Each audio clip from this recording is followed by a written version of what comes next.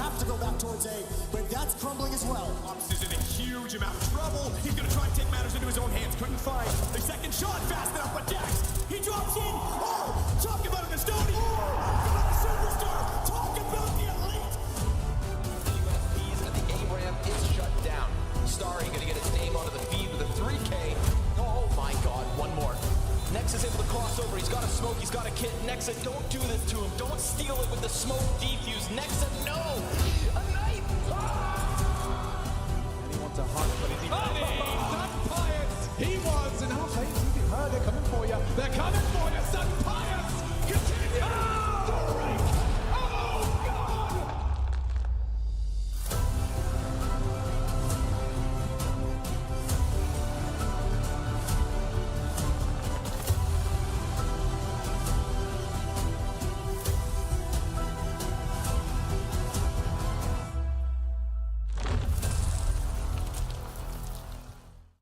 And here we go. That's right. The CAC starts back up for just one more final day. It is a championship Sunday. My name is Trace, and I'm glad to be here. Thankful to have you here with us as well. I'm not alone. We got Pimp down on the end. Not yet.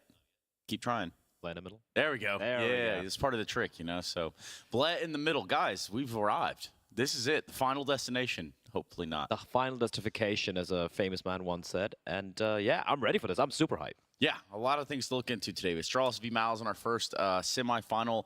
We look at FaZe versus ENCE there with the second one. Then we have the big grand final, Jacob. Yeah, that's gonna be it's gonna be interesting day of Counter-Strike. There's a lot of stuff going on with the games today. High quality teams coming into it, of course. Some of the world's best in CS2. So I am excited, Trace. As you should be. We had a long day of games up to this point. A lot of things to catch on to. So let's catch you up to speed.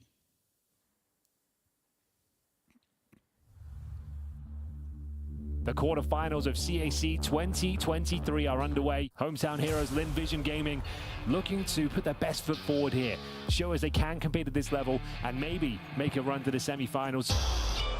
Frozen, he was in connector previously, but he's decided to come help out, and Beautiful stuff.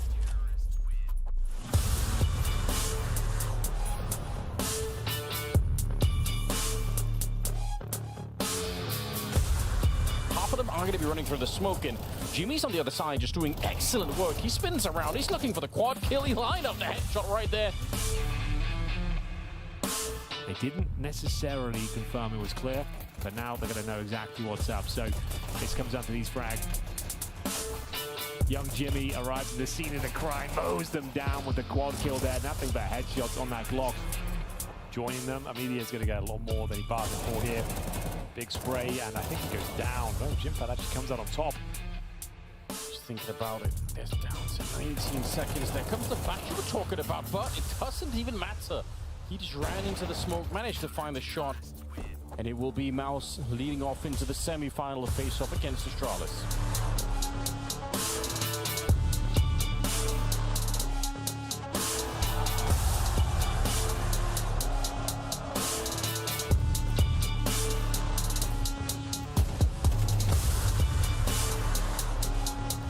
That opens up the chance again to further this for ENCE.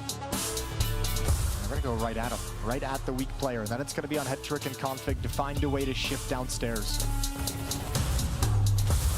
This time it's Esatag and Hetrick. The wombo combo coming through the decon door. It's Hetrick with another quick shot on Snappy.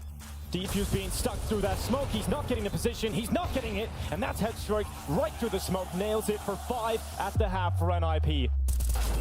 Good shot from Snappy. And the confidence finally betrays Rez. The peak goes down. And now it's Config. He can still go beast mode. He can still break them apart. And from the truck, he peeks first. It's Snappy at low health.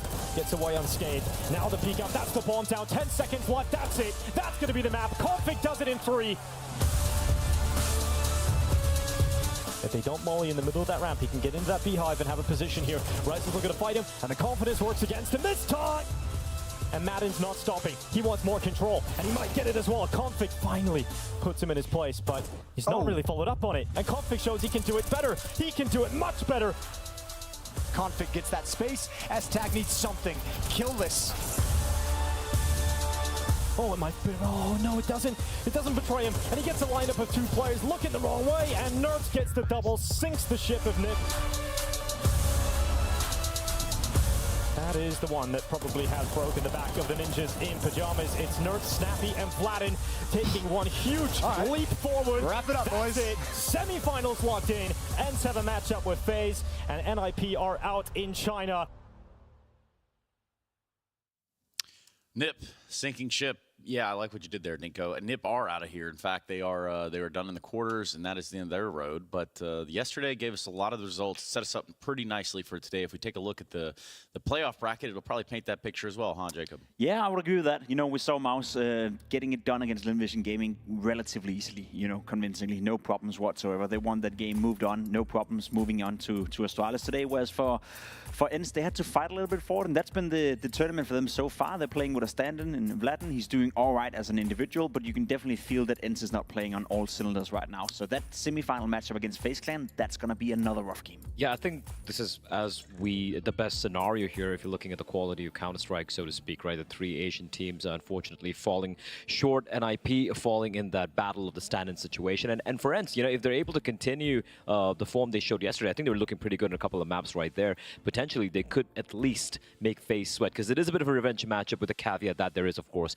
a stand-in situation, Trace. But that being said, both the games, potential bangers. Yeah, potentially. Now, that is the idea. The first semifinal we're going to have today is Astralis v MOUZ, and then the second one's going to be that of FaZe and Ents. So that sets us up for a grand final. Again, we talked about the confines of teams playing today and what it has to happen in order to play in that grand final and succeed. You have to first play your semifinal, win it. Yep. Have to win it. Yep. Otherwise, who cares? 100%. Have to win that to play in the grand final. But again, there's a psychological effect to that, and a bit of a tiresome effect as well, Jacob. Yeah, it is kind of an interesting format in the sense that you're playing 2 best-of-3 games in one day. You're playing your semi-final and your grand final on the same day, especially for the second semi-final between Ents and FaZe. The turnaround time is roughly 1 hour from that game is finished into the grand final starts. So you have to be on top of your things, right? You can't really prepare for a final where you don't know what opponent you're meeting in set final. So it'll be a little bit more of a Wild West type of Counter-Strike game where everyone is coming in as unprepared as each other, and I think that's kind of cool. It takes me back to some of the,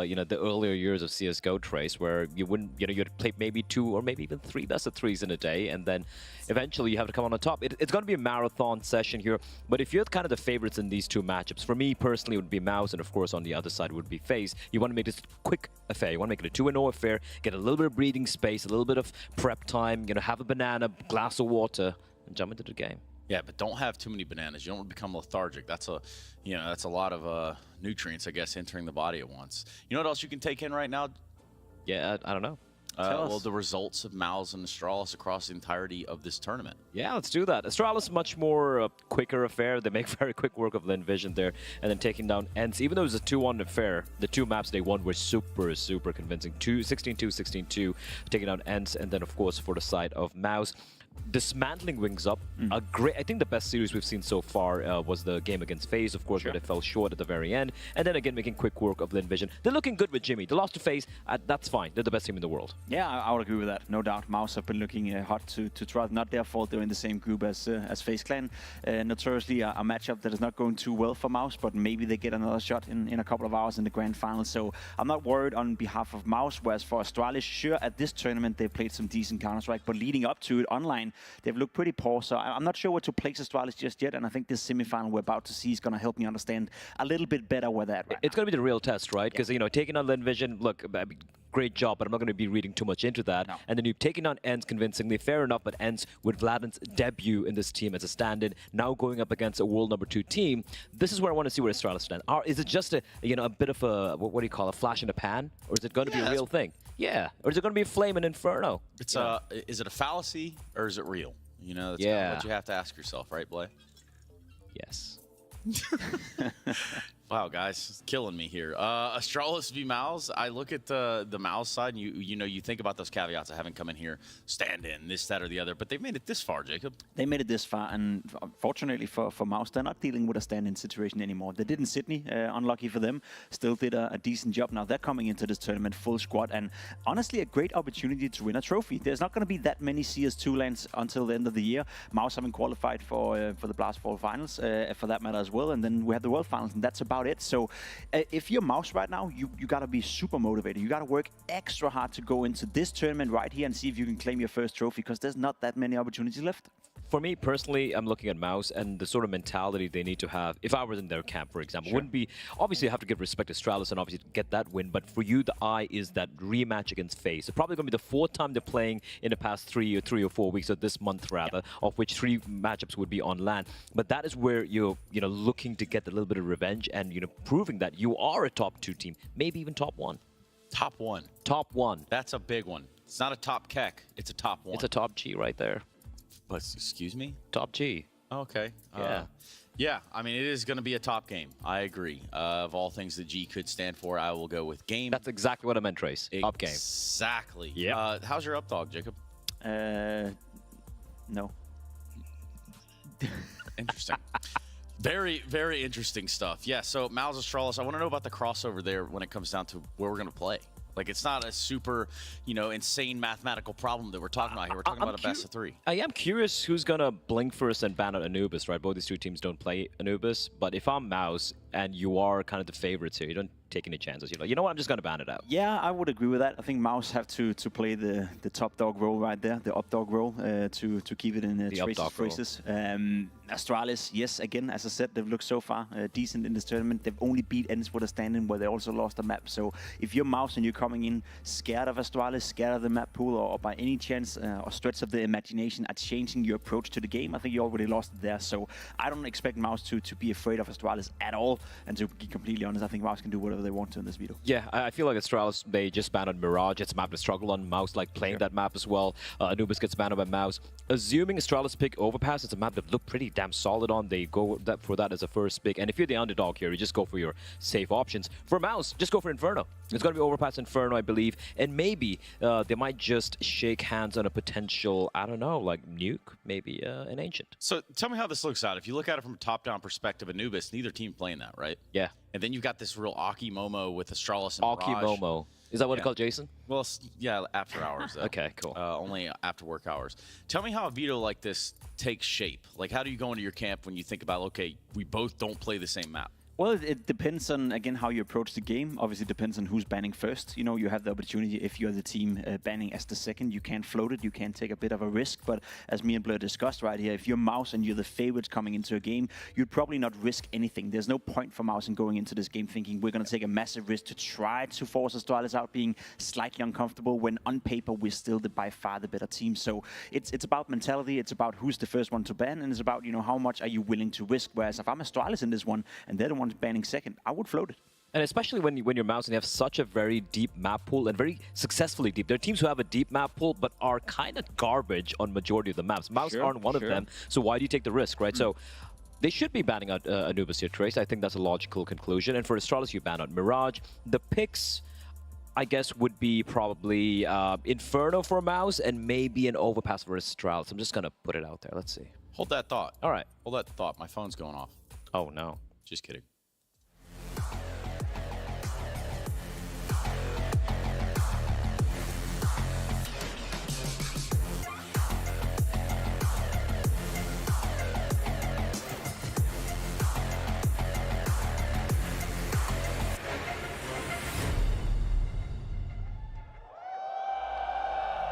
They may have gotten one of the easier quarter-final games, but one they certainly didn't take lightly.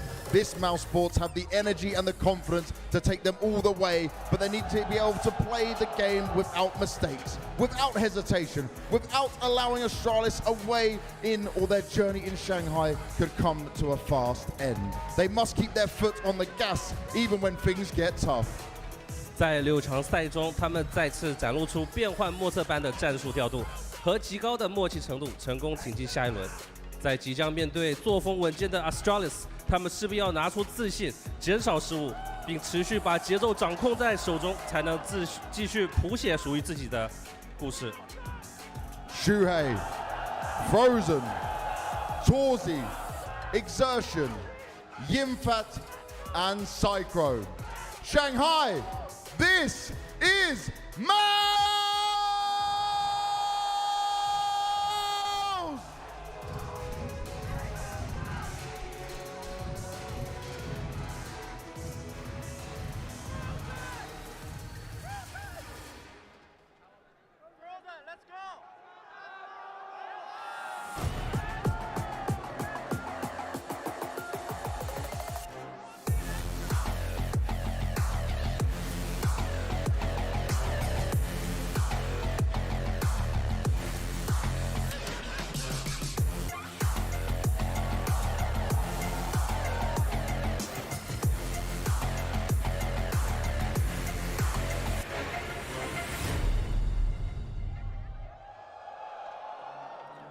they find themselves in prime position.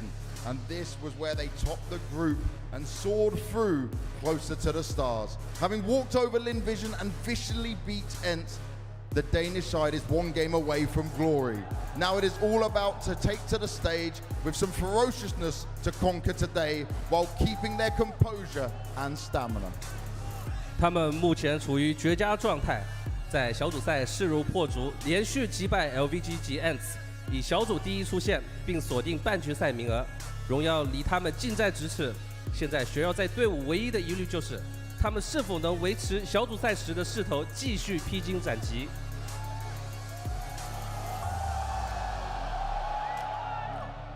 BlameF, Device, Buzz, Borup, Stare, and Kassler. Shanghai. This is Astralis!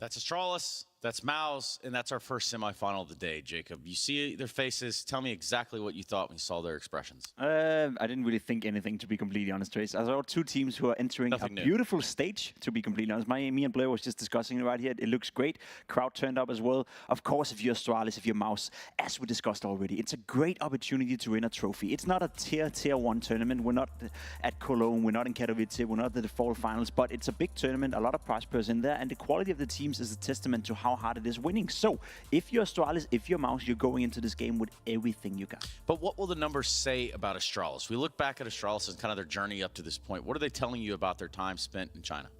I mean, it's looking good right now, at least in China so far. But if you look at the historical data, like go all the way back to EPL, post-EPL, they played online as well. It was miserable, Trace. It was looking like a dying star. But the fusion reactor might have just started up. But we can't neglect the fact that we had rumors, you know, circulating around this lineup that Stown and Yabi were leaving Heroic. They're now on the bench, coming into Astralis. Contractual obligations, let's call them that, have made that impossible so far. So it's a bit of a rocky moment for Astralis. So them winning this semifinal could potentially help something. But I still think long-term, heading into the major in Copenhagen, the PGL major, I don't think Astralis is going to be the same five-man as you see right now. I agree, but also if you look at the performance of someone like Stare, right? If you're not Device and BlameF, you're probably a little worried, Trace. Do you still have a spot in this team? And he's just maybe trying to deliver, trying to show that, hey, I deserve to be here. I am good enough to deliver. And Stare has delivered so far in this tournament. Like, insane ratings coming out from him so far. 1.42. This is a far cry from his average level altogether. 95 ADR as well. Now, let's have a little bit of a caveat there. They kind of completely overran Ents who looked lost at times, right? But even keeping that in mind, it's been an impressive run coming in from Stare, especially when you have BlameF and Device in a team. The fact that they're able to take away a few kills from them, it's pretty solid. Yeah, BlameF. I think that was the key word I'm looking for right here. A lot of people say, or used to say, or the forums might tell you that BlameF's see you later at the bomb site or something like that, right? So, Jacob, what is it about his approach to the game that makes it unique? Well, he's very unique. You know, for a rifler with that aim, with that skill, with his individual qualities, he is very passive and has always been very passive. And sometimes I think the critique is fair enough that he is a little bit too baity-effy. I would argue, though, that as an in-game leader, he's stepped up his game a little bit. He's found a bit more balance to that style. I think as an in-game leader, the preparation that he puts in, how he sets up his team, and how he's calling from time to time as well, he's a great in-game leader. You know, in big comparison with the rest we have in the game right now, I think he's doing a good job. And the individual quality, the rating 1.60 so far this tournament, you can't put a finger on that. I've said it before, and I'm going to say it again. If there was one thing I could do with BlameF, it would be to turn that balance into a bit more versatile. I wanted to see him a little bit more aggressive, dictating the games a little bit more, because sometimes BlameF would have 25 kills, but he wouldn't be dictating the game. So let's do this. I'm going to roll the vetoes out. We're also going to sit spicy. here, and I'm going to tell you Overpass is coming out. That's spicy. The Inferno ban coming out, forcing MOUZ to probably go for Mirage, I guess. Overpass pick from Astralis. That is what we did kind of hypothesize. And we assumed they'd go for the, you know, which one they would go for. There we go. You ban Mirage, MOUZ is going to pick Inferno. You ban Inferno, they're going to pick Mirage. Decided, Jacob, I think they might just shake hands here on a nuke. Yeah, I think nuke is very much up in there right now. I like what Astralis did, though, you know. Oh, okay, no nuke. Astralis don't want to play Nuke, they want to play Vertigo, a map they have played quite a lot, you know, big games, big tournaments, not in CS2, but they used to be okay in CSGO, especially later stages, so curious to see how much effort they put into that map. MOUZ is by no means a bad Vertigo team, though. No, they can definitely play a Vertigo. I feel like Astralis are taking the map, you know, taking us to a map where MOUZ don't necessarily feel the best as well. The final map could literally be a bit of a street fight right there. It could get a little ugly. Good thing we won't need it then. Yeah, you're going for the 2-0, huh? Okay, so you're telling me a 2-0. I think MOUZ is good enough. They have enough quality right now. They have enough stability around the lineup. Jimfat playing fantastic as well. I can't see a world, at least not the one I'm living in, where Astralis is going to beat MOUZ in this match. Wow. Okay. I agree. I think MOUZ takes this completely because Astralis have looked good. The numbers look good. Blame of 1.6 rating. Ridiculous. But look at it played.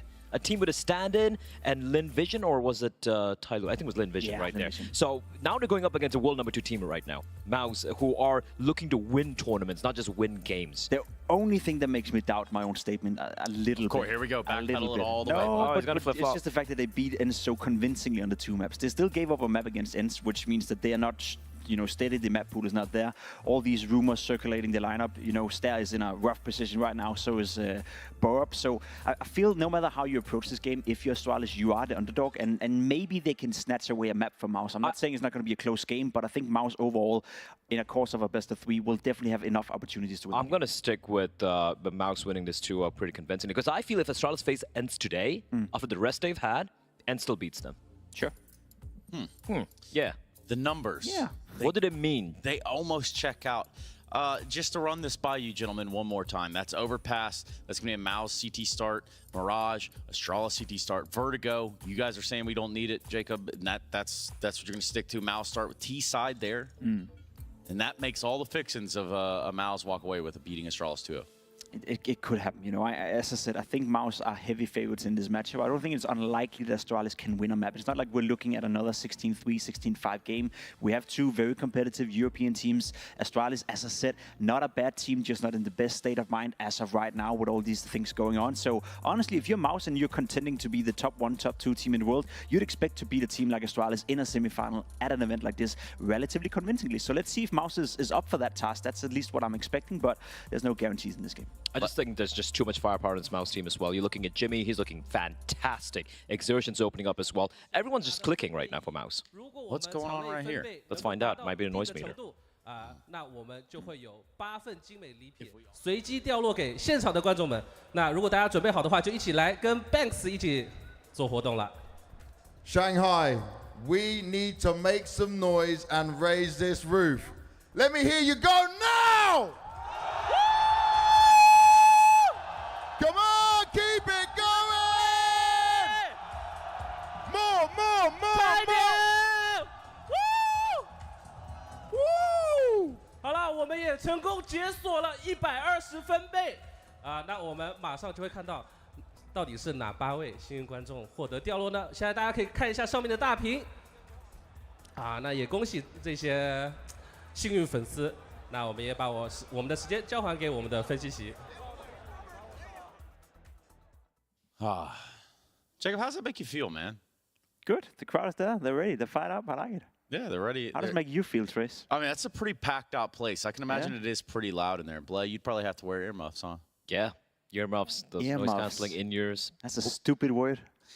Earmuffs. What part about it stupid, Jacob? Come on, then lay it on me. The muffs. Both of them, yeah. The muffs in particular. You just like saying the word, huh? Say it one more time. Earmuffs. All right, I'm done playing around up here. Let's get this game started. It is Astralis v MOUZ, and it is our first semifinal of the day. Brought to you by Doinkmo. All the fixins in that death segment. Yeah, definitely had everything, including the hate for muffs. I don't understand it, but we got a semifinal. We've got all the noise in there. Banks is measuring it. We got all the sound we need, and this is going to be a great semifinal. Yeah, going to be absolutely lovely. Astralis taking on MOUZ. I agree with the death sentiment for the most part that Astralis, like they've looked better, they've improved, but MOUZ is still going to come into this as the heavy favorite. And you still have a question, you know, for Astralis, we kind of touched on with the Operas yesterday. I want to see Device have a good game today. He was pretty quiet in the group stage, and yeah, it wasn't necessary because they qualified all the way through, obviously, to the semifinal on day 1, but we didn't get that device factor too much. No, we've had device back for just a little bit, but we haven't seen too many semi-final performances, quarterfinals on the big stages of the superstar caliber Alpers. So I'm really excited to see device back on the stage again. This is where he can put in some of his best performances, and those are the players you're going to have to lean on. Because you look at some of the youngsters that played well throughout the group stages, are they going to go missing on the stage? Is the pressure going to start getting to them against a team like MOUZ? So you're going to rely a lot more on the likes of Playmath and just the comfort they've had within the team haven't seen consistency, but that was one of the great factors for Astralis in the group stage to like kind of negate the fact that device was a little bit quiet. Perhaps part of the reason he was a little bit quiet is because all the other three players outside of him and Playmath each had their map, each had their game, so it started to look a little bit better. Stair I thought was really good for Astralis, but MOUZ is going to be a different beast, and you're going to need all those pieces clicking because this team is one of the best in the world, winning events right before the transition into CS2, and now we have an interview down on the stage, so Banks is going to walk us through some pre-match. Experience so far. It's crazy down here. It's definitely the best experience I've had so far in my career with fans. They're just crazy and they're cheering and they're showing so much support and love in the hotel and everywhere you go on the streets, so it's just amazing. 也是问到他在这里对于就是整体的一个体验感觉如何？他说这里太疯狂了，粉丝太热情，然后无论到哪里都可以看到非常多的粉丝，也很开心。Now, when it comes to the game, though, you guys cruise through to the semi-finals. You've been able to sit back and relax a bit, but how's it been looking in terms of practice and what you guys have been able to do? Where have you spent your time? I think we've just been working on a map pool these days, just trying to practice every day, but not going too hard so people can still have a little bit of time to relax and be mentally ready for this match. So yeah, just a lot of grind, honestly. 这次他们有稍微比其他队伍稍微多了一点时间嘛，因为他们小组赛是成绩非常好，所以呢，他们有多一点时间的情况下，他们是怎么进行准备的？他们当下也是进行大量的就是去把所有的跑图都做好了，可并没有说就是做于过多的训练，因为他们觉得每个人的个人休息还是必须要有的。I want to get your opinion on just where you feel this MOUZ is at right now, because when we look at the world rankings, right, people may say, yes, they should be favorited coming into it, but how much do you take that into account? Where do you put yourself? Because we're still in the early days. I think they have proved themselves a lot in these last couple weeks or months. I think they've been looking great. But obviously, CS2 is a new game. You have to prove it in CS2 as well, and I think it's open for everyone to show what they're capable of in CS2. 也是问一下他们是怎么看待他们的对手 MOUZ， 因为毕竟以排名来讲的话，的确是比他们高一些。也说到对方已经多次证明了自己是属于非常强的一个队伍。可当然，现在目前也是属于一个新的一个版本的一个情况，所以一切都不好说，因为现在还有很多可以继续开发的东西。I got to touch on the fact that against ENCE, you had 2 maps where you absolutely dominated. You guys are running with great momentum in that. Is that something you feel like you can pull off against these guys as well? I think it's easier in CS2 to pull it off because the matches are shorter, so there's less time for them to make the comeback, right? But it's hard. I think MOUZ is a really good team. ENCE had a stand-in as well, so that made it a little bit easier for us. But yeah, I respect MOUZ a lot, and I think they're playing really good Counter-Strike, so we'll have to see. 刚刚问到说，面对 ENCE 的时候，他们处于一个碾压的一个事态嘛，那今天是不是有机会也能够说平推对手？他也说到，就是当时是因为他们节奏已经滚雪球滚起来了，然后现在整体的回合数又比较短，所以会有可能发生。那今天面对 MOUZ 的话，他觉得他非常尊敬他的对手，对方也是非常强的一个队伍，一切皆有可能。Lovely. Playmath, go sit down, get yourself ready. Thank you very much. Thank you. Now, Mito, I want to have some fun and see which sides we're going on here, right? 大家懂的嘛 ，Banks 的特别环节又来了。Okay, how are we feeling over here? What about this side? This one seems louder. What about you? And again. Okay, one more. Astralis. MOUZ. Astralis. MOUZ.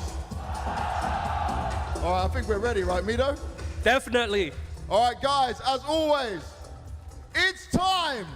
Shanghai, Counter-Strike fans around the world, we're gonna bring the hype! Astralis, MOUZ, let's get it on! As always, James Banks bringing the hype in Shanghai. He's got his little, like, his thing going on. He's definitely got the jump. He's nimble on his toes, ready for that fight. Yeah, I mean, he got the crowd riled up. But the great thing about the crowd in Shanghai is there's no Chinese teams left in the playoffs, which means they're unbiased, you know? They're just like, yeah, cheer for everybody, I guess. All their favorites have been eliminated, so now we get to move on, and they just get to be there in the arena with no Chinese and getting hyped as we head into the semifinal. Going to be opening things up on Overpass, 100% win streak from Astralis so far. You know, they're looking really solid on this currently.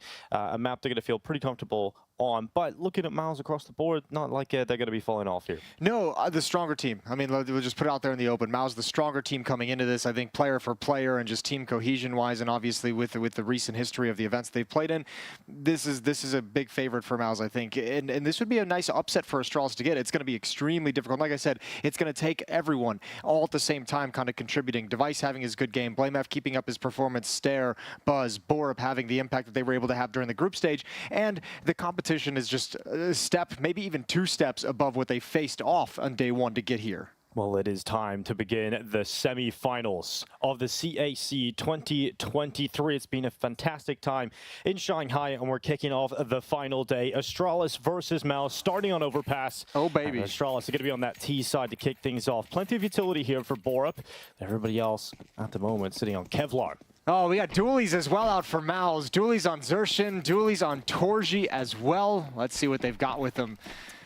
Pushing down towards the blue door, down the stairs. Shui's going to be pushed up towards middle, watching an angle out towards Fountain, but there's a timing on that as he backs away. And over towards the B bomb site, 3 players from Astralis. This could be a little bit of a distraction towards bathrooms, and then a really powerful hit at the B site.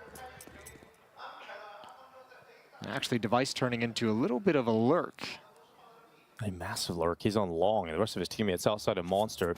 Let's see what Device gets up to in this round, but we'll focus on the pack as well. Shui, he's in middle, just around the divider, and Device is able to get past him or take him out of this round. This could be a massive start to the round, because Shui now has to call for his teammate to come back up connector, which keeps Frozen's attention on Device, and Device finally will go down, but it's the B play from Astralis starting to come in now. Yeah, they know exactly what's coming. MOUZ well aware. Dualies behind the bomb site in the water. They turn the corner, Buzz goes down, clothesline, and Xerxin still got plenty of ammunition inside those dualies, and this is all shut down.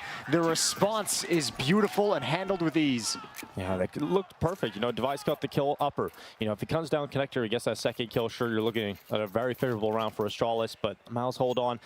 Kill comes through the connector, and MOUZ have the first round of this semi-final. They never had the information that there was aggression because they never put anyone down in that underpass towards blue door Astralis, so they never actually saw this push. Device obviously plays it a little bit differently, but that fake is more effective if blue door is not in the control of MOUZ's defense. It causes, or it allows for a really early shift over and completely shut down as Astralis. Yeah, they don't get a bomb plan, of course, which means you're going to have to see that full eco come across the board. The only player with anything to talk about is Device's Deagle, and that's gone immediately. So Frozen helps out for MOUZ. He's going to be holding on from the party. The final most people expected coming into this tournament was, of course, FaZe versus MOUZ. Man, Frozen, he's stuck around quite a long time as a solo player with that M4. I think Astralis was really interested in hunting that down, so good on him to find the timing to just back away and make sure he doesn't lose the rifle. Flank coming in up the ladder pretty soon as well. And Torji's going to spot a little bit of action. Yeah, should be seeing this round come to its natural conclusion at some point. But Stare with the Deagle, he's picked up that off the back of Device. I like this, though. Look how passive MOUZ is playing it. They're just like, you guys don't have the tools or the resources to really take any of these bomb sites, so we'll just let you have whatever map control you want because we're going to shut things down. They control the middle of the map. They can shift. They can flank in multiple different ways. It's all to make sure Frozen just doesn't go down to some silly Deagle shot. Well, there's a quick little chase coming in here from Torji around the back. He would love some money on this MP9, and they're now drawing attention towards him. It's exactly what you want for the MP9, the kind of position you want to be in, but only the 1 kill. Frozen's able to help out. Here comes the second of the rapid gun. It's going to find himself a round win, and Xerxin picks up the extra cash. So 2-0 start here for MOUZ. Money in the bank for Astralis. Still on the board for the MOUZ defense. See if they can take advantage of that. However, there's also an AWP on the board. Torji has it in hands early in round number 3. Good utility for Astralis with these AK-47s, and we're going to get started into this first gun round. See what kind of calling BlameF has for us here in the semifinals in the T side. I'll be staying outside of Monster with 1, that is Buzz. And a default spread from Astralis to kick off round 3. door is blown open. This is where the SMGs are as well. One short, and then Shui with his at the stairs. Taking those close angles. Jimbat's going to be in support of both of them. And to answer your question, it's Astralis, so we know it's going to be methodical map control. We know it's going to be contained aggression, peaks with utility to make sure they don't get picked off early, and try and slowly constrict onto this bomb site. Timing. Ah, nice Shui. He found that, he hunted it down. A good trade for the SMG. Yeah, great work from Shui, but a fantastic trade from Device coming in, playing off the back of BlameF. And now the play forward from MOUZ, proactive into Buzz. This is his first test of the semi-final, and he holds up Sershin, second kill locked in, and Buzz does his job so effectively. Yeah, really, really well done. Prepared for that entirely, and the aggression does not catch him out. So Torji's in a bit of a recovery mission, going to stack up towards the A bomb site with Frozen, hope to get a pick at range. If this goes south, saving the op is the goal. But they can't stay back on their heels. MOUZ have to be aggressive to try and bring this round back. If they want to contest for this round, they need to be able to find some frags because Buzz is starting to hunt towards the B bomb site. But with the time on the clock, Astralis might not have the chance to reconsider. Not a lot of utility available. Buzz is the only player with a smoke right now, and that's a free kill. Stairs is walking long open. Frozen's still in the bathrooms. This round can still go wrong for Astralis. Device is running with a bomb, and that's going to be Frozen's kill locked in. Now Borb has to pick it up, but from a 4v2 to an even number situation, there is no time for this round anymore. And Frozen's won it by dropping the bomb. Frozen's going out. They just eliminate everyone from Astralis, despite Astralis having every advantage in this round. Mismaneuvered on the map from Astralis. With so many forces out towards long, while Buzz is exploring the B bomb site, you're so far away from being able to actually open up that avenue of retreat, that plan B. If you're working your way through bathrooms and playing contact there, you can kind of quickly transition over towards the stairs, but they get caught entirely on the wrong side of the map despite Buzz being able to clear out the B bomb site. This kill just felt too easy for Torji. They're just standing in the open at long. I think the assumption from Astralis is that with those kills from Buzz, that AWP or someone, there might have only been one player at the A bomb site, someone is going to rotate over, and that just didn't happen. They didn't detect the AWP early in the round either, right? So that was kind of a secret weapon into the late moments, perhaps not anticipating an AWP out so early. Borb gets absolutely destroyed by Frozen. Just keep an eye on Frozen so far in this game. We saw it a couple rounds ago when he pushed up towards Fountain, albeit against pistols, and this one is as well. He's being very aggressive and very confident in this fight. He's being very in your face to the Astralis players, not giving them space to work with. This is a man that can take over the semi-final. You know, he can take over a map and give it a huge performance. And the timing for Xerxes to look away. Buzz has his number again. I could have sworn he saw him. I could have sworn he saw him. Maybe he just didn't register inside his brain. Yeah, maybe a quick mini-map check, looking at something different, but did not register at all. All that is registered is a kill from Buzz, and now 55 seconds remain in this round. Astralis trying to get closer to this A side. Frozen was initially down inside of that connector. He's gone a little further back. He's still playing relatively aggressive. He's looking for some picks using the shadow to take out BlameF, and that's worked out pretty well. So smoke down to cover it all. Nice defensive smoke deployed. A little bit of a gamble up against the Deagle through that smoke. But he's got the cover of Torji, and he's taking more bullets through that smoke. It's blown open, but not the HP to peek with it. And now there's actually a little bit of pressure applied. Good shot from Frozen. He goes back for more. How is he alive? He's on for the ace as well. And Shui's going to take it through the smoke. But what a round from Frozen. 10-0. 10-0 from Frozen to kick off the semifinals here. MOUZ are looking good. And in particular, this young man, the young veteran as he call him, he's up there on the stage performing. Astralis have to take their first tactical timeout. 0 rounds posted so far. The first gun round, despite having a 4v2 advantage, they were unable to convert it. Yeah, that one's really going to hurt for Astralis, a team that plays so by the numbers. That's going to be one they feel like they absolutely should have had. Got to put it in the back of your mind for now and start having a conversation about negating Frozen, because he came to fight, he came to play today. Yeah, we often talk about Frozen being the best player on this team, but in the group stage, it was Torji that topped the board, right? He topped the charts for rating, 1.3 rating throughout 6 maps.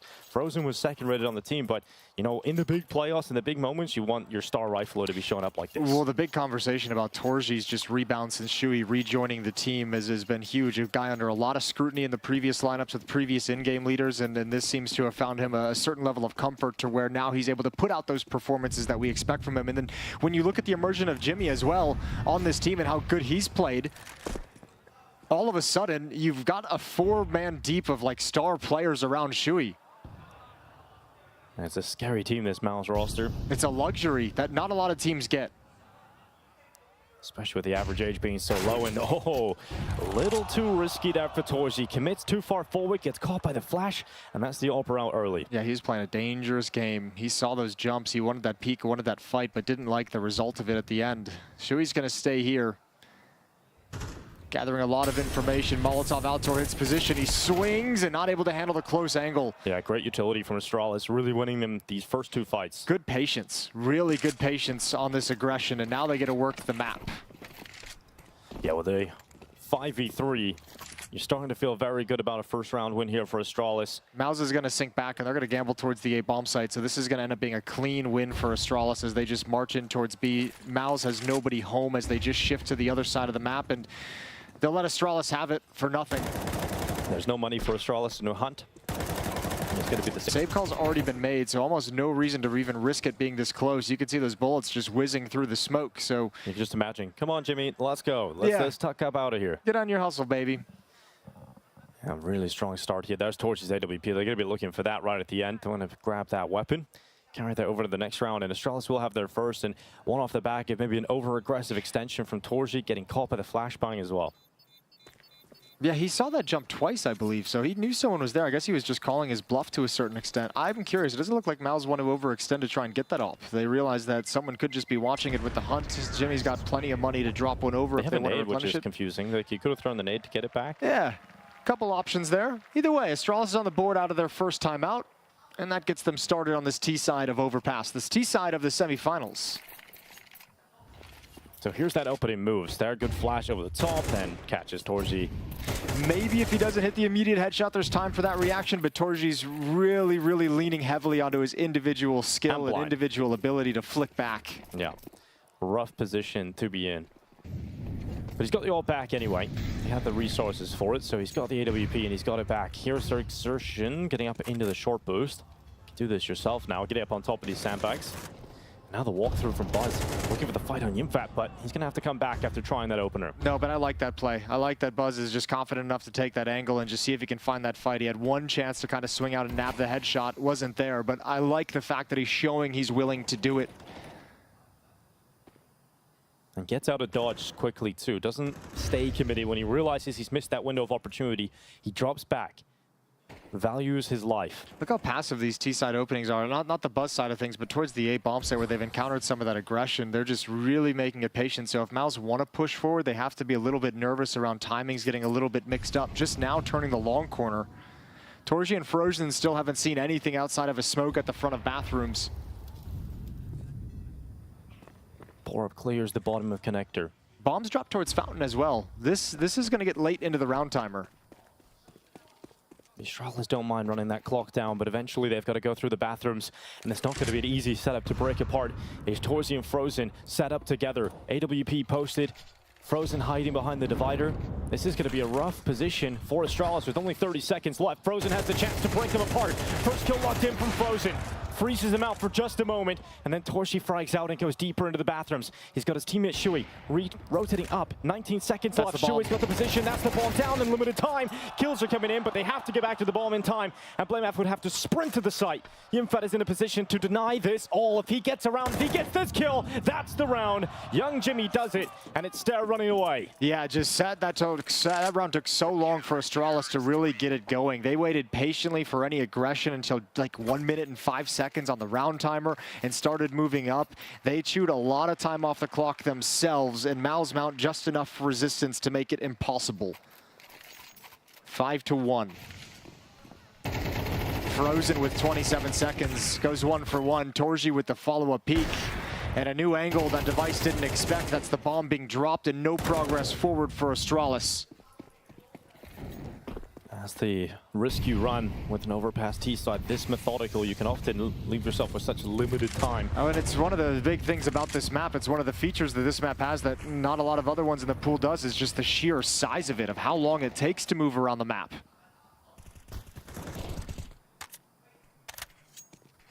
So far, this T-side hasn't looked all that inspiring.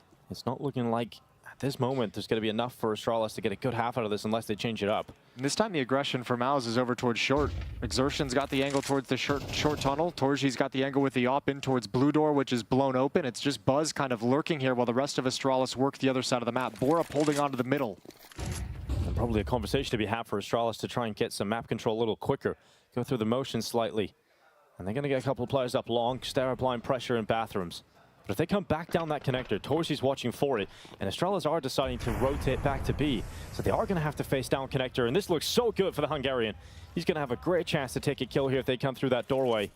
And Borup, oh, he might just think about it. He's coming forward. Torji's scope is ready to take him out of the round, and no problem. Absolutely no issue for the AWP. Yeah, well, Jimmy's got a big test coming up next. Buzz is going to turn the corner with utility. Oh, that flashbang catches him, and he's not ready. The op is still there. They know it, and Buzz has that as well. But they didn't know about exertion the whole time. Oh! He somehow spins, but the bomb site is lost. I don't know how he doesn't get that kill star, but his teammate Buzz is performing massively. Another round, another kill, and that's going to be Astralis taking a chance to level up at 2 here for themselves. And here's Device coming through. Xerxion's feet on the save away. It's not going to be allowed. Device punishes that.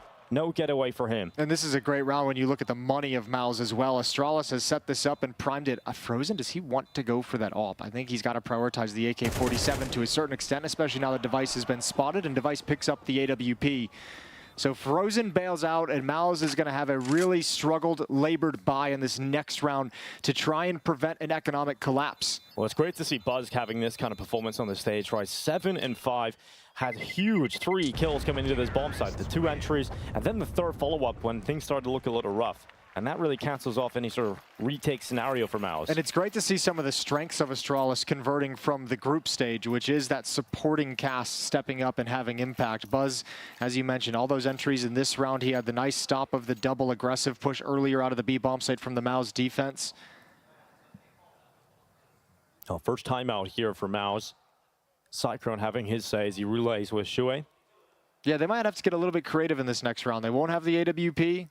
They won't have all the rifles in the world or all the utility. And this is where if you're MOUZ, you kind of want to have some sort of an aggressive play, see if you can push up and catch them off guard. But Astralis' slow pace and methodical style is kind of designed to negate that as well. So in some ways, you're almost got to be a little bit paranoid about playing into their hands. Now, when you're playing the slow, methodical style, though, there's another piece that you need, and it's that ability to, when you decide to burst into the site, have one player that can crack open the bomb site. And Buzz does that so effectively. So keep eyes on whether or not he's able to do that consistently. Round 8 kicks off. This is what MOUZ have to play with. And previously in the group stage when we saw Astralis play Overpass, a lot of it was Stare initiating things towards the A-bomb site as a more aggressive lurker. So this game they've kind of changed up the style and given Buzz a few more play calls for him to get aggressive and have impact in the early stages. He certainly had the hotter start here on Overpass in the semifinals.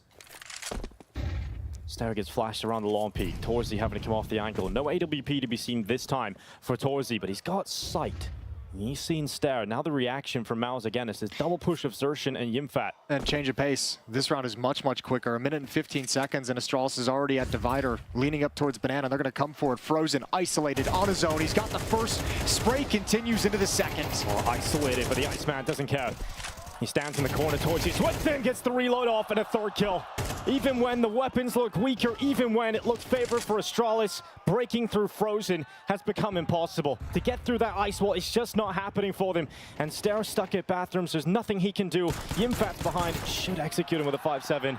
Not so clean, but if it doesn't come from Yimfat, it'll come elsewhere. And that's going to be Stare going down, and Astralis' quick call gets destroyed. Yeah, that actually looked really scrappy and a little bit disorganized from Astralis. That faster play call, the timing of it, they didn't really seem all that coordinated turning the corner. Frozen able to just kind of sit in a very well-known popular spot and grab a double kill. An immediate headshot, a flashbang comes out that blinds Blame F, so the trade isn't available. And Astralis gets stopped cold before they can string 2 together. That's Borup, excuse me. But Blame F completely blinded by Torji. Good utility usage from MOUZ, but that hit goes absolutely nowhere. Second timeout of this half for Astralis, realizing that that's the kind of round they needed to win. If they win that, if they break apart the money of MOUZ, then they have a chance to recover this half entirely. And they didn't even get close. Yeah, they didn't get close at all. They didn't get beyond the bathrooms. They didn't even get a kill.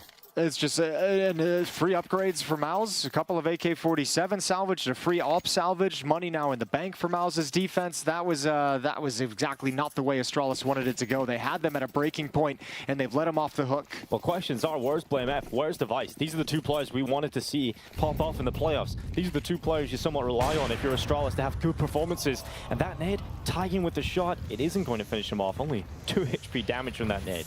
Yeah, a little bit late, a little bit too far. Stare ran past it despite getting tagged. Buzz gonna challenge again. Yeah, he's gonna do his best inside the smoke. Xerxin has no idea. Buzz does it again, but he's got low HP and a follow-up isn't there, but Jimmy is. Jimmy around the smoke, and BlameF can't handle it either. Wow, that's so sick from YimFat. 3 kills off the side of the monster pillar. It looks so good for Astralis with that entry. Xerxin should have got that pick, but Buzz was able to pick it up, and then YimFat had to recover everything, and he does so. And this is going to be so frustrating for Astralis now. Shoot way through the smoke. MOUZ playing with confidence, playing with freedom, realizing they're up so heavily here. This is Stare alone in a 1v4, and it's an unwinnable 1v4. This is the problem. This is what you were talking about earlier today. You know, this isn't just one star rifler. This isn't just a team with only a couple players that can frag. Everybody is capable of shutting a round down, and you see the amount of options that MOUZ have available to them. If Xerxin goes down without getting a pick, YimFat steps up with a triple. I love the way they're just messing with him. They're just fighting, and they're not staying back. It's just like every time. Shui's just jumping back and forth, getting in a position, calling teammates open, and they all get aggressive. But that round's all about Jimmy around that smoke. Fantastic B defense, where previously kind of struggled to pick up the pieces in a hit earlier. This time he handles it perfectly. And still, as you're kind of alluding to, the only bright spot at the moment for this Astralis side has been Buzz in these B site entries. That's it. Where's the rest of the supporting cast? One-man show at the moment. Torchi again going for the opening. Astralis not giving him anything. Perhaps BlameF would overextend, but Torchi feels like his time in the sun has come to an end there. He doesn't want to keep repeaking. Device moves a little closer with that deagle. Torchi's got so much confidence to peek these angles, though, because he's got frozen in the stairs. Yeah. Once again, a very passive round from Astralis with these deagles. They're looking for the follow-up push. Look at the way Astralis is all spread around the map. Each player has a various choke point to watch, and that's it. No one doing anything. Hoping for a peek, for a mistake, for someone on MOUZ to go hunting. Xerxin very proactive towards B. Taking short control. This is going to make the round a little more difficult for Astralis, just having him here. They want to go in towards this B bomb site, but they're all coming from the same side. They can't split Xerxin, so he has a chance to just spot them out. He has Frozen with him, and to be honest, they might not even be required because YimFat's so damn good inside of this B bomb site. He's just jiggling for info. We'll deploy that smoke. It'll be a little late because they're already up, and he's going to use it for defensive purposes instead. YimFat starts his spray. Is he going to break it? He'll start to butcher them into the ground. He's got the rest of his teammates just hanging Astralis out to dry. There's nothing they can do here. Stare once again left alone in an impossible situation. It is flawless for MOUZ. They don't lose a single player. Yeah, they're swarming to the point of attack. And the nice thing is, if you're YimFat, that's a good display of sometimes if you could just negate the opposition with utility, really the aim doesn't necessarily matter all that much. A scrappy fight, he does get one in the smoke, but you drop that smoke and no one from Astralis can pass through with those deagles. 8-2. This is way more one-sided than I thought this was going to be. This was always a potential, though. He kind of mentioned it. I mean, MOUZ is without a doubt the better team, and we're seeing a lot of that team play. The utility usage in scrappy, tense situations when the attacks are coming in. Now, Torchi missed the detail of Borup crossing over. Oh, there's a timing. Oh, there's a timing, and Torchi tags him anyways. He hit that shot. That is so sick. Yeah, but it's not a lot of damage. It actually seemed a lot worse than it really is. It's only down to 84 HP. Just more impressive on the mechanical level rather than the impact it has in terms of the round. Oh, Borup's had a rough start alongside just there, and you know, you look at everyone on Astralis, no one fragging out at all. There's just been no kills at this point. This is their map pick. That's a worrying sign. Yeah, it's just a terrible start from the Danes. Round 11 is a slow one again. Borup getting through connector. Realizes because of the damage he outputted on Torsi, it's unlikely that he stayed inside of the connector, and there may be a shot that is completely empty. What's really hurting Astralis as well, and you want to just talk about, we can pile on a little bit more about how rough this T side has been. Outside of the 2 rounds that they've won, there's been no bomb plants. Like, other than that, it's pretty clean victories from MOUZ. Okay, that's not fair. That's not fair at all. No, not at all. Won't be ready for Blame F. And Torji with the AWP is going to have to manage 2 angles, misses the shot. He doesn't have the HP for this. Realizes he has Shuei though. He's going to just deploy that smoke, but he is going to die. And Shuei now is in a position where he must step up. The in-game leader. We haven't had to see him have a massive round on his own, but here he goes. Everybody from MOUZ having their moments. And Yimfat with a 1v2. Now he is quick up connector. He's got into position really early into this round, and that bomb plant going down at the dice box. It's actually planted for Yimfat here. He has a chance to turn this into 1v1s because of Borup's position. They think he's coming up the stairway. And there's the free kill from Yimfat. It's now down to just Device. Yet to have impact. And Yimfat's trying to figure out where he is. Where could Device have got off to? And Device peeks him with the AWP. Finally, Device rings out with some impact in this semi-final. Yeah, Jimpat was just wishing beyond anything that he would have a little bit of information of where Device was actually playing that from. Good clutch, good 1v1 for Device, but that shot from Frozen is disgusting. That smoke almost ruins Shui's position as well. That makes it a very tough transfer over to Buzz. Astralis have 3. Man, it really is such a luxury how many players can frag out on MOUZ. You know, you look at your in-game leader and he's got that mechanical ability, so much depth on the team at the moment. But the problem is for Astralis, even winning that round, you gotta still go up against a very solid buy into the last round of this half. Yeah, you're just gonna go for a B execute here. Mac 10 on Blame F, but it's not leading the way. Blinded is Jimpat, he's gonna back off. Molotovs and nades raining in. Well, Yimfat is short, he's got plenty of help too, plenty of options for MOUZ to get a couple of kills here. This is looking very difficult for Astralis. They've got to burst through, and once again, it's the battering ram of Buzz to get 1 kill for Astralis, but it's been stalled out. The Sting's out of the attack, and stinging faster and harder than anything else, it's Yimfat with a double. Device looking to clutch again. The first locked in, nice position, but Yimfat will close on 9 for MOUZ. A story of dominance from the youngsters. Yeah, Jimmy's put on a little bit of a clinic a couple times at this B bomb site with the way he's using these smokes. I mean, that smoke this time towards the right side of the pillar gives himself a new angle that you're probably not super familiar with in the T side when you're trying to entry in. But that protection of the smoke allows him to stand in the open at an off angle on the bridge, peering towards toxic barrels, and nobody from Astralis was going to handle that. Man, I know we've seen him multiple times at this point, but the fact that Yimfat is so comfortable and not making too many mistakes in a stage environment like this is just so wild. Yeah, he gave that like beast interview. He gave that. He was just like what did he say? It actually has been pretty easy adapting to Tier 1 because it's always the question we have. We've seen a lot of players struggle with it. It just, I mean, I guess like a typical Finn, and you know, he just comes in. He's like, yeah, it's been fine. Yeah, from Counter-Strike family. You know, Sergey's older brother was kind of a breakout player for a while too, and so. I hope Sergey's watching somewhere. I hope he's tuning in, watching his brother do some work. I hope he comes back. That's what I hope for. Okay, yeah. CS2, that would be real nice. But yeah, Yimfat definitely very impressive this year. But it was interesting, you know, they were pretty candid about the fact that at Pro League, Yimfat was feeling some nerves at some points, and he was very mature about it. You know, instead of just saying, I'm not feeling nervous, you know, it is easy for me. He actually was pretty honest with his teammates and said, you know, I am feeling a little nervous here, and sort of talked through that before the matchups, and that shows a level of maturity. And I'm looking forward to seeing more of his career as it pans out here. I'm looking to see more of Frozen, 17-2. Well, you've not seen enough? No, I want more. All right. With this kind of a level, give me more. I'm excited to see him on this T side. Maybe Exertion get aggressive, get an entry kill, open up some space for old boy Frozen to go to work. Well, regardless, we have to see Astralis win this pistol if this is going to be a competitive first map. If they don't, they are not really in a position to survive this. Oh, I don't think Device spotted any of that information. I don't think so. I think they just got behind the stone in time. Oh, that's such a weird timing it creates now. Oh, they're so close to him too. Oh, Device, this looks so rough, but he's going back at the right time at least. And Device anticipates it, sees the edge, sees a couple of players now and is under so much pressure. Calling for his teammates, he needs some help. Flash goes in, commits to it, and he actually gets one out of the wild gunslinging. Damn. Blame F up through connector. The Jewel Beretta is doing some work here. And Blame F, is he going to get this one? Frozen will handle the pressure. Yeah, but that was probably a little bit awkward for Frozen, that engagement, and unfortunately he goes down immediately as well, so no clean answer for Exertion and Shui left in this 2v3. Yeah, where are MOUZ going to go with this one? Where are they going to go? You've got a smoke available for Shui.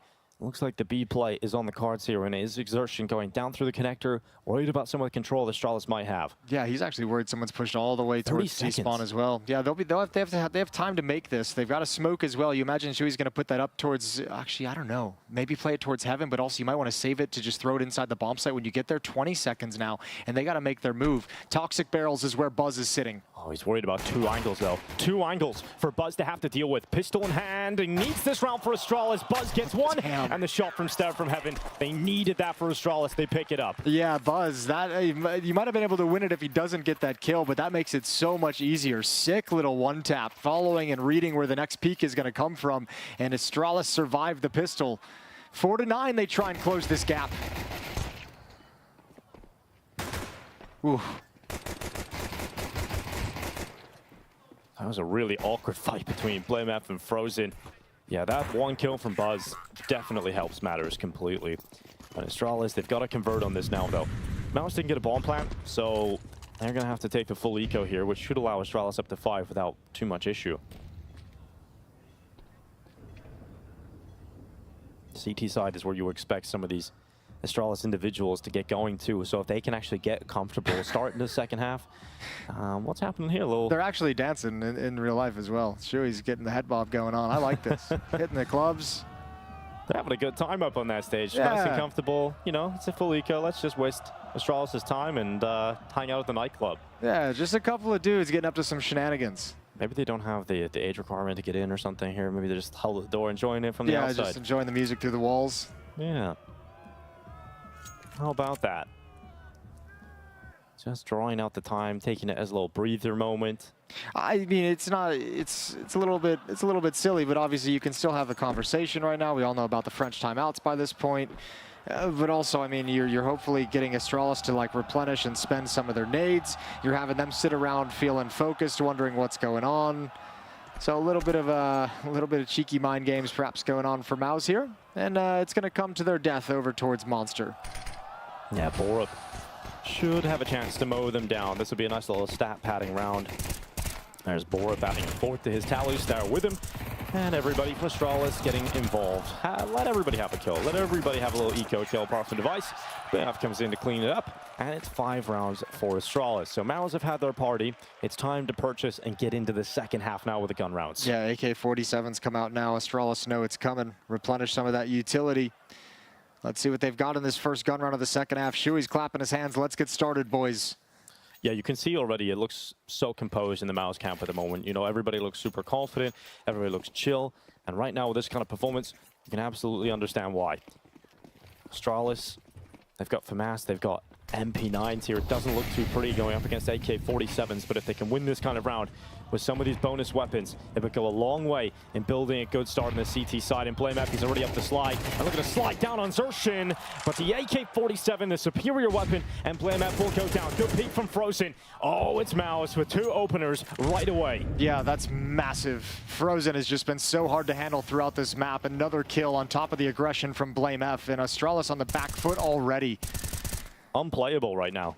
Frozen is literally unplayable. He's just going for every peak that he wants, and he's just winning a fight in almost every engagement he's been involved in. Even that round in the pistol where BlameF comes flying down connector, Frozen looks like he's in a position where he's going to get caught with his pants down, but he still gets the kill. Chimley's juggling a Molotov. That's a dangerous game. Don't try it at home. Yeah, do not. Actually, just don't play Molotovs at all at home. Never mind juggling. That's fair. Yeah. Molotov in towards Toxic. Borup's going to have to swing out. He's got no smoke. His no, the smoke didn't even work. Didn't extinguish it the full way, and now it's just Stare. Good luck, buddy. Well, he is going to be starting to the floor real soon because his peak's coming in. The Stare way to heaven for him. Shui locks in the kill, and that'll be the round locked in too. So 10 rounds for MOUZ off the back of the first gun round. 3 rounds away from taking map 1 of the semi-final and taking Astralis' map pick. Yeah, and in reality, there's only one more round of contention here for Astralis. It's this next one where the money is going to be a little bit busted. They've got no losing bonus built up, so in the next round, they're only getting $1,400, but they're going to have to invest. If Device can keep this FAMAS, he can drop a weapon over. BlameF can buy himself. Stare, Buzz, and Borup might have to, one of them will get the dropped weapon, but they're going to have to descend to some weaker buys. So it'll be something pretty similar to what we saw in this round of a pair of SMGs, likely. And MOUZ up to double digits, 10-5. Yeah, it's rough here for Astralis. As you're mentioning, not even money available for this next round either, so this world just gets darker and darker for them.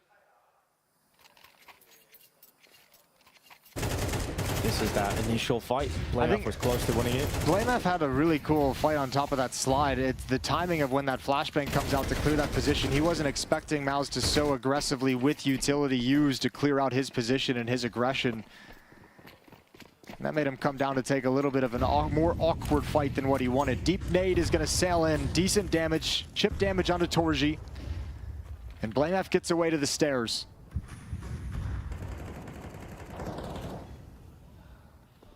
Buzz has water control. In a round like this for Astralis, you really have to take a few more risks. You have to take some map control early on. And BlameF getting trickled down to half HP. Yimfat just peppering him with utility damage, and Frozen's got another one. Another opening kill from Frozen. And again, this man is unplayable. A second kill locked in on Borup. And BlameF, he's trapped. He's trapped at the start of the connector. Oh, he's got to swing for it, but Jimmy wins that one as well. Astralis can't win a fight, and now they have the information without committing anyone, without anyone even having to die facing off against Stair, and he's desperately spamming while blind. Device is going to have to make a play at some point because his teammate is gone. Oh, timing at least works out for Device here, but he doesn't even sink the kill. He doesn't get it. It's not working out. Oh, it's a really bad day at the office. I feel like a lot of this round is kind of dictated by some of the utility that Astralis, well, obviously, but the buy that they go for. I mentioned they would have 2 SMGs. They actually went for 4 rifles, so that took away like some utility, an extra smoke that they would have bought. And Buzz's SMG pushed in towards short. Once that smoke clears in the short tunnel, he's got nowhere to go. He's got nothing to do with an SMG. It's not the right range for the fight, so I don't think they've put their resources in the right places. Yeah, and Frozen's just been probing through that tunnel. And he's so successful in doing it. Another couple added to the tally here for Frozen. He's having one hell of a game. 22 kills, 4 deaths. Device will hang on to this AK-47 inside the bank. Putting an investment in for a later round. And that's 11-5. At this point, Astralis would love a buy round right here just to start competing, but they don't have it, which means they're likely to concede map points already. Yeah, I don't even know if there's necessarily a wrong decision if they chose to force by here. I think it'd be really hard to criticize considering the scoreline, 5-11. But you want to play for overtime or the win. But you almost can't. Even if you it's not pretty regardless. Damned if you do, damned if you don't for Astralis. Yeah, you at least want something going out of this half, right? Or out of this map. You want to at least have felt like you started to get a few kills before the game ended. Because if it ends like this, Jason, Astralis didn't really fight back. They just got kind of punched around and threw around the ring and not really ever landing a punch. So Device, he's boosted up with the AK-47. That's the only weapon they've got. The only thing worth talking about right now for Astralis. Let's see if he gets anything from it. Frozen cleaning up. Another double entry. Yeah. There's nothing they can do about it. You have to lie over and accept it at this point. They know one more is behind the bomb site as well. They already spotted that out. So Stair is going to be made quick work of. And it is just Device. He's committed. Trying to have trigger discipline to let him run past this. Try and stay alive. Good shot. Uh-oh. All right, Device, you're on for it now. Unfortunately for Device, Yimfat comes out of short, wins that duel against him. A couple of nice shots, but not enough done on the lead up to it to make it a doable round. So Astralis have decided to go for the conservative approach. They'll give it one last shake of the stick. It's the AK-4 or M4A1S, the AWP out for Device, the full buy here. They've got to be perfect. They have to be absolutely perfect to bring this to overtime. And to be honest, that's not really what we're looking for right now. We're looking at Astralis just getting a couple of kills, to be honest. Yeah, we're not worried about perfection or going on a streak. We're just like, all right, let's just get started with one. Let's like get a few rounds here. Yeah. Come alive just a little bit here on Overpass. Even at the end of the day, even in potentially a losing battle, give us some hope for the future. Stair was the second highest rated player of this event heading into the playoffs. Sure, only 4 maps played, but where is he now? You know, he's just completely fallen off. That was a question that the desk posed. That was a question we talked about as well. The difference in caliber of opposition of MOUZ against what, Lin Vision, against ENCE with the stand-in on day 1.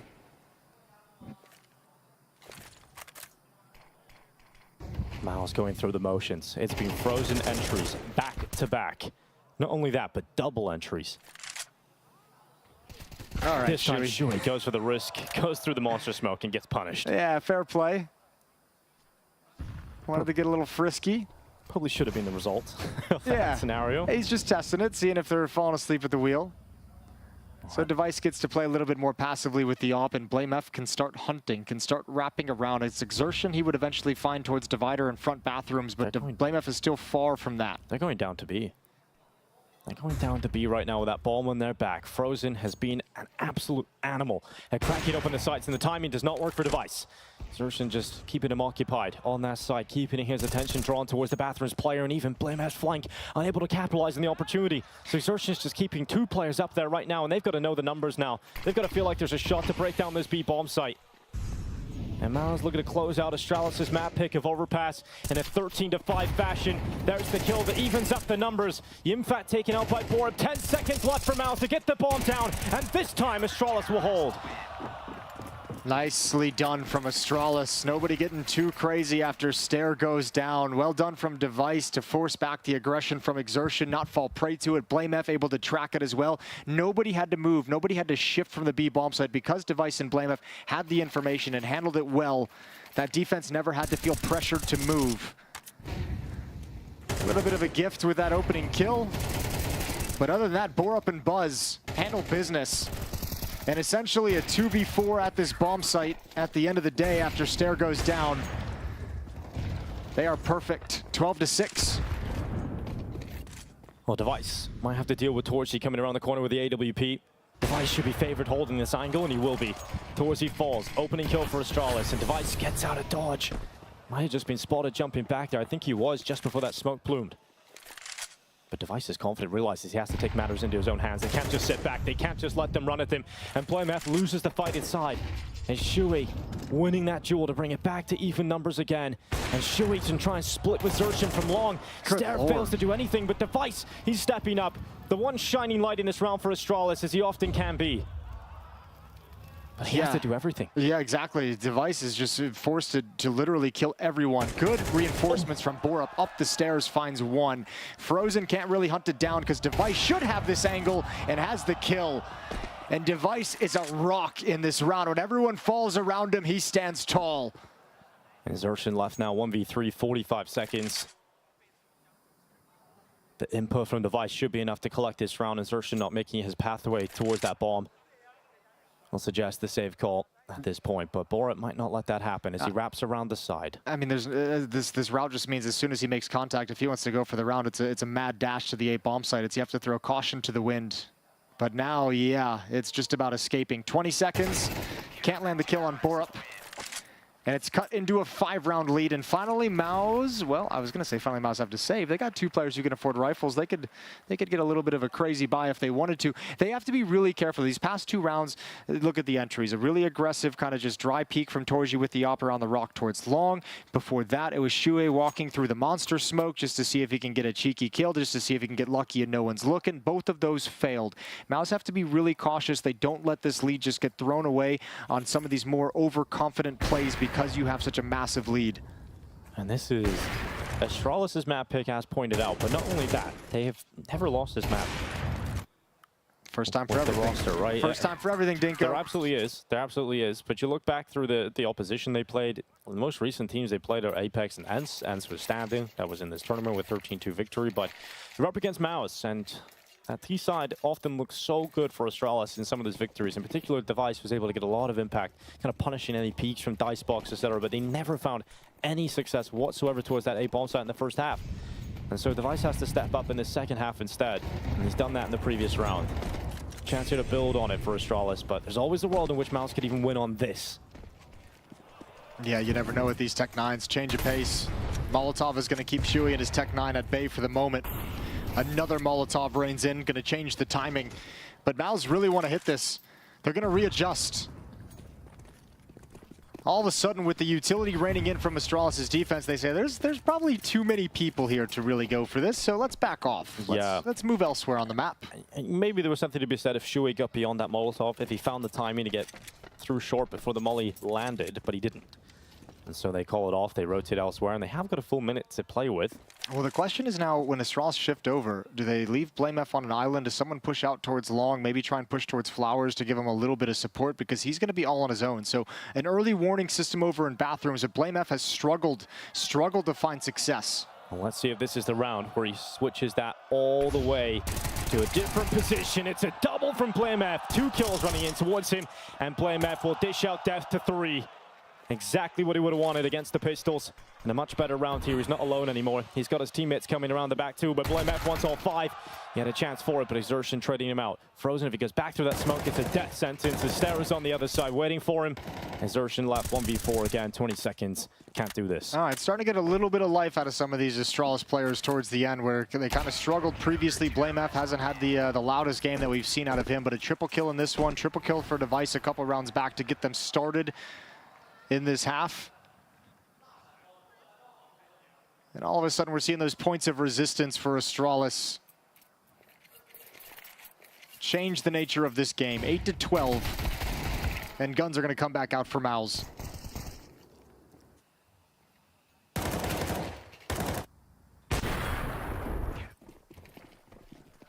Well, if this is to truly be a comeback, we'll see that sign now from Astralis. Oh, good flash. BlameF nearly caught by it. That could have cost him his life. But Frozen once again. This was what he was doing earlier in the second half, getting through short, getting through tunnel, and really causing problems for Astralis. They're not messing with him now, though. Yeah, they let him have it. He's negated like two of their short pushes at different points during this half, so now they're just like, all right, let him have it. It's not worth the risk. And with that positioning, Frozen can just be patient now as the rest of his team starts to push forward towards Fountain, clears out the stairs, opens up the middle of the map, and takes control so they can wheel between the bomb sites. It's a slow march towards Device. Perhaps the march of death into the Dane. They don't have a lot of utility. 1 smoke, 1 flash, 1 Molotov in this group. That flash better be good. We've seen many oppers choose this angle because of the shadow that you get if they overextend. If they start to walk towards you, you can get an early warning system. But Device feels uncomfortable hearing the utility. The pin's pulled, he drops back and plays Dice instead. Is this going to be a classic Device round? The first shot out from the back of the Dice. Rolls the Dice himself. Is he going to be able to pick this up? BlameF swings, it's a double kill and Device is with him. Much better from that duo. Much stronger, and MOUZ can't break through. That's the utility. That's the lack of utility, I should say, for MOUZ. They have the initial salvo, but they don't have the Molotov for dice boxes to force Device into a committed peak. They don't have the lineup of flashbangs streaming over constantly to allow them to progress up the stairs into the bomb site. And they have really no tools to crack open that site in any way. As long as Device played mistake-free Counter-Strike, which is his trademark, Astralis was in the power position, and now it truly is a comeback. They're within striking distance. It's just 3 that separate these two teams. We said they had to be perfect when they were down by 7. So far it has been.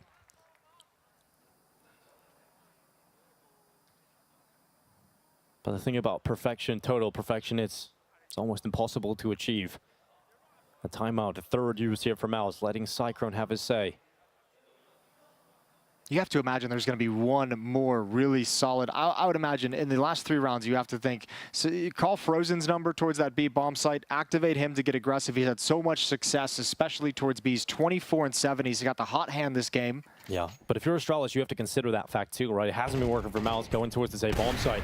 So perhaps a B play is to be expected coming up soon. And I know, I mean, this is one thing we heard from the group stage as well, and Maniac was on the desk as well. He's kind of touted this BlameF and Device as one of the best A defenses we have in professional Counter-Strike on that A bomb site. So yeah, maybe test the weak side.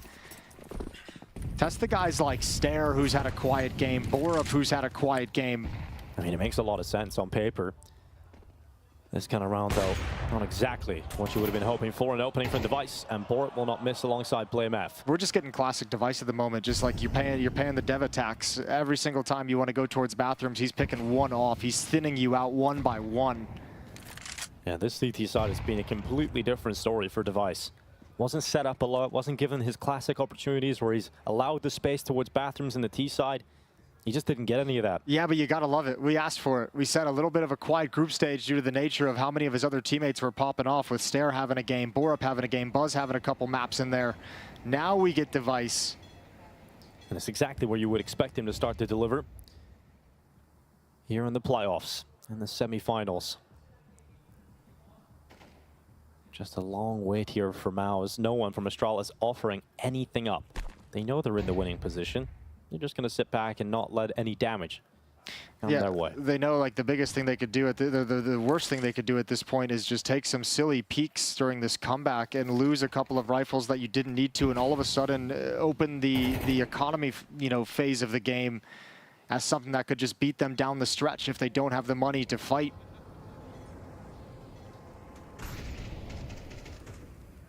Full loss bonus for MOUZ. So they don't have to lose this AK-47. Jimmy's going to go down, but Frozen will have the money to replenish nades. Here comes that final play. Excuse me. No losing bonus for Frozen. He'll be fine with just the AK. We'll keep that in the corner. So Unfat goes in, see if he can pick up a kill. He doesn't. Just wants to die and get that extra cash. And now 12-10. Astralis are 2 away from that perfect run to force us into overtime. What a run it has been. And this man on your screen has been the reason for it. Yeah, he got them started and he's continued it. And again, another factor of the group stage that we saw out of Astralis was just when they gained control of some of these games, they caught fire and just went on runs. People were able to kind of hold them down, but once they got a feel for what's happening on the map, they went on streaks. They've got 5 in a row. Still need 2 for overtime.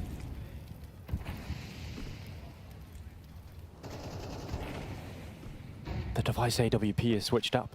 It's decided to change his position. Instead of playing front bathrooms and taking that tax, perhaps anticipating Frozen to go back to his winning ways at short. It's what we just kind of mentioned, like one more round where Frozen gets activated, and your response was Astralis has to know that's coming at some point, so device is set up perfectly to negate him. Who better? Look at all the resources committed to this. Look at all the resources committed to trying to deal with Frozen, and it's worked out with that boost. They catch Shuey moving forward, so Frozen at least knows there's 2 at short, so he decides to change up his position. He wants to go through Monster instead, sensing a gap here, sensing a weakness, because the amount of players that would have to commit to short instead.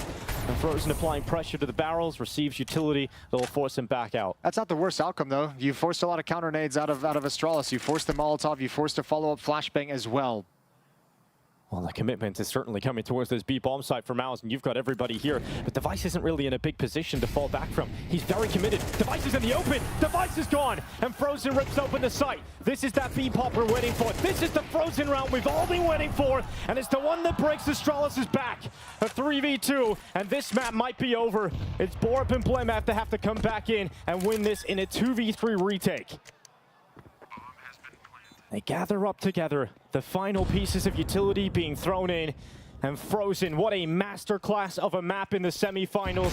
One of the best riflers on the planet this year, and he has just destroyed Astralis on their own map pick in the semifinals, 13-10. MOUZ have the first map, and they are looking damn good, damn hot for a grand final placing. Yeah, but they got tested for how dominant that was through most of it. Astralis had that little bit of fight left in him. It just comes way too late. I'll tell you what, too. I think Device wishes he could have that last round back. He did not realize, I don't think the communication came that nobody actually had eyes on Monster, didn't realize how far MOUZ and Frozen had gotten out. And that's the conversation I think he's having right now is, I actually he's talking to the ref. He's talking to the admin, yeah. So I'm not sure. He looks a little frustrated, though. Yeah. I mean, you absolutely understand why. Device does everything he can in that second half. He was never really caught out of position when he was towards the A bomb site, but perhaps the communication wasn't on point, maybe just not really having the right idea on the same page towards that B bomb site in the last round, and that allows Frozen to come through. Yeah, and that's the name that we've been saying the whole game. You heard it plenty of times. What a map out of Frozen. I think, what, like 17-4 at one point during that first half. He got MOUZ started. He kept it up throughout the whole thing and maintained that impact to the end of the map. We've got the desk ready. Take us through map number 1. That you do, Jason, and what a map it was, all over the place, back and forth, up and down, all the way up to the very end almost. Gentlemen, I'm going to have to look right at you, Jacob, and ask, did you think Astralis was about to do it? Yeah, I was getting worried, I'm not going to lie. I think the CT defense from Astralis coming out in the second part of the game was very solid. In particular, Jason and Dingo highlighted Device, and you got to give it to him, right? With the AWP in hand on that CT side, he was able to dictate the game and give Astralis a second chance in the game. However, it started out very strong for MOUZ. It felt like they were in control. Their CT side was equally strong. Even the T side in the beginning looked solid, and I think it was Jason who pointed it out. You know, a couple of rounds in a row, MOUZ were feeling too overconfident. You know, Shui walking through the smoke, Frozen going for a couple of individual peaks. It felt like MOUZ was so much better than Astralis that they allowed themselves to slow down a little bit, and that's the reason the game got close. Not necessarily because MOUZ weren't the better team. That is something we saw in the game they had against Wings Up as well from MOUZ, where they had a massive lead and they started playing a little sloppy, a little bit overconfident, and allowing Wings Up to get a couple more rounds.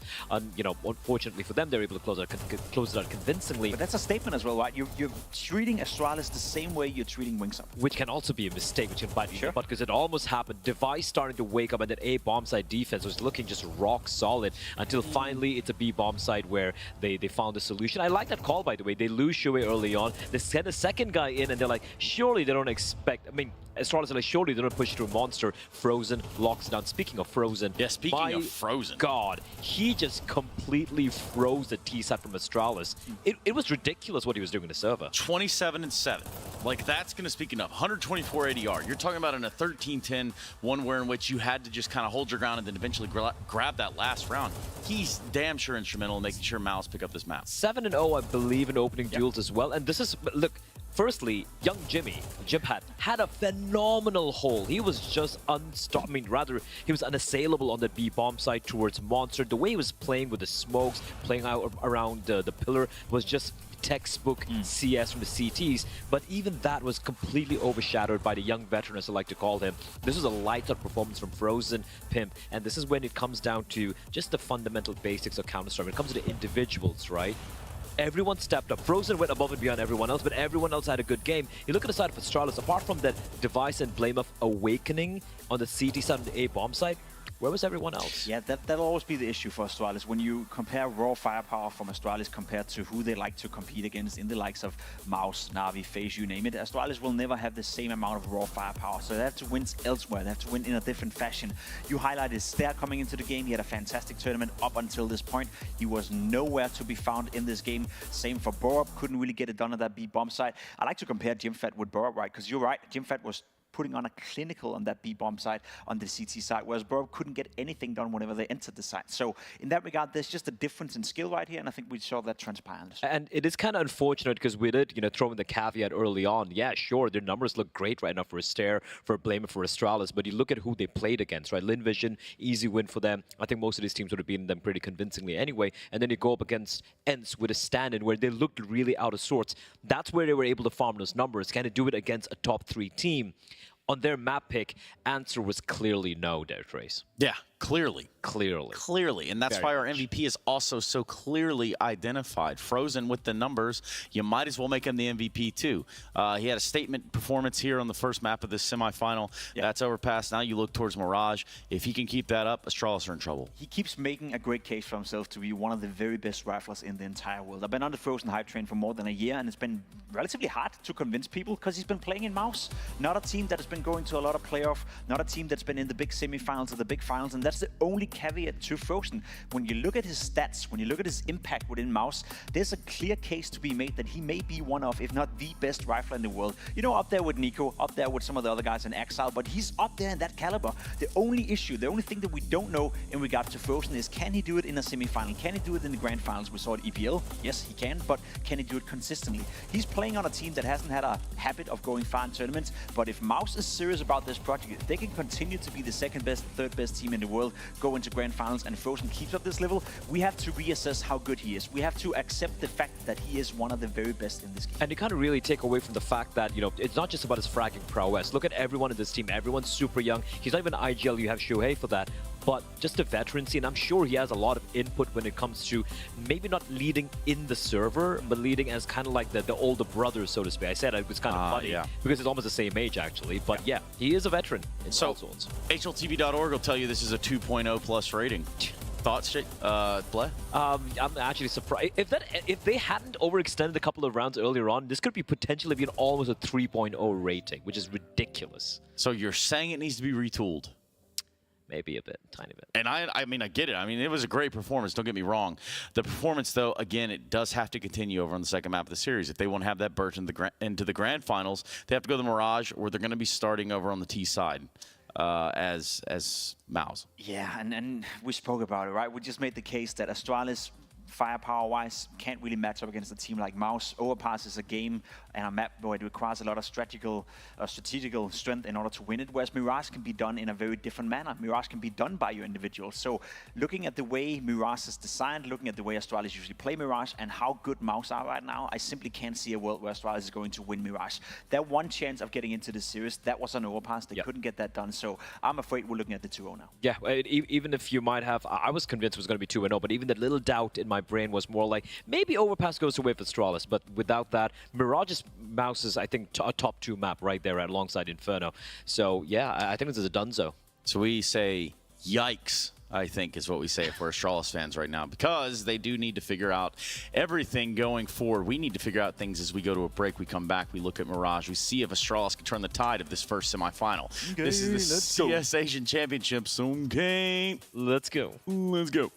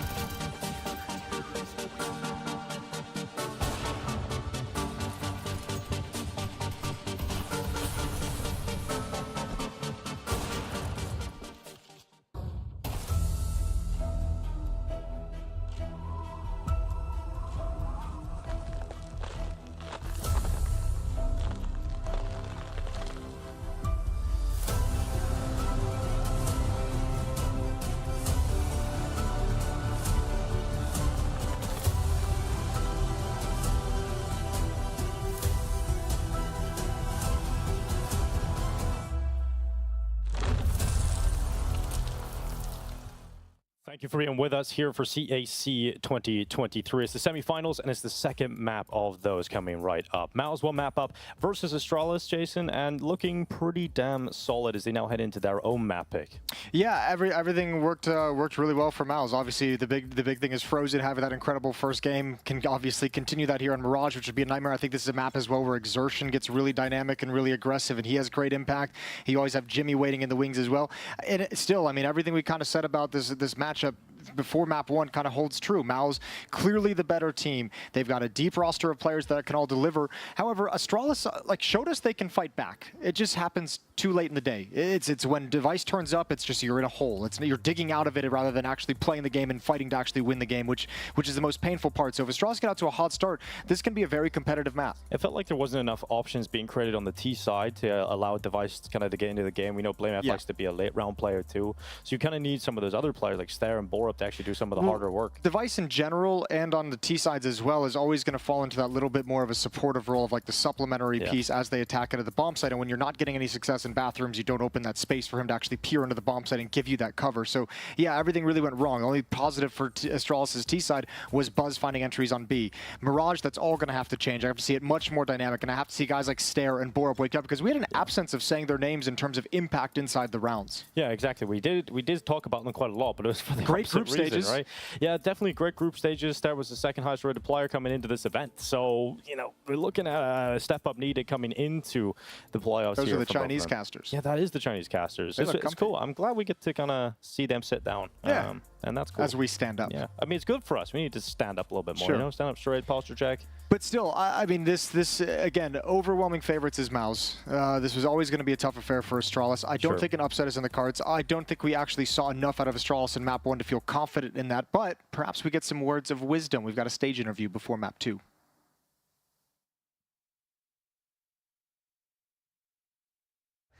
Yeah, on T side we were struggling a little bit, but no, we didn't get nervous. We kept our calmness, you know, and we just secured the map. 刚刚这张图其实一开始他也是说到他们打得比较顺嘛，那其实打到后面其实比分不但追近的时候，他们有没有稍微有点紧张？他说就是他们 CD 方打得还挺好的，然后 Frozen 的数据非常夸张，就是发挥得非常非常好。下半场的时候虽然对方比分越追越近，可他们也不紧张。 Now coming into Mirage, honestly, when you look at the map pool, you look at the play coming out from Astralis, we're not expecting too much here, but do you think they can still be a threat to you? Yeah, like in general, they are a really strong team, so we never underestimate any team. So yeah, I think they can show up on Mirage. They can play really good, but we are also feeling really confident, and it's our map, you know. We just want to finish it here, but we will see. We will see. 也是聊到了，其实大家对于 A 队在荒漠迷城上面其实期待不是特别的大。然后不过托子也说，就是他们是一个很强的队伍嘛，不过他们也很尊重对手，觉得他们应该也会有所准备。那不过这是他们的选图，这是 MOUZ 的选图，然后他们对这张地图也充满了自信。他们当然也希望能够直接以2比0的方式击败对手。 And I want to touch on lastly just this feeling you have within MOUZ. Right now, obviously, a lot of you played together. Yimfat's come in now as well. Frozen has been the iconic one, stands out. You mentioned his performance individually, what he can do. But you guys seem so close-knit. Does it feel like you are unbreakable, that someone can step up at any point when needed? Yeah, I think everyone can step up and like do a 30 bomb, you know. I think everyone is capable of in our team, and I think that's the best part. Everyone is really good individually, and we are also good as a team. And yeah, it's just a joy to play in this team, you know. Like we can rely on everybody, so yeah, that's our strength. I got to stop you there though. A 30 bomb in CS2 with MR12? Yeah, it's possible, you know. Maybe here on Mirage. I like it. 也是说到了，就是他们队伍里面呢，我们看到像 Infat 这几天的表现，还有像 Frozen 刚刚的一个表现，就是都会有一些非常夸张的数据产生。那他们之间队内是不是随时都可以有人站出来？那刚刚当然也是说到了，他们全队都有这个能力，就是他们很能够完全相信自己的队友。当局面不一样的时候，总是会有不同的人能够跳出来。然后刚才也是说到，有可能队友随时都有可能产生30个击杀。然后刚刚也是暂停了一下，然后再确定一下，在这个版本要30个杀有点困难。然后说，一切都有可能。Torzy, go get yourself ready. Thank you very much, my man. Thank you. 那我们这个时候也把时间交给我们的解说。Well, it's a joy to play in this team, says Torres, and you can actually see that. You know, you can see the sort of joy he has and how happy he is and the smile on his face. I always feel like Torres like right on the verge of just breaking out into uncontrollable laughter. Oh yeah, like every time he gives an answer, I'm just like, you're like one word away from just dying of laughter. Yeah, I don't know why. Nothing, and you know, usually not saying anything too funny. So I know, it's a great quality. Imagine if he's watching a comedy show. Now that would be something. Yeah, that would be. Well, let's see if this is going to be a comedy show if Astralis don't pick up their socks. And now we're looking at Banks as giving us an interview there, sort of talking about the sort of 30 bombs. I don't think we'll be seeing that just because MOUZ are so damn good across the board. There's not enough kills to go around, but Frozen was damn close in that first map. Yeah, I was going to say, Frozen is someone you could probably rely on to test it. Exertion, I think, on a map like this, I love the way Exertion plays. He's super aggressive towards Con, towards Window, and if he has impact, yeah. But also, it's also the factor of, you know, you'd have to have a close game to be able to get to 30. But this is, we've touched on this many of times. 30 bomb in CS2 with like MR12 just seems like so much more impactful, so much more impressive because it happens so much more rarely than we saw in CSGO. Very true, very true. But Mirage is coming right up. And, you know, we have to set the expectations. The MOUZ should be winning the Series 2-0 now based on their performances on Mirage recently.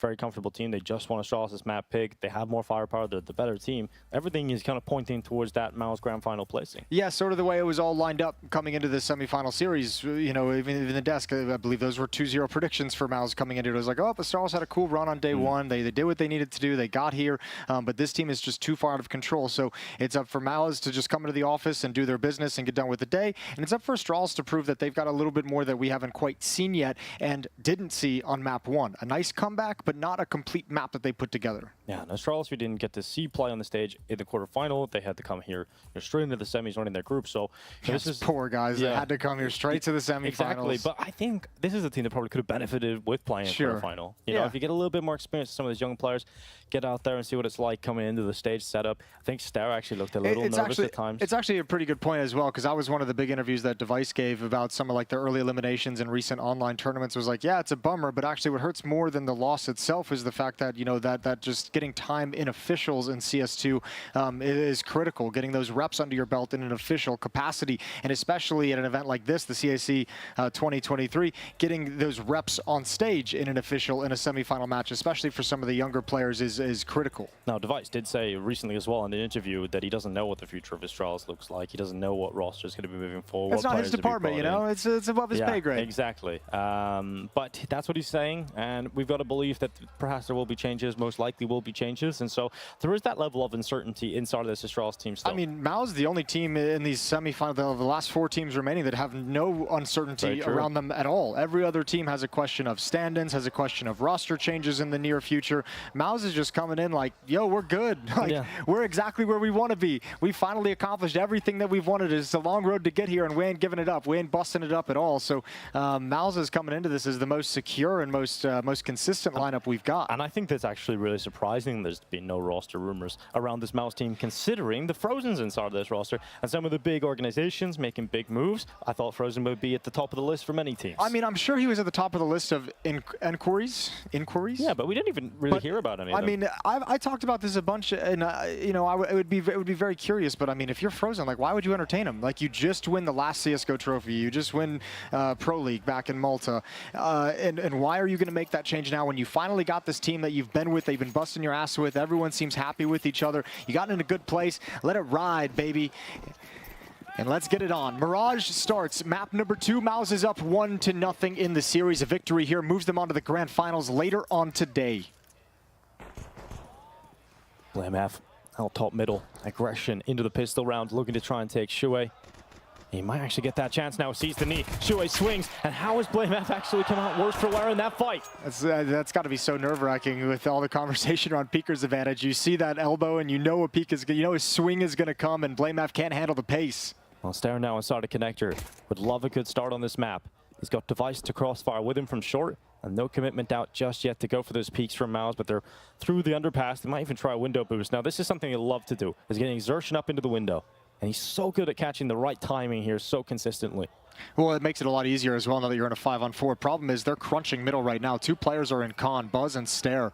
Stare's going to be the only one to push forward. Device gets the kill. That's off towards Catwalk. And oh god, this has actually gone really, really bad. That Molotov splits this attack. It's only Jimmy coming out of the B halls. He's got everything to do and nails the first. Wow, he's on his own, everything against him, and he still frags out. Stare on the double kill though. Device comes in, and that will be the pistol for Astralis. Stare feeling very good about that pistol. 3 locked in. Yeah, man, that turned so fast. The opening kill onto Blame F gave MOUZ a real power position, but that decision in the mid-round to clear middle, to clear window from Device on Catwalk, Stare and Con, and then a beautiful maneuver. The Molotov to delay as well. Astralis handled this 4v5 perfectly.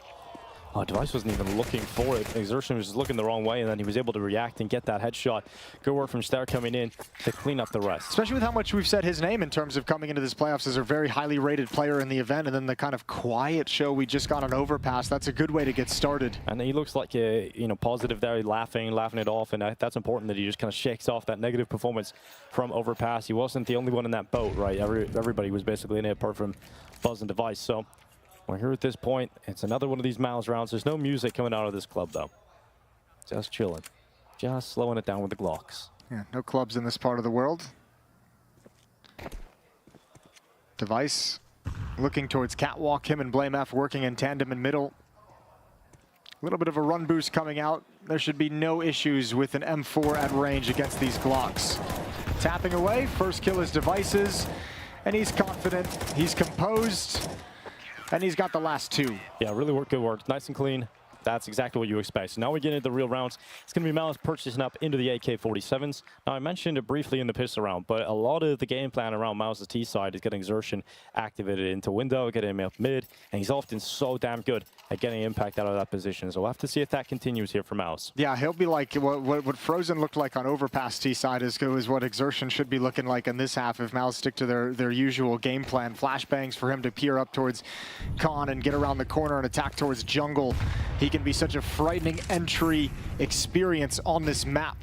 Oh, well, he is solo mid. This time a little bit more passive, held back by utility.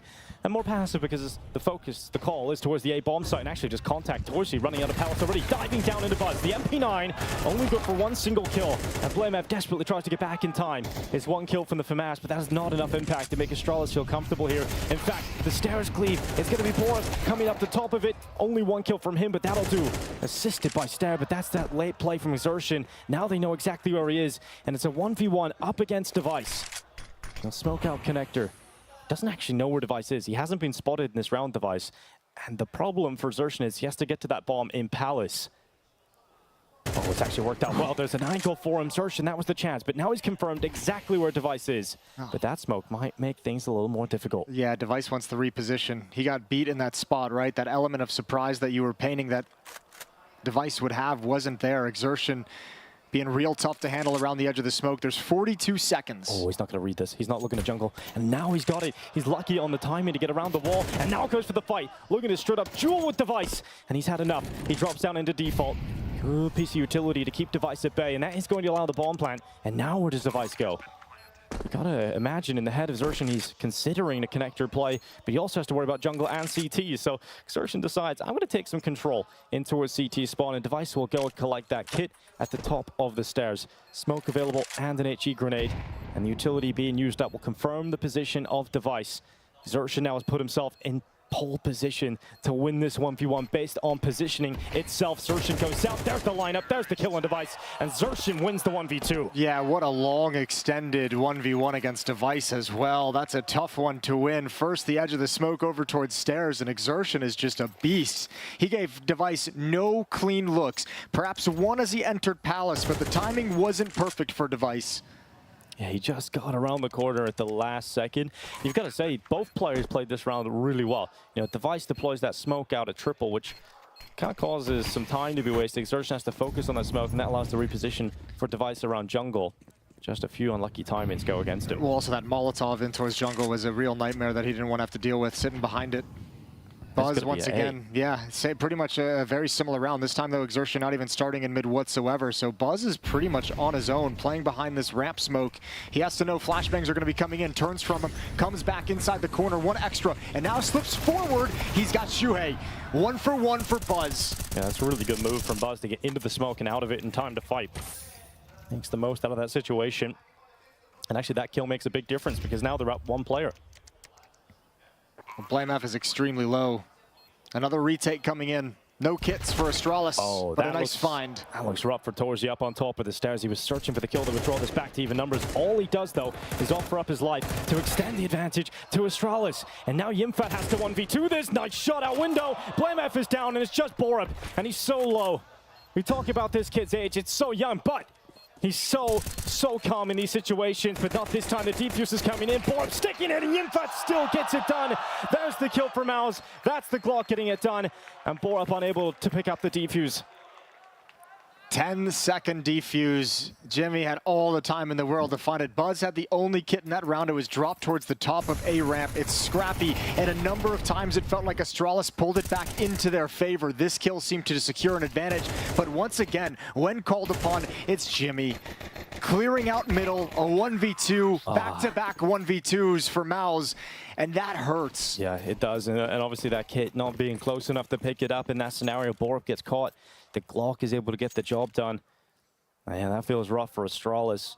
Clutches back-to-back going the other way. Yeah, Exertion and then Jimpat. And now you're in a position where you're going to get absolutely melted. Unless the play would have come into B, but fortunately for MOUZ, they made the correct call, and they're going to the A bomb site, which they now have detected is empty. Yeah, and they don't need to really progress any further. Shuhei and Window looking towards the murder hole. Torji on catwalk as well. Even that's a little bit of a risk if they end up bum rushing you, but at the moment he's got range. And Shui's challenging as well, so they have this stack boxed in. Nothing really to gain for MOUZ outside of some bonus money on this MAC-10, so why not send Exertion forward? We know he likes a bit of aggression. Some covering fire from the AK-47s could activate it. And Astralis trying to mitigate the damage and take some guns away. There's the first, a good USP shot from Stair. Borup's going to slide towards Catwalk, and now the MAC-10 is going to start getting aggressive with only 2 players remaining. Stair caught in the open, and it's 3-2 for MOUZ. Oh, Device with some nice shots. That's really sick. The crowd liked that one, even though there was nothing to be had in the round at all. At least a little highlight moment. But Astralis back to a bye now. So you've had to stomach the 2 1v2 losses in a row, then obviously having to take a full eco. Now you got to buy back, and you need to start getting into this game again. Ever since the guns have come out, MOUZ's calls have been really decisive and almost immediate. You know, there's been a lot of quick A plays. They've had I think that speaks a lot to like the individual aggression and like confidence that players are having. Like they're more than happy to take space. So I mean, you're getting a lot of information at all times, and if you're getting space, you're just going to continue with it. But also, we're still pretty early on. These gun rounds have mostly been, the last 3 rounds have all been plays towards the A bomb site as well. Device is very vocal in this map now.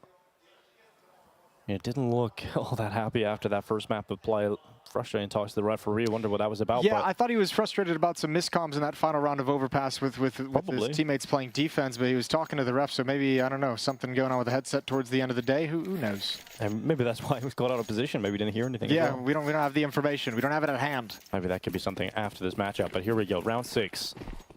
Astralis have the AWP out in Device's hands on the CT side, and we know that can make a massive difference. Listen, this now 4 rounds in a row towards the A bomb side. This feels like Shuhei's setting something up for later on in this half. He's really leaning on these A hits early on. They've had success, so this feels like he's setting something up for a change up later on in this half if they keep having success. This time, however, 2 defenders at the bomb site and BlameF nearby in jungle. Oh, Yimfat goes out with the bomb. He's got the bomb on his back right now, and that's the first player they spot. Yimfat and Xerxin have the 2 entries. Save Astralis. Just try and save at this point. Not if you get 1 more. You can still stick around and go for some of the spam, some of the utility. You have 1 player very low. Jimpat can be cleaned up very, very quickly. And remember, an execute a set piece with all this utility means once it fades, MOUZ will not have a lot remaining to replenish it. So Astralis have denied them the plant on the initial attack, the initial execute, and now they have some advantages to play with. Yeah, that initial Borov spam kill actually reopens the round entirely, and now a 3v2. It looks so damn good for MOUZ. They had the 2 entries, and then they didn't really pounce when the utility was up. So now they're in a rough spot. Now they're in a difficult position to try and recover,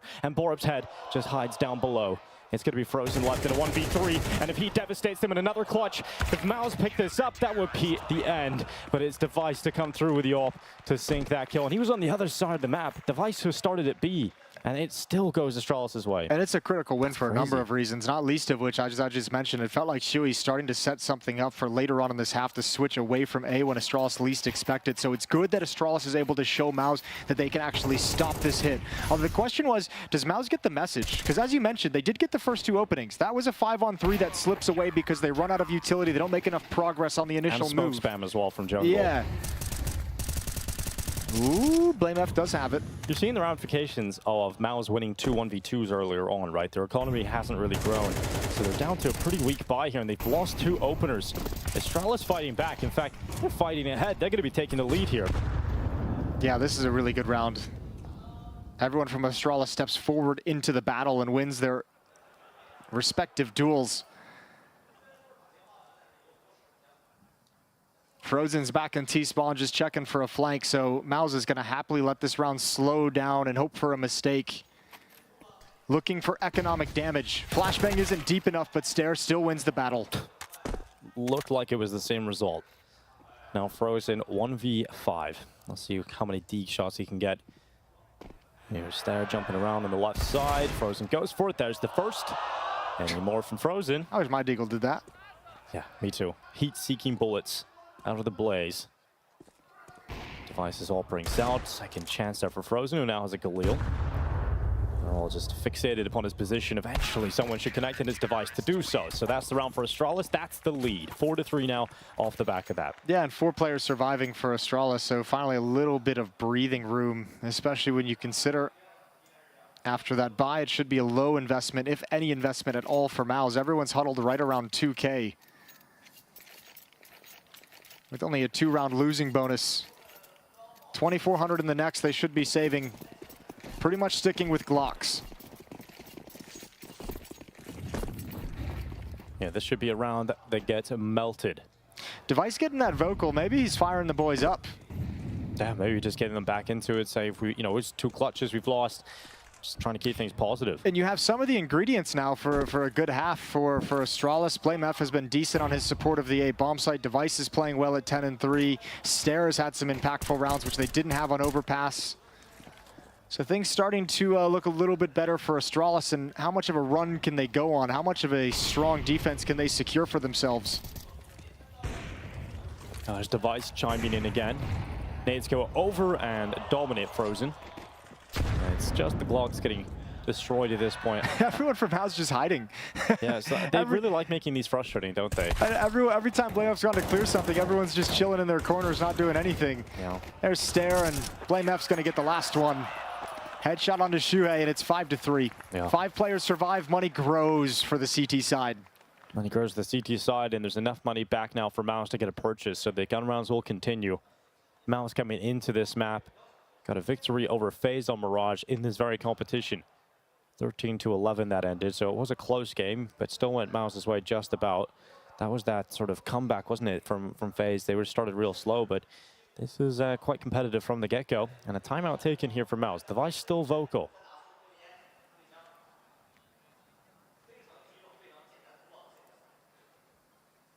Well, that's the benefit of the veteran presence. So we'll see what Shuhei has in mind, because like you pointed out earlier, a lot of A plays, a lot of straight up executes. Is there anything that he's been building for? Yeah, we've hit the point hard so much of exertion towards middle. And we haven't really seen that come to fruition quite yet. I think part of it is missed window smoke. Yep, I think part of it is because Astralis has put some attention on middle quite frequently. But Device is getting info, they're not playing mid. So he's got all the info off the back of that missed window smoke, and BlameF's like, okay, I'll go take top mid. And no one from MOUZ realizes it's missed, because no one was there. So yeah, they're in middle at the moment. Borup's just going to have to delay as much as possible. Molotov comes out. That's going to hold most of them at bay. And Stare from Catwalk finds one. Borup's done a good job of staying alive here, and now he's got Stare to help him, who's doing even better at getting frags. And now Borup's about to be wrapped around. Zershin unable to get it done. And the iron hold coming in from Borup and Stare. Much better here from the two Danes. It's Frozen and Torsi trying to make it work together, but Stare is just fragging out, absolutely destroying them from short. And if they want to win this round, MOUZ, it's off the back of Frozen. But blameF has got up behind him, and it's Buzz that'll frag out from the market. So off the back of the lack of information that MOUZ had in middle, and all the information the Device and blameF picked up, they had a quick rotation back to B, and Stare steps up from short. Yeah, Stare still has to have some great performances from Catwalk, even with those advantages of information from Astralis. But I'll tell you what, we're starting to get into that situation where we saw a couple of 1v3s in the past 2 rounds go against Astralis, or I mean, go against MOUZ, excuse me, and they already won 2 1v2s. So all things considered, Astralis is having a great half. If it weren't for some of the missed clutches earlier on, or the missed conversions of those man advantages, this could be a pretty dominant half. This defense is looking solid. The problems on Overpass were not the CT side, though. That's true. That's a good point as well. Problems for Astralis came on the offensive side of things when they switch over. We'll see if that continues. So Astralis ideally looking for 9 at this half, and Borup is the B anchor. Gets himself the kill on Zershin, so that's going to be a good start here. Trying to withstand against Deagles and P250s. And they're going to set up blameF with a flashbang. That's going to allow him to peek up. Device and blameF play together, and they've got the kill at top mid. Shui can do nothing about that, and Astralis dominating this round, dominating middle, and not letting this one get out of hand at all. Frozen's always good for 1D, isn't he? He's always good for one. He's always good for something. Any more? He's got some tags, but never a clean fight. Astralis keeping him pinned down at 7-3. And money not really too much of a concern for Astralis as well. There's only 2 rounds remaining, and they've got all the funds they could possibly need regardless of what happens. So MOUZ desperately trying to get some rounds on the board towards the end. And once again, this streaky Astralis has caught fire. 5 straight, not a single bomb plant in this game. It's been a lot of executes into bomb sites immediately from... Bomb plants in some of the rounds in the 1v2s, but no round is won by a bomb explosion. Yeah, all of these rounds have been instant executes, right? There hasn't really been a whole slow default approach from MOUZ. Maybe this is the round to try that. So they've gone for 2 top, middle, 2 under. It's just the standard default holding towards spawn. Again, just look at this kind of defense that we're getting out of Astralis. Constantly harassing that window smoke, constantly having presence on Catwalk. I think this is part of the reason why we're not able to see Exertion get activated in this part of the map in any way. Look at the map that Stare's having. Look at the map he's performing with right now. This is way better than anything we've seen on Overpass from Stare. 16 kills, 5 deaths. It's a Frozen level performance. Window. Yeah, it is. This is what we call a Frozen right here. And Yimfat though draws it back, and now Frozen, just speak of that man, here he is. Oh, he needed that. He would so often get that kill towards CT, but not this time around, not in the round that matters. And Yimfat now in a 1v2, and we have seen 1v2s go MOUZ's way. Another one would be huge here for them, considering they're not winning gun rounds through the conventional methods. This is such a strong position for blameF, though. Yeah, it shouldn't be any problem whatsoever. Zimpad never really gets a chance to play it. 8-3. Another round where there's no bomb plants, so there's no extra cash. So you're looking at a pretty weak buy for the last round of this first half for MOUZ, and I've got to say, Jason, this T-side hasn't looked that pretty. I mean, let's talk about the implications of what this performance from Stare is doing. Like, obviously, like, just in terms of the numbers, what 16 and 6, it's stunning. It's an incredible show. But with where he's playing on Catwalk, he's essentially helping shut down middle, and he's helping shut down the B bomb site. Once again, all the success of MOUZ, the 3-round wins they've got have all been A executes early on in the half. Stare is denying 2/3 of the map to this MOUZ offense. Now that is what you call impact. And Buzz under a bit of pressure now, under scrutiny as they're coming through the ramp. A Shui to clear him out. Molotov will assist. Now Device, he's in the right position at the right time to take down this attack. This executing is being executed on the chopping block by blameF, who's now gone off the top of the stairway. A 3v3 taken back by that kill from Frozen. But remember, Device is still here. And while that AWP is present on the server, there's always a chance. Shot goes through the triple box, nearly denies the bomb plant, but not to be. A lot of help done off the top of Torsi.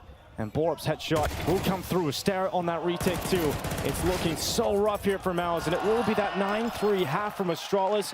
If they didn't lose those 1v2s, this would have been just one-sided as hell. Yeah, what a half from Stare. 18-6. Device combining with his op 12-5. BlameF is able to get his numbers, but the impact is all the other two players, and MOUZ just get completely shut down and blanked. Not a single round win for MOUZ since round 5, and Astralis is making a semifinal out of this yet. 7 in a row to close out the first half. Question is, have MOUZ given themselves enough room here if they lose the pistol round? No, I mean, no. Exactly. I'll answer that right out of the gate. Thank you. Well, yeah, it's kind of crazy we've got to this point where Astralis could be taking their map pick. We'll have to take this show to a third map, and that'll be Vertigo waiting for us. They don't always say Vertigo is the best decider map, but we'll give it a go here at the semifinals. Yeah, I'm down for it. We haven't seen much Vertigo, you and I, in this event. No, we haven't. This is our first Mirage as well, yeah. Still a lot of overpass, though. It's back in style. It seems like a prolonged break just at the half there. Just building the pressure. Just building the moment, the intensity. MOUZ lose this pistol, and this map could be over. Win it, and there's an opportunity to come back in a fashion that Astralis did on overpass. Remember, they were down in this kind of scenario, and they were able to bring it back to a respectable scoreline. And their T-side didn't look clean. You mentioned that earlier in the first half as well, Astralis. So this will be a big test for BlameF and his calling of this team. Yeah, but this was always BlameF's playing ground as an individual, but is he able to get his team into the right positions? A couple of players now through the underpass. It's Torsi that gets caught first. Borup opens up. And Stare fighting middle has got some help with him through the underpass too. MOUZ have not given a further opportunity, but as soon as they do, as soon as they peek, it's an instant double here from Astralis. It's now Zershin under the wood, getting cleared out, and this round is done. We talked about a pistol. Well, here it is for Astralis, because there's nothing here for MOUZ. Oh my lord, it all goes their way. That's filthy. Device even getting that P250 tap from the A ramp back towards Ticket. It all fell into place so easily. Jimmy can do nothing but try and just protect himself and stay alive. Not that that's going to do any benefit. 10-3. Astralis at double digits and have all the advantages. And if not those 1v2s, could be done already. How dominant would this have this had looked? Yeah, we could be sitting at 12-1 right now. This is not the kind of performance we were expecting, but I'm glad that Astralis have shown up in this semi-final. I'm glad we're seeing the team that we've seen in the group stages, where Stare was having a good tournament, Borup was having impact. This is more like it from Astralis. Well, that was the most interesting prospect of this series, was that supporting cast that played well in the group stage. If they showed up in the playoffs, it could be a nuisance. If not, it would likely be an easy win for MOUZ. And both of those have played out in these first two maps. Overpass, not really a whole lot of production outside of Device for Astralis. And here on Mirage, you've got Stare just being a dominant force to be reckoned with. No force buy for MOUZ, so they've gone for the full eco, which should mean 11 rounds for Astralis, and then MOUZ will give it their best go at trying to pull this one back. They'll try and win in regulation. They'd stack into the window. Torji lucky to get away from that. That would have probably annihilated him. When we talked about 30 balls from MOUZ, we're now talking about someone breaking double figures apart from Yimfat. 3 bombs across the board at the moment. I don't really think you can call that a bomb, actually. It's more of a 3 party popper. Yeah, it's a little bit of a wet noodle. Yeah, wet noodles everywhere. Stare up in the ladder room. Should be nice and easy for Stare to get this pick on Torsi. And he gets it. His teammates cover He's off. probably sat there and he's like, I want to get the 30 bomb. Could you guys provide some resistance so this map can go on a little bit longer? True. This is fun for me. I want to keep playing. Stare's fragging out. He's having a great time. Well, let's see. Go on. You really want the Mac. It's like it's an internal battle in Astralis. You know BlameF loves these kind of kills, right? He loves an eco. Well, let's see what he can do here. Mac 10 making some extra cash would be too bad, but at this point, Astralis start to build a lot of money. Yeah, they really wanted to go for some of those eco kills. They were thirsty for it, but cooler heads have prevailed. They're just like, there's no point. There's no point. We don't gain anything from taking these unarmored USPs away. Let's not risk the AK-47. So get a few more players to bodyguard. Device has that kill towards bench, and at the end of the day, the thirst wins out. as so often happens. Yeah, the thirst does beat a lot of people, you know. The temptation can overwhelm you. The little head's telling the big head what to do. Yeah, that's exactly what we're talking about. Now, Shuey left. He's the lone survivor. He doesn't offer up his life. He'll have to go thirsty. And now 11 rounds for Astralis as predicted. And this is where MOUZ are going to give it their best go. They'll purchase and they'll have to be perfect if they want to win in regulation. Yeah, they're going to have to go on a little bit of a streak here. They need to close this gap before Astralis get to 12. Hard to imagine Astralis letting this lead slip away. Oh, they don't have the AWP yet. They don't have enough money. Yeah, which might be a little bit painful with how slow Astralis takes some of these rounds. And window smoke misses for Astralis now. So Exertion is going to get some clean lines of sight. He loves that. Stair turns the corner and he's like, oh, that's not how it's supposed to look. That's not the fight I'm supposed to be taking. Oh, that's so rough. I missed window smoke for both teams now. So something to that. We'll take note of that. It's been a common theme that we've had. We noticed it a bunch during the group stage as well. Just a couple smokes aren't nearly as consistent or just a little bit off the mark. It's got to be hard to battle against the muscle memory of CSGO for years and years. Sure, and I also wonder maybe like the jumping inconsistency maybe being updated throughout the tournament. Maybe you haven't updated your smoke lineup, and that could be a problem, but who knows. But certainly seeing missed smokes a lot more often these days. Minute 5 seconds left in this round. Torzy forced back. It would have been great for him to actually have that fight, but he's forced away by the fire and the flame, so he can't do much about it. He does have a defensive smoke if he wants to deploy it. It's going to come a little bit late. They beat him. Oh, he gets his gun out in time, only for the one. 1-for-1 trade, and Jimmy, he's alone at the B-bomb site, tucked into the corner.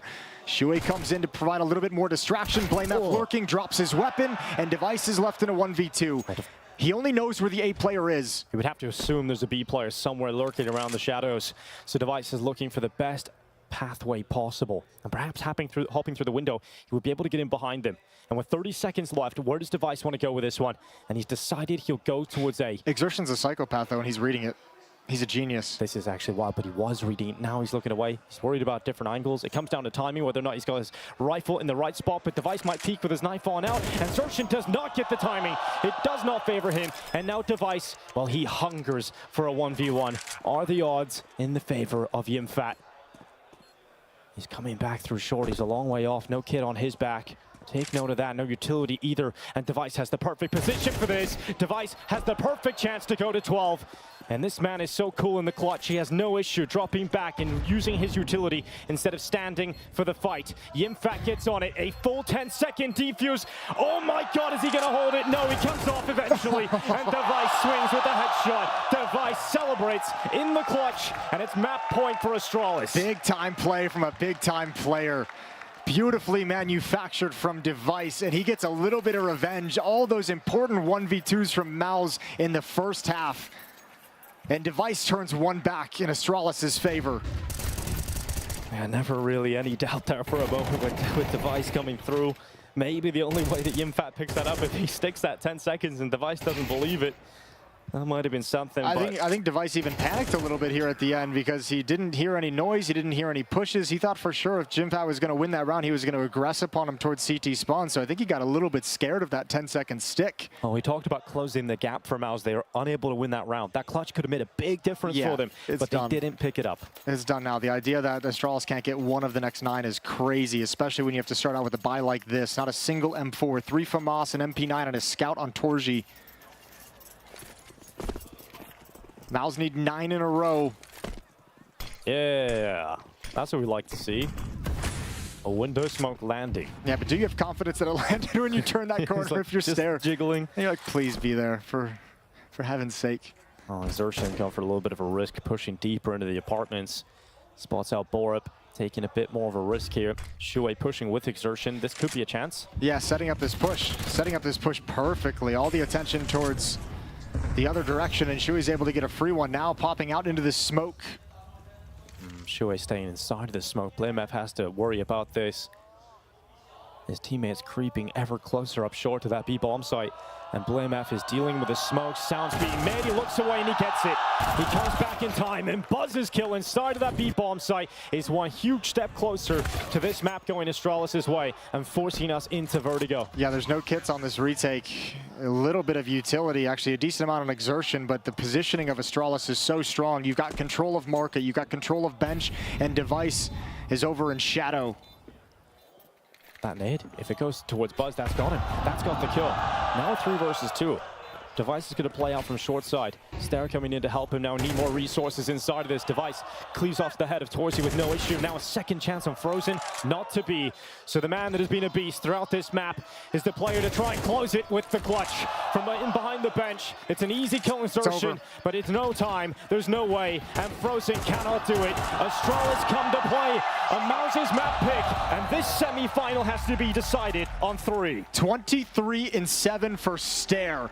What a performance all the way through the map. And you want to just talk about the impact of it. The numbers are impressive, but CT side, mid is closed to MOUZ. Exertion can get nothing going. B bomb site is closed to MOUZ. Stair was everywhere that they wanted to go and shut them down each and every time. And you want to talk about the character of Astralis as well, coming out of map 1. Their map pick being bullied around, and so many of those individuals having a terrible start to the game, individually speaking. But one of those players, Stair, comes back in and is able to sort of lift that mood and get back into it. And this is the life Astralis needed. It's been about it. The question has always been that supporting cast. Who's going to step up? Which one of them is going to bring their A game in this one? Which one of them is going to be that third piece next to BlameF and Device? Because this time, this map as well, you had Device playing really well with the op, and this time it's Stair.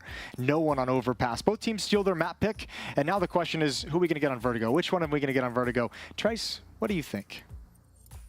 I think, therefore I am, Moses. And thank you is what I want to do, you and Dinko. Guys, we do have a third map in our hands, and we do have an Astralis that has showed up to play. How about that? That was a very, very dominant performance coming out from Astralis. Obviously, the scoreline suggests that it was one-sided. It was. MOUZ won 2 1v2 clutches in the first couple of rounds in this game that should have gone the way of Astralis. Yep. And I'm looking at a game that could have been 13-1 or even 13-0. It wasn't even a game. MOUZ completely fell off the floor right here. Couldn't get anything done. The calling with Shuhei constantly trying to attack that A bomb site didn't pay off. And Astralis played 10 times better than we've probably seen them do at this tournament. That was one of the best performances I've seen from this iteration of Astralis, especially in CS2.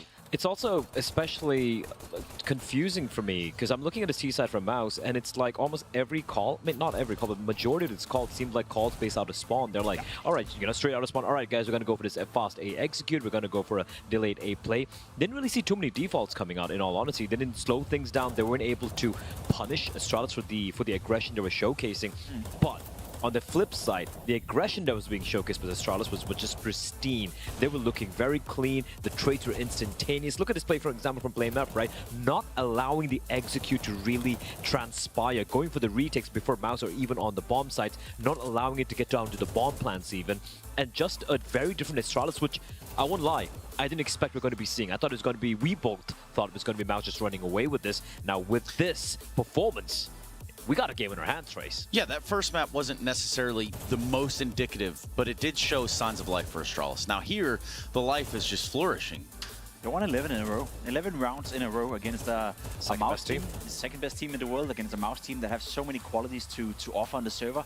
I agree with what you're saying. You know, the outer spawn calls was puzzling me a little bit in the sense that we see the creative freedom coming out from players like Frozen, Exertion, Torsi for that matter as well. There was none of that. Look at Torsi's score here in this game as well. He was nowhere to be found on the server because at no point did he have any place, any, I guess, room or any opportunity to roam with the AWP, find openings on behalf of his own initiative. It was all about the outer spawn callings, and that's usually not well and suits players with a lot of creative freedom as well. And I think that was the issue for MOUZ. We never got to see Exertion, we never got to see Frozen or Torsi for that matter try to express themselves on the server.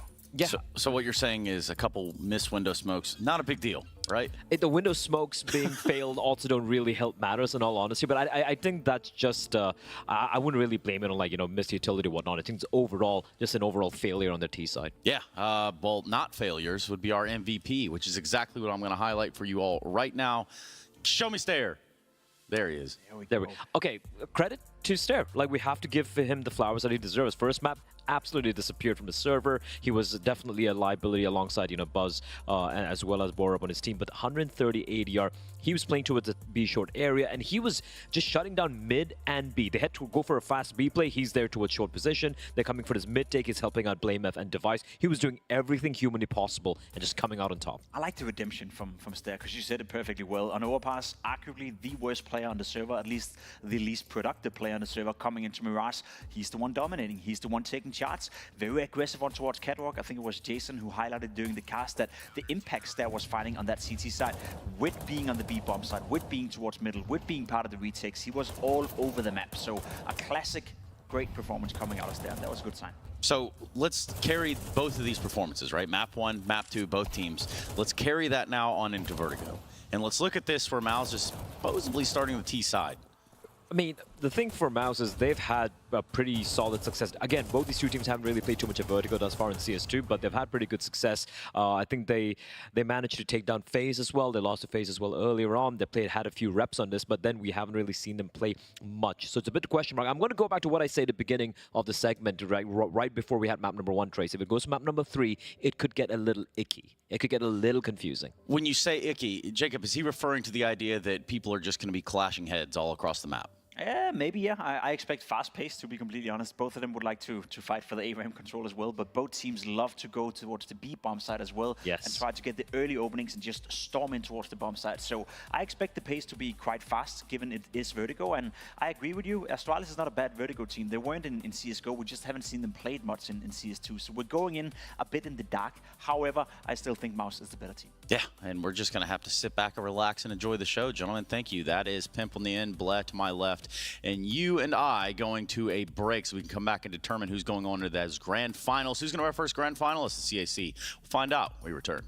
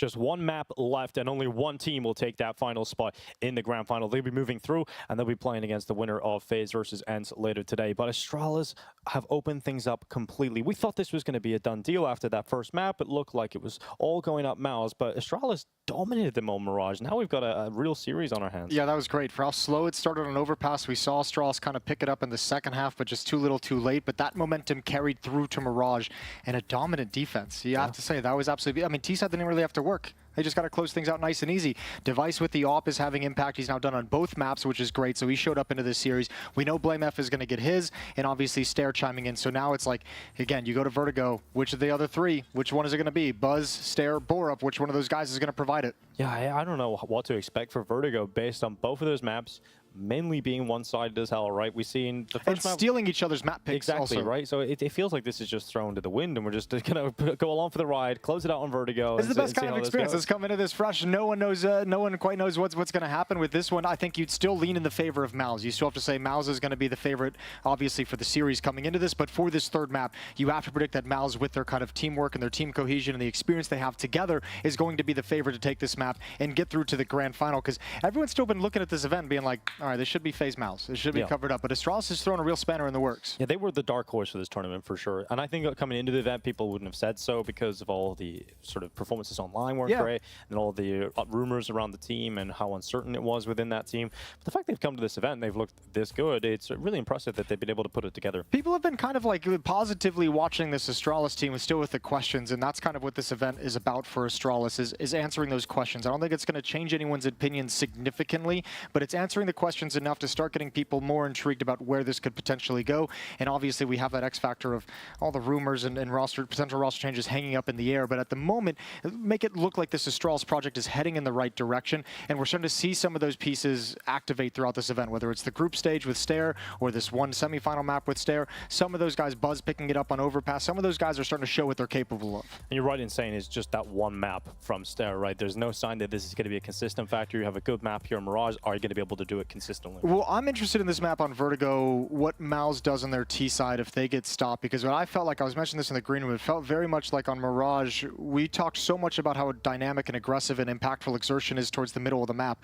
Astralis denied access to the middle of the map, partly with the constant aggressive setups, with how good Stair was playing as well, but it didn't feel like MOUZ had a comfortable plan B when they can't get that success in middle, when they can't establish some kind of control and some kind of presence in middle. They didn't know what else to do on the map to really make things work. So if they hit those obstacles again on Vertigo, like how much are we going to see? How much variety do they have in this playbook to kind of get over any of those difficulties? Well, where could some of those pushbacks and difficulties arise on a map like Vertigo?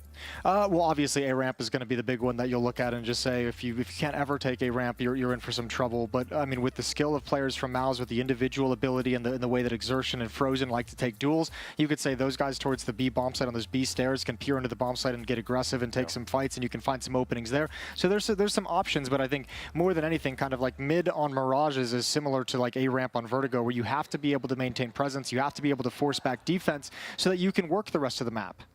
Well, it has been a great time out in Shanghai. We've got to see snippets here and there. So we hear? Down on the stage, yeah. I don't know how you know it's a good time out there.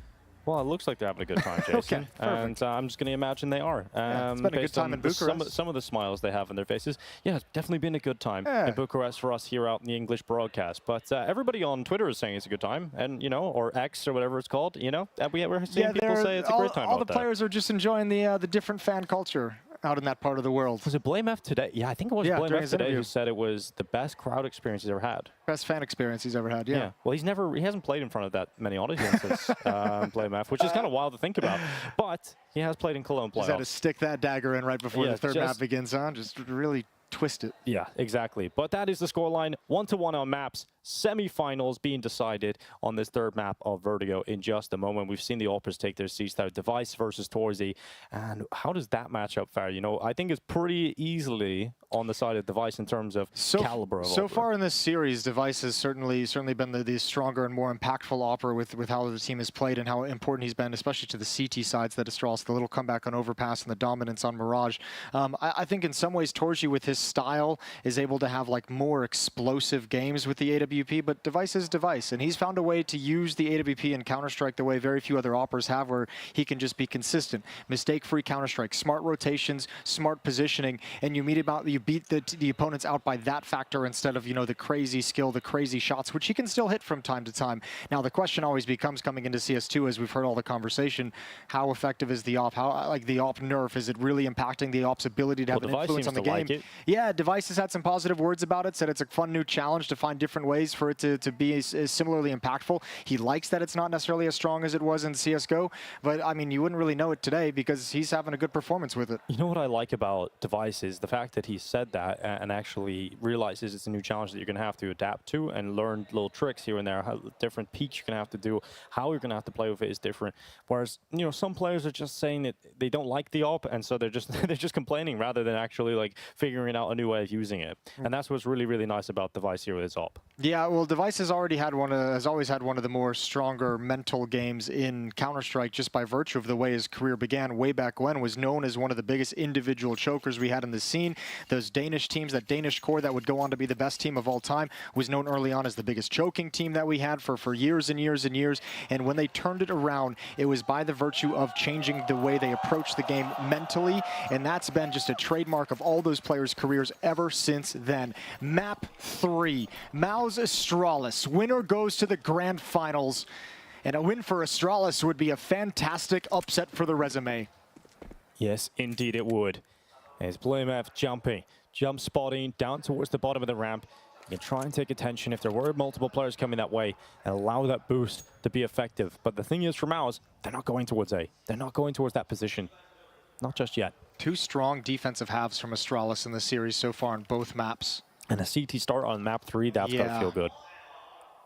An early chance to see what MOUZ is made of, if they have enough answers to get through this. Yeah, by virtue of MR12, if you have one big half, it can cancel out the chance to come back into this. And Borup, he's going to have so many players coming in towards his position, decides to get the info and drop back. Yeah, you have to push towards top stairs, though, if you're those two defenders. As the shift comes in, you can see Buzz changing his position. Borup just tucking into a corner. He needs to have a good game. He's been most quiet of the three, and he's taken down immediately. So is Buzz.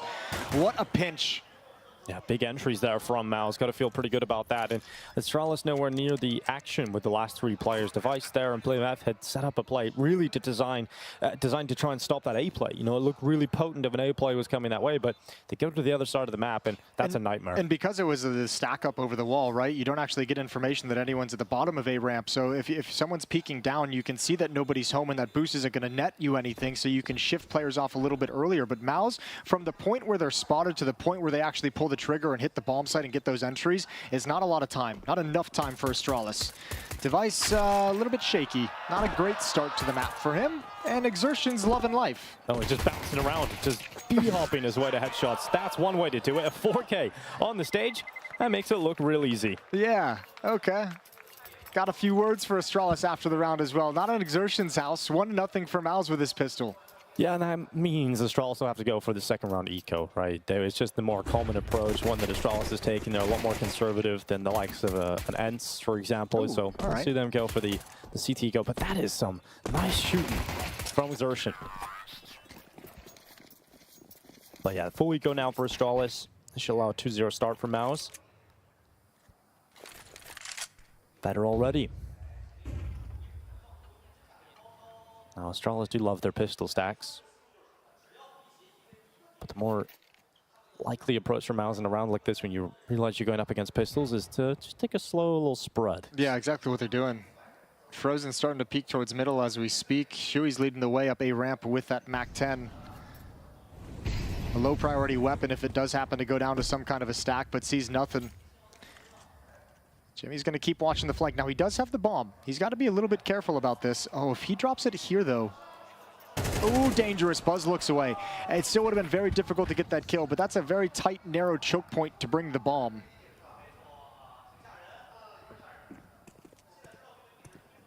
They have A. I'm not sure entirely what the holdup is. He's coming in late. So, 2-0, Dinko. Yeah, 2-0, Jason. That feels pretty good for MOUZ. But yeah, it took a while to get there, but they eventually found themselves with that bomb plant. And, you know, we're looking at the rest of the tournament coming up. Again, if you guys are just tuning in for the semifinal or unaware, as to what other matchups could lie in front of you throughout the day. We've got 2 semifinals and a grand final on the same day. It's going to be an action-packed day of Counter-Strike. Yeah, we got FaZe coming up as the next semifinal after this game ends, maybe like 30, 40 minutes after this game ends, and we can get the players set up on the stage. And then after that, the finals to be determined who will be facing off in those. We've gone old school with this event. 2 semis and a final on the same day. And a show match yesterday. Show match yesterday. That was new. Wanted. That was a new experience. That was. And the show match Saturday was good. show match. It was actually a very good show match. It was a lot of fun. They had trap cards. They had all kinds of things. And now it is 2-0 for MOUZ. That eco is over and done with. And we get into the real rounds, the real ones, where Astralis will have a bye. See what we've got in the early going. Device can afford the AWP. He'd be glass cannon with no utility, and he goes for it. Why not? Give him a chance. Round 3 is underway. Device takes that AWP towards middle for an angle that he can escape from.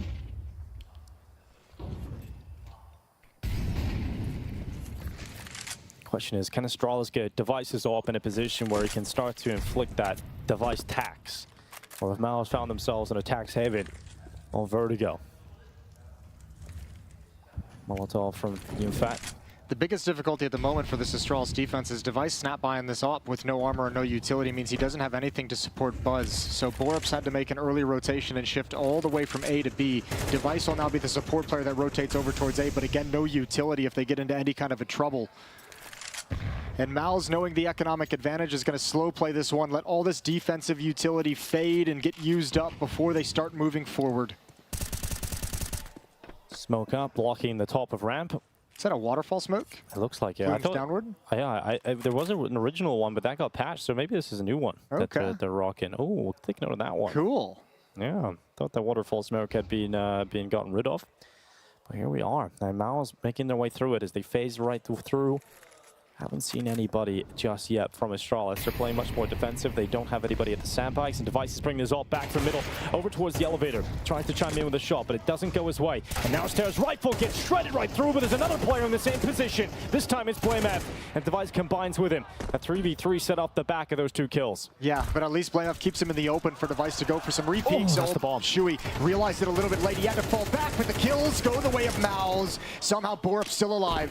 Torji can't connect with it, but it's Jimpat to get the 2 impactful kills, and Buzz now left in a 1v3. They line up, and he almost had it. Low HP, Torji's backed off. Oh, Buzz going back into it, taps onto that deep. He was trying to draw the short player out again. There was a chance with that lineup to send himself to a ridiculous round, but that nade, if it went a little deeper, perhaps it removes Torji, but it won't. He taps again, trying to draw that spam, and he's taking damage through it. As the time ticks on, the chances of winning this round shrink for Buzz, but he's so damn close on the transfer over, and he's so unlucky not to get this one. He'll pick up the AWP, and that bomb blast, it is huge. He's going to try and jump off the map, but it won't even matter. Oh, Buzz comes so close, yet so far in that clutch. Yeah, that could have been interesting. I think it might have, I don't know if he would have had time for the defuse if he manages to transfer that spray inside the smoke, but it would have been fun to see. A nice attempt, and Astralis just barely can't hold on. So knocked back to pistols. Blinder on the stair, but that's exactly what exertion is meant to do. Thank God the Shuey actually got that information. They have the bomb. Imagine he goes down, the bomb's on the other side of default boxes. Oh, would have been an absolute nightmare. Even if you still get that kill on a Device, would have been so tough to recover. Exertion, investigating, spots a shoulder on that jiggle peak. Stair goes down.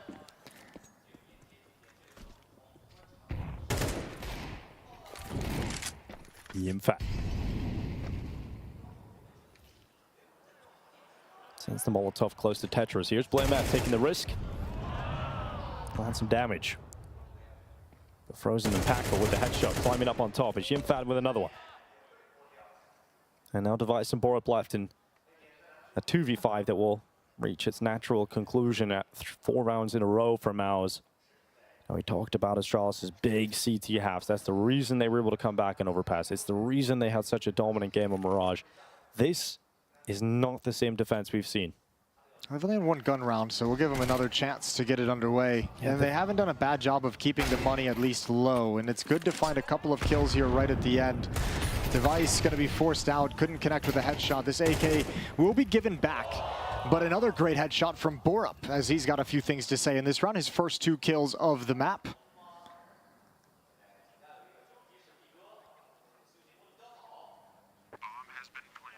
Bomb goes down, and soon Borup will likely follow. Down below him is the MAC-10 Exertion. They've just crossed over. That should be somewhat of a reaction. Borup's looking desperately around because of that crowd reaction. Exertion will catch him on the sound cue, so he'll turn back. The MAC-10 gets the pick, and that will be 4-0 for MOUZ. Yeah, still forcing a few rebuys out of the T side. Nothing too crazy, but it's more about what Astralis can do in this next one. Timeout taken in the all-important second gun round of this first half. Yeah, with MR12, you can just kind of lose control of the game very quickly, though. And even though, sure, you've only had 1 gun round, but that's still 4 in a row. That's still heading into halfway through this first half, and you haven't won a round yet. Timeout taken for Astralis ahead of this. They realize the importance of this round. There's that awkward moment. Yeah, even Borup even knew what it meant as well, and he was looking around, just couldn't find him. Exertion able to get the AK-47 back in hand. So, Device with his AWP again. This time, a kit on Borup, and this time plenty of utility. 5 Molotovs, 5 smokes for the Astralis side of things. And let's see if they can get started early. As we've seen throughout this game and throughout these group stages, once they catch fire, once they get going on a little bit of a streak, Astralis can run up the scoreboard real quick. Torji looking for the opener off the top of the crane. Astralis won't overextend. It's a double setup, a tower of players in middle. And often these double stacks, one higher, one lower, can be so impactful at getting an instant kill. And that's exactly what happens. And good luck trading that one, Frozen. Because one of the players didn't fall out of the setup, you really can't go for the trade. You've got to just respect it. Looks like he wanted to blow open that smoke and try and catch him falling back, but they already beaten the angle. So now boosted up is Borup. And if you're MOUZ, you're like, oh, well, we don't have access to middle. Middle is no longer a place that we can probe. We're going to readjust. Frozen playing inside the ladder room. Exertion a little bit up towards scaffolding. It's going to come down to this fight then. Device at short. If they aren't around the corner, he's got a position where he can pick off one and then drop back to safety. He was earlier playing a position where he couldn't fall back from, but this one a lot better if he wants multiple kills. He has no smoke or Molotov to slow it down as well if he does miss, so it could get a little bit spicy. Molotov as well if it bounces off, but at the moment, MOUZ is happy to be quiet. Now the nades come out towards sandbags. That first piece of map control towards the A bomb site gives away the game. Device hears that utility come in, realizes he has to get out of there, he has to run away, and that now calls into action Stare instead. His M4A4 at the edge of the smoke. Can he get the angle? He'll dink Torsi, but not take enough damage. And it is Yimfat on the double kill inside of the side. Torsi rings out too. And MOUZ just like that, from silence to 3 kills erupting. They've drawn back to disadvantageous position to force themselves forward. That'll be 5. Astralis can't compete in this retake, and they've got to save for a rainy day. Yeah, that's an absolute disaster. Astralis just so committed to defending that bomb site despite the utility being up that they're pushed forward in awkward positions. And give it up to a little bit of luck of who's going to see who first around the edge of the smoke, and it's Jimfat who wins that all day long. He's 10-0, Jason. Yeah. He hasn't died yet. He's the immortal. He is just fragging out right now. In the deciding game of a semi-final, it's Yimfat making the difference. He's like, everybody's in this awkward fight around the smokes. Yimfat's like, I have to plant the bomb, but I'll just kill everybody as well. It's very early in his career to where it feels like we should just start expecting this out of him, because it's been pretty consistent when you go back to the Pro League playoffs and finals as well, where he was a beast, wins the MVP of that event. He's just carved out a place for himself in this team in Tier 1 Counter-Strike. Another adaptation. He's given himself a good run for Rookie of the Year at this point. I think you... Oh, do you buy here if you're Astralis? You drop some M4s over on Blame F and Buzz, drop them over to some teammates. One player's got to go down to an SMG with utility. Yeah, starting to get a little desperate. I mean, we talked about how impactful Stare was in that previous map. He's 0-5 right now, Jason, and he's playing a pretty important role, right? He's assisting Device on the A bomb site with his rifle in that last round, and not getting a single kill from it despite having a position to do so. I actually really like the play he made around the edge of the smoke at that A bomb site. It's just the fallback after that. Maybe Borup, and I don't even know how you'd want to analyze that if you're Astralis, but very, very dedicated to trying to stop that hit before the plant goes down. Here we are again, Astralis. They've got the buy. They're a max loss bonus at this point, but they've got to start winning rounds right now. If they don't, this half can get out of hand very quickly. In fact, tasked with dealing with that B stairs play. And he's called out the B aggression. He's called out that they've pushed down the stairs, and that means they pick up the pace towards A. Exertion is already up scaffolding. He's backed off. He went for a little bit of an investigative peek. And there's that waterfall smoke and a plume on the bounce. Looks like the same lineup as before. Perhaps working now again, and now we've got Stair on the side. We just mentioned how he needs to perform a lot better. This could be the round to do it. He's with Blame F, so it's the double rifle setup inside of this A bomb site, and it's not just those two players anymore. In fact, 4 players from Astralis coming over towards this A side of the map, and Borup gets absolutely destroyed from the peek around the corner from Xerxin. And he'll be frustrated. I think him and Stair are organizing some kind of a defense, shuffling nades, and he kind of gets caught in transition because of the time it took.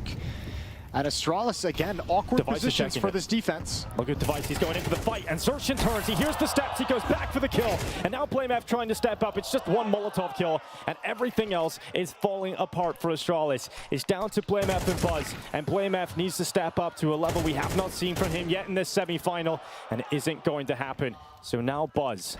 And they don't really need to go to this A site anymore. 30 seconds. If you can get that bomb out of there, that B bomb site is clear. And they know that because Yimfat's made that play. He's taken that space. And there they go, running away from Buzz. This A defense seems so uncomfortable for Astralis. Like, no matter how many bodies are there, actually, sometimes it almost feels like the more people are there, the more disorganized it is. Like, they don't have a game plan. They don't have a setup. At least not one that's coming out seamlessly. They're just getting caught out of position in individual fights that MOUZ are going to love to take. And Buzz can't even think about going for this, even if he wants to. 6-0 for MOUZ. This A bomb site have not figured it out, despite having so many different looks, right? Device has even had the AWP over here at times. They've had 3 players. They had the early rotation of 4 players to that A bomb site in that last round, and it's still not enough. Yeah, it just seemed awkward again, like shuffling in position inside the A bomb site. So Borup gets taken down during the confusion. Device goes solo at short. Yeah, it ends up like they're still trying to hold on to A ramp while Device goes solo short and just goes for a peek. And it's weird too. That's one of those bomb sites where if you don't have the right utility to hold it, it gets really uncomfortable. And it's a very strange like balancing act you have to do because you need some of the utility for retake. So the cohesion you need on when your team falls back and plays retake and when they push forward and play for the bomb site, you can lose track of that very, very easily. Xerxin looking very good on this map now. That was a big problem on the T-side of Mirage. You mentioned it. They couldn't get Xerxin into any of the rounds. This time, he's finding a lot more success, making plays through short, pulling out, and then coming back in again for a second go. Definitely a lot of impact being felt by Xerxin, and now Torshi opens things up. That's Buzz gone. Nothing they can do about it towards B. I'm just on Yimfat watch, man. He literally hasn't died. This is ridiculous at this point. Device, did he just get a good timing? He did. He got close to Frozen, but still position is good for the young veteran. He's got that headshot. Timing not that good. Yeah, if he went ladder, maybe, but... It looked like it could have been interesting. No way for Device to know. So 3 players stacked up at the V bomb site. A desperate affair where Astralis is just hoping that it ends here. But with 1 minute and 10 seconds on the clock and 5 on 3, there is no way MOUZ doesn't explore their options across the map. And it'll be Exertion again, probing up the A ramp. And just having a look around, they'll eventually realize there's no presence here. There's no one home. It's a very sad Christmas. And an interesting decision now for Jimmy. Does he want to go for the hunt? They see A is clear. There's no resistance. You have to know the B bomb site is going to have at least 1 or 2 players. Money's not great for MOUZ despite the 6-0 run.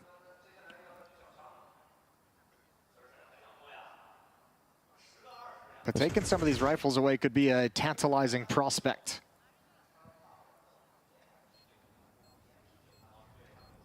So, we're at a point now, it's tough to really figure out what Astralis needs to do here. We've seen them try and get aggressive on B stairs. MOUZ had the response. We've seen them able to handle a multitude of defenses over at the A bomb site. The only real area where Astralis have had success on this defense is towards middle with that double stack with Device's AWP. But that's kind of one of the lesser important parts of the map. Least important parts of the map. Yeah. I'll get there. You will. Yeah. And so will Astralis eventually, hopefully. They have 12 kills collectively. 12 kills across the whole board, Jason. Yeah, it's not pretty. And Yimfat has 11, and he hasn't died. Like, there's this one player. It's just so ridiculous. And now we're at this point where Device, we've talked about his AWP impact on the CT side. Where's that been? There's just nothing. Nothing at all to get excited about at this point for Astralis. There's no sign of the comeback that we've seen even on Overpass. Well, here you go. This is Device. Oh, I was going to say, he's going to try and flex. And he just, I've never seen an AWPer get destroyed that hard and flung off the map that quick. Like, the body's just flying. Lord and almighty. Xerxion's got another one. The timings with his fast pace to scaffolding, Device going down, it was never spotted. Blame F gets caught off next. And this is Astralis now already really in panic mode and just saying, we need to get overly aggressive to try and create something for our team. Oh, Buzz, he's taken out. And look at Jimmy. He gets that kill and just backs away. Backs away from any impending danger after the fact. Map completely in control of MOUZ. They even spot one more towards the A bomb site. Didn't spot the second, but with the knowledge of one, you're just like, okay, well, 3-on-1, 4-on-1 at the B bomb site, let's go. It's really cool how MOUZ's T sides work. If you look back at Overpass, the player the game plan was set up around was Frozen in that map, right? He was really impactful around shore, getting a lot of kills. You would say usually on Mirage, as you mentioned, Xerxion would be that player into his window. And it seems like it's similar again on this map in particular. Xerxion seems to be the player they just allow to make the plays. And if he's having a good game, if he is getting those kills from his aggressive maneuvers around scaffolding and getting up into shore, the T side just looks so cool, but it is kind of sick that MOUZ have a lot of options, a lot of player makers they can go to. Yeah, I was going to say, like, if you just look at how deep this roster goes, you have Xerxion and Torji, strong players working A ramp, and especially Xerxion with his aggression. He's just one of those players who's been able to trademark some of those aggressive plays to be able to get some space on ramp and scaffolding. We've seen it a number of times in this half. Over towards the B bomb site, you've got Yimfat there, who's just solid in that position. Not a liability whatsoever, knows when to take his moments. Shui there in support, Frozen in middle, can pounce wherever. You've got a lot of skill spread across this map that makes it difficult for defenses and difficult for Astralis right now, obviously. Yeah, this is where maybe the more officials for Astralis did them a lot of good. You know, it doesn't look like it's on the same page for the defense here on Vertigo. Tactical timeout for Astralis, third used in this half. And I don't need to tell you how desperately they need the last 4 rounds to make this game competitive. AWP for Torji. All back for Device. Stara would love a kill. Just one. Don't end that half on the goose egg. Yeah, all of a sudden that incredible performance on Mirage is gone. Yeah, he's probably forgotten about it as well. Yeah, it's just finding some consistency for this team, man. Like, there's times where they look great, and others where they look like this. This map, at least, they're put in a lot of disadvantages with some of these rounds where they haven't had all the nades they might have wanted. But I mean, certainly it's a problem of their own doing with the way that A defense hasn't been able to stop anything that's come their way. And it's not even a knock on the A defenders because it's happened when there's been 4 people there as well. Xerxion getting on the side of the smoke in the middle of the ramp. Not seeing anybody, but this guy has just been so good at taking openings. He's going to have to duel against Device at sandbags. It's not the usual position to find the AWP in it. He's seen the tip of the barrel. Here comes the peek at top ramp. Device will gather the information and strike on Xerxion. So Astralis, for the first time in a very long time, have won the duel on ramp against Xerxion, and Device is looking for a bit more. Gonna keep up the aggression. Now he's got the angle deep. Smoke to be blown open. Oh, didn't. A little bit past. And Yimfat's got that trade back on B, so Xerxion doesn't get it done. On the A side of the map, Yimfat, the Immortal, continues. 14-0. This man is just playing on another level at the moment. He's inside of the site. Yimfat stands on default. Utility flying over the top.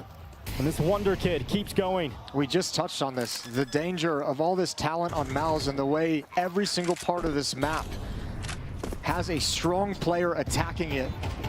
And Yimfat having a game. You finally stop Xerxion at A, and Jimmy wrecks you at B. Jimmy, to the tune of not even being able to think about a retake. Yeah, it's just so wild. Jimmy the Immortal, 14-0. Astralis might be getting beat, 13-0. How does he get that second kill? First one is like you can understand it. It's that heads-up duel, and sometimes that's going to go against you as the B defender. But he never knew where that second player was. That was pure reaction in the moment. So many options, so many plays to be made inside of this MOUZ team at the moment. And Astralis, what can they do? They get the opening on ramp, and the B side collapses. Here's Device working well to get it, and then Yimfat, what a shot. Borb's just playing default. It's a difficult shot to hit there for Yimfat, but perhaps Borb, if he's alone, he would have liked a more utility deployed. It's just wild. Well, I mean, you can't really account for that instant headshot, right? No, like, you can't. Yeah, he's playing in a good position for it. You're trying to hold on to the utility, and when that duel happens, you live and you drop the utility after that to delay things. But obviously, that instant headshot has other things to say.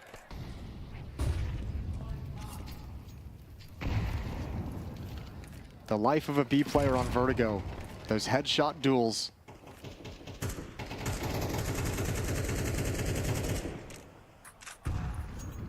Torzi waits, and he's been waiting for this peak for so long, and finally Device gives him it. I mean, MOUZ know that Astralis has to do something. They haven't been able to stop anything, so they have to start getting aggressive and take these peaks. And MOUZ know they can just sit patiently because Astralis is feeling so much pressure and so much desperation in this game. Just continues to fall against them in every sense.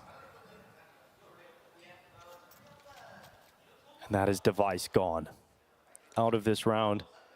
We'll have to sit on and watch the remaining 4 screens as MOUZ possibly take 10 rounds in a row. Zershin begins his play through the smoke again, this time emboldened by the fact he has so many members of his squad behind him. And then Shui that's got that pick, traded by Borup. Yimfat fighting forward, and the trade through again. Astralis are losing numbers, and even the mid-lark, Frozen with the headshot, nowhere they can go. Nothing that Astralis can do. Frozen waited 10 rounds to make that play. They have not been aggressive in middle. They just the once against the stack that they gave up, but they have not walked out middle a single time until then. Well, BlameF actually has a shot at this. No. Right? No? Nope. No, we're not giving him a chance? No, Nope. no kit. No kit, and he's so... There's one down on the ramp. He can pick one up, but he's just so far away from everything, and the bomb site's already secured. 10-0 for MOUZ, 15-0 for Jimpat. Yeah, it's kind of sad. It's kind of sad, even because in these positions, if he was a little closer to the bomb site, he had a kit earlier, you would want to see him at least go for it. He probably would have, yeah, if he felt like he had any real chance of making that happen, if he's close to the site, if he knows where 1 or 2 of the players are, if he's in a position, but it's just, there's nothing for BlameF to do. Pick up the AWP after the bomb explosion, and that's about the only positive or an AK. There we go. I mean, the AWP hasn't really worked. No, for it as hasn't. impactful as Device has been throughout the series on the first 2 maps of Overpass and Mirage, the AWP has been very, very quiet here on Vertigo. Although everything on the Astralis side has been quiet on Vertigo. 4th and final timeout, burning every single timeout just to try and get 1 round. And at this point, this is the semifinals. You know, you have a couple of rounds left in the half, and the cool thing is, watch MOUZ play these last 2 rounds because they aren't taking their foot off the gas whatsoever. They aren't like loosening up and saying we've got a massive lead, we can go for a crazy play. They aren't kind of being overconfident in anything they do. This is still measured, this is still calm, and MOUZ is just being ruthless. Not even giving Vertigo a puncher's chance for Astralis to upset them all.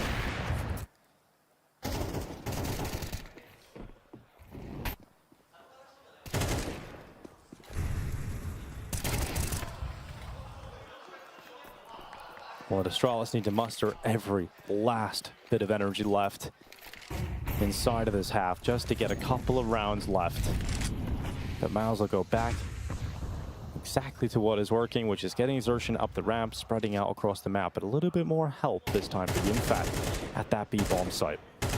Yeah, at this point, it's probably like the conversation even changes for Astralis in these timeouts and in these freeze times, in these moments where it's like, all right, guys, let's not get 13-0'd. Yeah, let's not let that happen. 13-0 on the stage. Not the way you want to go out of this tournament if you're Astralis after so many positive headlines. That would be the one people would remember. Flash over the top of the stairs. It's a peek onto Shui. That has gone the way of Astralis. And I actually feel worried about MOUZ's Zenran here. Yimfat at the bottom of the stairway. Let him live. Yimfat has been incredible, yet to die. But that 1v2 is not coming his way. They're going to drop on back. That's only the third opening kill in this map for Astralis. The previous two were converted by MOUZ in 4v5s. Now comes Xerxion's play up the top of the ramp. A lot of utility being deployed to try and stop him from getting any ground, but the AWP has already got through short. It's already through the scaffolding and around the corner, and Ster is going to have to play for multiple kills here. He needs to step up for a multi-kill, and he's yet to get a single one on this entire map, but finally that will be broken. Ster gets a kill, but it's only the one, and Yimfat continues to frag out. Dorsey's shot off the headshot. Device can do nothing. And Yimfat, he's tasked with planting the bomb again. He'll run into default. He'll lock those digits in. Withstanding damage from utility. But Yimfat's under a little bit of pressure now and needs to get off that default plant spot. And he still hasn't died yet. He still hasn't died. Here's the swing. He transfers over. It's frozen to get the kill. Yimfat's finally gone down, but it won't net success for Astralis just yet. BlameF has to go for this one. BlameF steps up for the clutch. Just one round. That's all he's fighting for at this point, and it isn't going to happen. MOUZ's Zenran, their immortal warrior, may have died for the first time, but it's still the round win. 11-0 for MOUZ. All the answers, and a third 4v5 conversion on this T side. No matter how many advantages Astralis give themselves in some of these rounds, opening kills, it doesn't matter. It all comes back at the end of the day. Torji with a nice pick, pinning Device down. And the retake just falls flat. A good crossfire setup between lane and the ramp. And now a triple B aggression for Astralis. BlameF in middle. They said, you know what, we've tried bodies at A. Let's leave it to just one player. Let's try elsewhere. And that's finally had success. As unlikely as it is, a 2v5. Surely MOUZ can't recover this, but they have the A bomb site due to the nature of how Astralis positioned this round. This is possible. Xerxion throws the smoke out at the elevator. 2v3, 2v4 rather. Astralis, a chance for one. No flank coming in either. All four players retaking from CT spawn side. And towards his AWP, holds. Orb runs in. Xerxion destroys them at the foot of the site.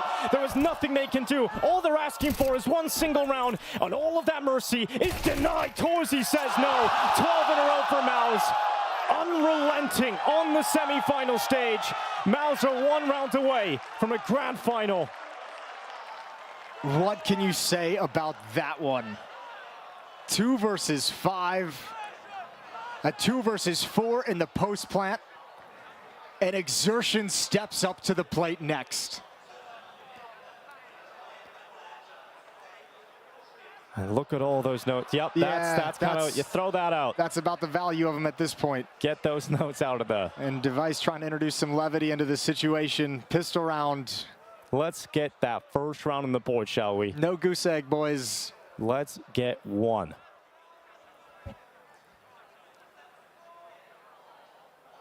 But that is the only victory that is likely to come Astralis' way today. What an incredible offensive side from MOUZ. 12-0, and after this kind of a push, Ster and Buzz grab the first 3 kills, and here's Xerxion. They line up, they pull it right back, and he sets up Torji for the clutch. BlameF out of the smoke, no chance, no hope. It all rests on this pistol.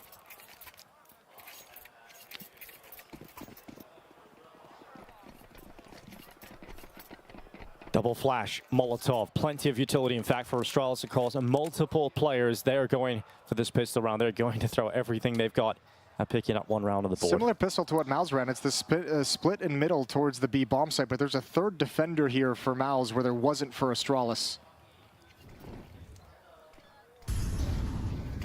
Shui covered off by smoke. Can't do much about it, so it's down to Xerxion. No multi-kill this time. Device opens up, leading the charge, leading the way for Astralis, but Yimfat getting cleared out by Device's dual Berettas. It looks like Device might have done enough to give Astralis this pistol, and Borat will help. It's not the 13-0. It's not the ridiculous scoreline. It's 1 here for Astralis. Yeah, let's be happy about that one. Let's just... a single round. Let's be happy.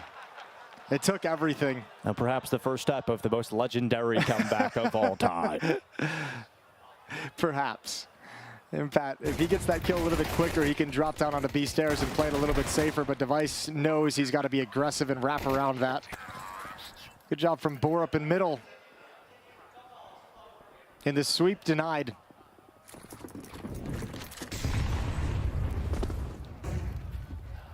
Oh, here's the play from Playmath. He's got his MAC-10 out. Stara's looking for it. There's the kill. There's the lineup, and it's just Shue left. Nice and clean from Astralis. 2 in a row. First time we've been able to say that. But here comes the bye now. And this could be the end of this semi-final coming up in this next round. And MOUZ will have in the crosshairs later today, FaZe or ENCE. Yeah, a chance at a trophy early on in CS2. Remember, their existence in CSGO, especially with this lineup that came up from the Academy team. The Academy positions just fought for so long to get into a position where they were strong enough to lift a trophy. They grabbed it right at the end. The last CSGO trophy to this MOUZ Sports side, and now trying to pick one up early on in the early days of CS2. One round and they get a crack at it. That'll be against FaZe or ENCE, which is our next semi-final. Well, let's see if it ends in round 15. This used to be the end of the first half not so long ago. Now it could be the end of the semi-final. Astralis gather their troops. Strength in numbers at the bottom of the ramp. Gonna send a couple up the ladder into mid. Borup is the player leading that. Buzz in behind him. Not a lot of utility for this defense. They've just shifted over, deployed a follow-up set so that Torji can remain aggressive towards scaffolding and find position. Borup should be using his utility once that smoke fades for short. Device is going to have a crosshair on Torji. But regardless, the utility is waiting to go. Aim from ladder room into short. He can't play there with the barrel of the silencer either, so backs off towards the corner. So they're just going to wait until Borup has utility ready. He's not going to commit to it. In fact, the call is cancelled for him to do that. And the smoke comes down again. A blanket of smoke covering off short. And Zershin's timing switches out to the rifle and runs away with the knife. Back to try and help this A defense. That opens up that mid gap here for Astralis. Yeah, but there's 2 players in middle. They don't have a lot of resources to actually attack in towards A. Time is running out, 20 seconds, but no one's aware. Here's the flank for Borup. They line up. Oh, the spray is messy. Not nearly as impactful as he would have liked. And Borup, there's not enough time for him to slow play this. Astralis is in trouble. Oh, Stare goes down in short. 9 seconds. You've got to get the bomb down soon. You've got to start planting. And it's the combo you want in the clutch. Device and Playmath trying to keep them there. But here's the Chenren again. It's Yinfak coming out from elevator looking to get it done. But Playmath keeps it going. It's not over yet. Oh my lord, seconds. Seconds determine that round. Bold with 2 players on the flank from middle to try and pull that one off with 25 seconds. They heard Exertion run away. They realized they had the red carpet for that flank. And it still could have been cleaner. Buzz maybe missed a double kill. But they'll take it. 12-3 and MOUZ a half bye as this game continues. Yes, the conservative approach and the mid control taking. For Exertion, look at this. This is the scary part, though, because it's such a strong lead on rounds like this. Like, if you're MOUZ, why not take these risks? Why not go for it a little bit? Shui's got 1, and that's going to open up this flank from Zershin. And the focus will now be on the site, right? You're not going to be thinking about that flank. And there's 2 defenders here to hold him at bay. Oh, this is so good. This is a chance now. He's got an AK-47. Zershin's around the backside. He can break them again. But it is just the one from Zershin on the rifle. But as you mentioned, 2 defenders here, and perhaps that second one will be needed. But it doesn't really matter in the end. They recover Astralis. Don't lose just yet. Torsi will do what he can, but it's not much. It's Astralis getting a 4th. Exertion thought they were way more advanced to the bomb site. He was hoping that he would pick up that AK-47, turn the corner, and pick off like the last straggler who was going to turn and watch the flank, but just gets absolutely wrecked. It was actually the first player attacking in, so plenty of people to address the situation before those defenders could take their attention away. 8-round lead.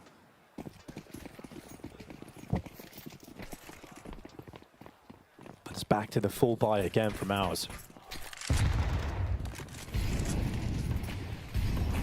Back to all the bells and whistles.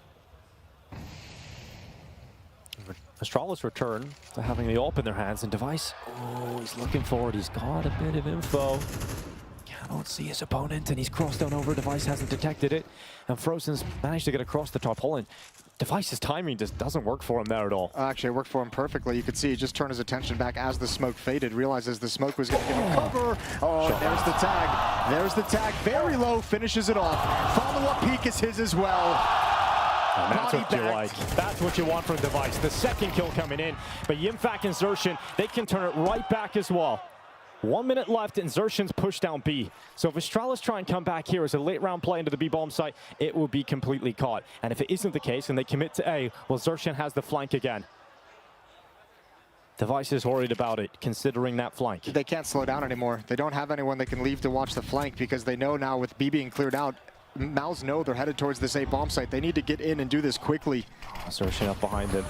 Smokes come down. This is the execute in from Astralis, and both kills through the smoke from Borup. Wow. You can't be bad to that. And because he gets both, Device can focus on the flank and catch out Xerxin. Couple of gifts in that round for Astralis to line up through the smoke for Borup. The Device double. And it gives Device the chance to address the flank. Sick work from Device. Tactical timeout coming in here from MOUZ for their first timeout of this map. They haven't needed it until this point. But once again, they have the option to half buy if they want, and we've seen how close that came previously. You know, a lot of damage being done. Opportunities were presented to win that round. So wouldn't be surprised to see that investment again, and there it is. But this is Device, flick it back up, catching Frozen, and then a second. It was there with him. I think Shui was actually shooting at Stair, which gave Device the extra second to scope in and find the follow-up kill. Still a long way to go.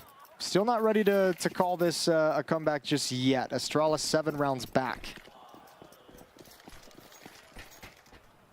And I think regardless of anything, like when you have a 12-0 half, it's so hard to feel like you're ever actually in the game because you have no mistakes to give. Astralis, it's almost like they won't even truly be in this until it's 11-12. They've just got to play with their backs against the wall. Flash around allows BlameF to climb up on top and peer on down, but nothing to see. He'll leave his duties at the top of the boost and come back elsewhere. In fact, they all descend down the ladder. Looks like some reaggression, perhaps in towards that A bomb site late into this round. Thorzy stays at short, gathering information as he stands there. He's about to get some presence coming his way. And here's Buzz. Utility forcing Thorzy into a more uncomfortable position. Frozen deploys the smoke defensively. Can he have a big round on the Deagle? Can he stop Astralis here? There's the first from Frozen. Gets traded as Buzz and BlameF come back with a few shots here and there for MOUZ, but it's mainly Borup that's had some back-to-back stellar rounds. And that will be Astralis continuing. Yeah, he's really launched up the scoreboard himself, hasn't he? 17 kills on Borup in what potentially could be a losing affair. But it's good to see Astralis. I mean, they're still playing like they're in this game. Would have been very easy to kind of win that pistol and be content to not get 13-0'd, to have your one round. Same with Overpass, right? It did feel like that map was done, and then they were able to bring it back to 13-10 final scoreline. Yeah, but at least they started at what, like 11-5 or something when that comeback really began. They had a potential of winning that down the stretch. It's you're playing for overtime now. Don't even have that goal of victory available to you. Frozen playing in from short.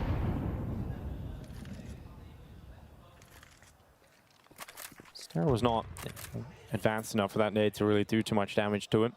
So we'll dodge that early. They're just waiting to activate Stair, letting him go up the top of the ramp through the smoke. He's climbed up the crane and now drops back a little further. He's actually pulled Frozen further out of short. In fact, put him on the top of the platform, and that's a peek into Device. That's one he wasn't ready for. And that gives MOUZ an opening kill and perhaps one step closer to closing out this series. And how aggressive does Stair want to be? If you know he evacuated back up, do you want to jump up and go for it immediately? Everyone from Astralis is here. Smoke will delay things as well. That denies access for Stair. He can stand inside the smoke, but a lot of time he's got to sit waiting. Defense has fallen back to a more retake scenario. Frozen dedicated, but everyone else. Oh, Shui's gonna swing in. Also goes down to Buzz. And Thorzy, all of a sudden, the flick over to superficial damage. And over the top, the AK bullets ring in. And it's not worked out.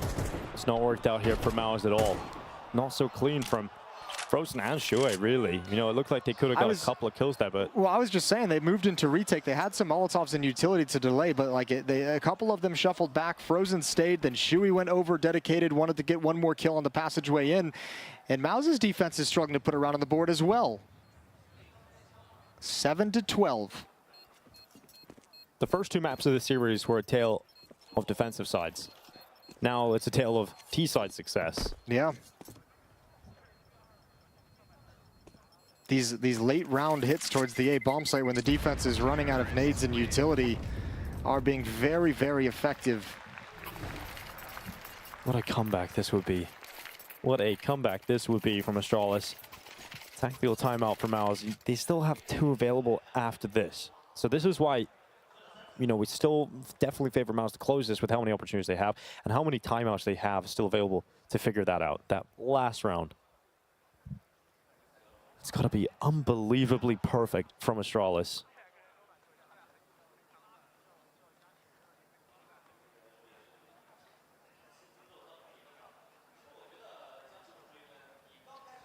And they have no more timeouts to talk anything over. Running into any more obstacles. Got to just use MOUZ's. Yeah, one switch of the defense, one little X factor, one cheese round from MOUZ, and this could all be over so quickly.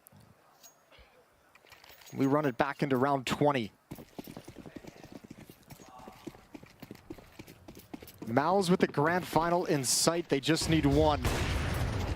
Torzi tries to open up a B, but it hasn't worked out for him. No opening kill for Torzi. Perhaps Device can do better on the other side of the map for Astralis.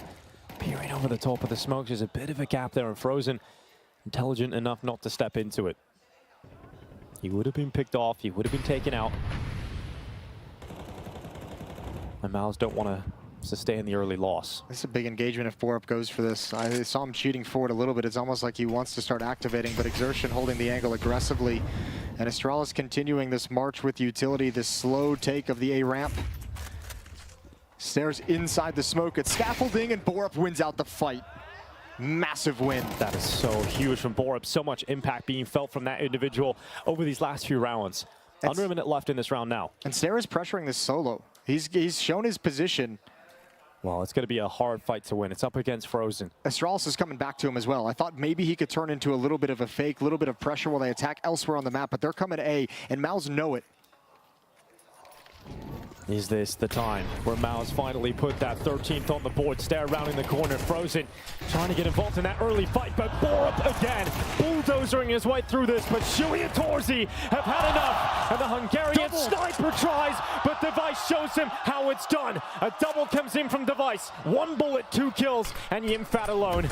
The young Finn like to try and clutch this in a 1v2, and he's got it into that 1v1 up against BlameF. He's looking for it, dancing around the boxes, and Yimfat does it! A 1v2, and it is the grand final for MOUZ. A chance at a trophy early in CS2, and now they will have FaZe or ENCE in their crosshair. Yeah, they've showed they haven't really dropped the ball so much. A little bit labored to finish the map, but such a dominant first half gave them so many opportunities. And MOUZ looking just as good in CS2 as they did at the end of CSGO. This team is firing on all cylinders. And for Astralis, credit where it's due, they continued fighting despite the desperate situation, despite starting the second half 0-12. A decent showing, all things considered, for Astralis at this event, but not really answering all the questions we would have liked. Definitely not answering all those questions. And, you know, there is that talk around the rumors of the roster changes, the future of Astralis. Who knows when those will kick in. But this is a team that definitely have a lot of promise in certain moments. And it seems when they get to these LAN events, they are a little bit of a dark horse when they get into the playoffs, but yet to make a super deep run. We like the way they play. It's consistency. It's consistency of individuals to make that play style effective, and we didn't see that on all the maps today in the semifinals, and that's what will get you knocked out at the end of the day. So handshakes between both squads. MOUZ is going to have a little bit of a break this afternoon after this game, and they'll sit and watch the second semifinal. FaZe ENCE comes up next, and They'll be meeting one of them in the grand final. And these guys are too young to be around the days where you would play the grand final at LAN straight away after the semi-final, right? You usually get the day to prepare, get ready for that grand final. They've had the easy schedule these past few years. Yeah, exactly. But they're going to have that matchup versus the winner of FaZe versus ENCE. But to break down all of this series, we've got a wonderful panel. Yeah, thank you very much, gents. An exciting end, I believe, is a fitting description of how that game ended, Jacob. Yeah, kind of a wild one, you know, MOUZ going on a tear in that first half, and everyone thought that was going to be the classic 13-0, or the new classic 13-0, dare say it, with MR12, and then Astralis fighting their way back, just as we saw on Overpass in the very first map. They came alive way too late, unfortunately. MOUZ were miles ahead of Astralis here on Vertigo, and, you know, some may argue this was more of a cosmetic comeback than anything else. I tend to believe that, but, you know, well done to Astralis for giving us a bit of a game, and well done to Jimfat for playing hearts out, some of the best Counter-Strike I've ever seen him play. That felt like a cosmetic comeback, honestly. It never felt like there was a moment where Astralis were actually going to tie it up and bring it to OT. Look at some of the rounds they won, right? Collateral kills through the smoke, everyone's blinded. And MOUZ, we've seen this happen from them many a time. They have the lead, massive lead, about to close it up, but they do struggle getting that final step. Hopefully that shouldn't be the case later on in the finals against whoever comes on top between FaZe and ENCE. But let's talk about Jimmy. Let's talk about young Jimmy. That first half was ridiculous. The guy was a Terminator. He was just unkillable. Slowed down a little bit, but still, 15-0 is a ridiculous score. And again, you look at sometimes when a player hits a stride where in which it doesn't seem like they can make the wrong move or the crosshair can't be in the wrong place. It's always proper. Jimmy did that. Yeah, Jimmy did that, you know, and there's more layers to what Jimmy does on the server than just his impeccable aim, right? You can see in the duels he's comfortable, he's confident, he's going for it, but his reactions to whatever's happening in front of him, his smoke game, his utility game, his 1, 2, 3 steps ahead of his opponents all the time. We saw it in particular on Overpass on the CT side. Whenever he was being pressured by utility, he always knew what to do or what the proper reaction would be to make it very difficult for the opponents to kill him and get him out of the server. So right now, Jimmy, you know, sure, on the scoreboard you're looking good, but the eye test is even better, and that's what impresses me the most. And I think, yeah, absolutely. He already has impeccable aim, but on top of that, if you're giving yourself, if you're manufacturing favorable fights for yourself, that makes you almost unplayable. And the crazy thing is, Exertion actually had a fantastic first half as well. I think at one point he was 10-2, while Jimmy was 10-0, but like, Jimmy was able to outshine the performance we were being showcased by Exertion. Torji and Shuhei a little bit quiet in this game altogether, but Torji did come alive at the very end, and I think it's kind of fitting that Jimmy in the end gets the 1v2 clutch to send the Danes home. That would almost, you know, my definition, make him the MVP. Maybe, yeah. Can't be anyone else. It would make sense, though, right? Like, I mean, statistically, it makes sense. Also, grabbing a W, it makes sense. And then they go into the grand finals. How hard will it be to sort of replicate that energy, that fluid motion in a later game? I don't think it's going to be too hard. You know, in a grand final, an extra instinct kicks in. You have a bit of a break now as well, where you can recharge. You can even watch the other semifinal. You can get some food, relax. Sure, it's not optimal. Sure, the players would love to play the grand final on a separate day, but let's not beat around the bush and let's not overdo it or overcomplicate it. Yes, it's not optimal, but it's not going to be a factor in the final. You can definitely show up if you want to. Let's show it down to the stage. How about that? We'll soak that up for a moment because you've made another grand finals here, and I got to touch on this Vertigo. You thought you were getting that 13-0, right? You must have felt it. Yeah, absolutely. I really wanted it, but yeah, I was not worried, and I knew we would finish it anyway, so it's what's important. 必须要聊一下刚刚的 Vertigo。他们是否觉得能够是3-0战胜对手？当时他是非常想要能够完成这个成就的，可是他也没有想太多，他也相信他们一定会拿下这场比赛。Now I want to talk about it when it came to Overpass, right? Solid stuff coming out from you guys. But even on both maps, Overpass and then going into Mirage, the T sides, which are normally so good for you guys, were a bit lacking in it. Were you feeling that yourself? Do you understand why? I mean, Overpass is a little bit of a new map for us because we changed roles on T-side now. So that's that, and I think that they're also a pretty good team on that map.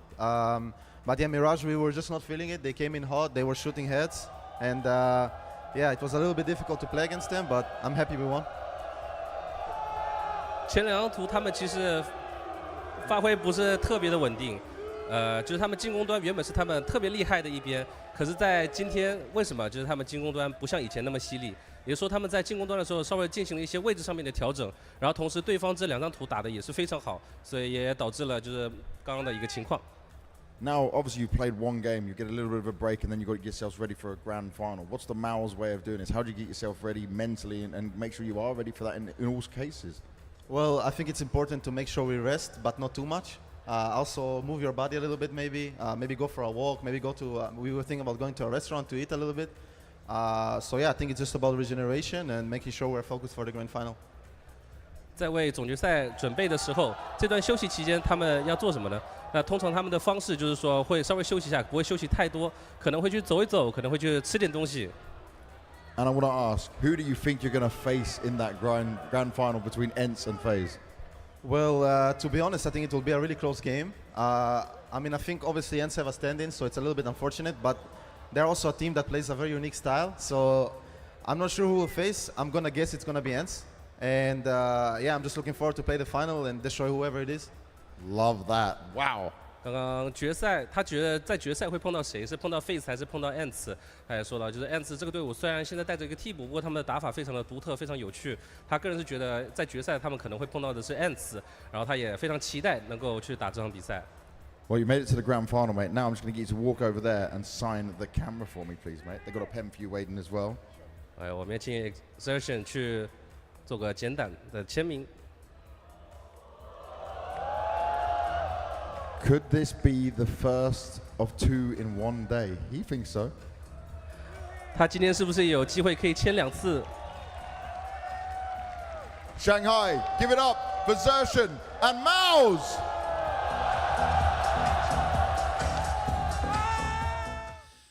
Yeah, Exertion right there.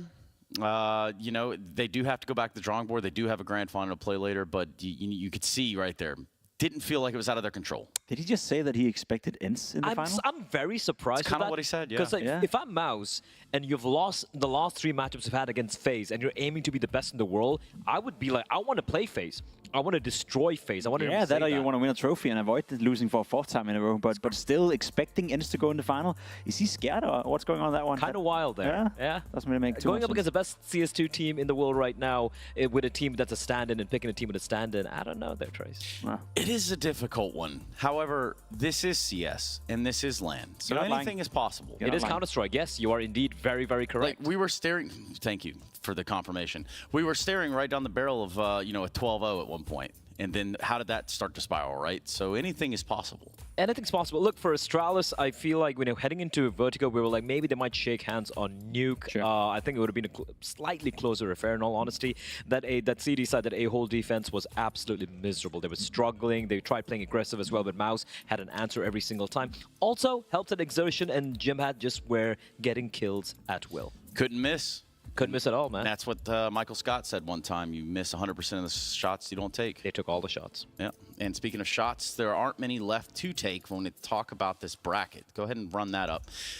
Just so that we can see the playoff. Just so that we can understand, now that MOUZ is in the grand final, who are they going to face, Jacob? I mean, I expect FaZe to be in the grand final. I think FaZe have shown us that they are the best Counter-Strike team, Counter-Strike 2 team in the world as of right now, especially considering ENCE is showing up with a stand-in. Now, had they had Duha on the server together with the rest of the team, I would argue that was a close to a 50-50 game. I also consider ENCE to be up there with the very best in the world, but given the circumstances, given what we've seen so far, I expect FaZe to book a spot in the final. I really, really want to see this MOUZ FaZe matchup again, right? We saw this already this tournament. I think it was the best game we've seen so far. We saw it back in Sydney. We saw it online as well just a couple of weeks prior. And yes, I 100% agree with you. Like, FaZe have shown that they are almost nigh unbeatable right now. And ENCE, look, Vladan looked much better yesterday as opposed to day one.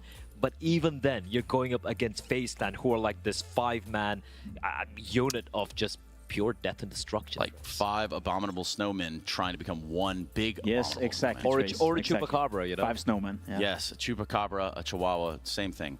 Let's go to a break sooner rather than later. I know that you guys have a lot to look forward to, as do I. Jacob might find a jacket, doubt it, but that's completely okay. It is Championship Sunday. Nothing to be expected there, I suppose. Maybe Maniac brought an extra one for you. Yeah, man. Okay. Let's go. Let's go.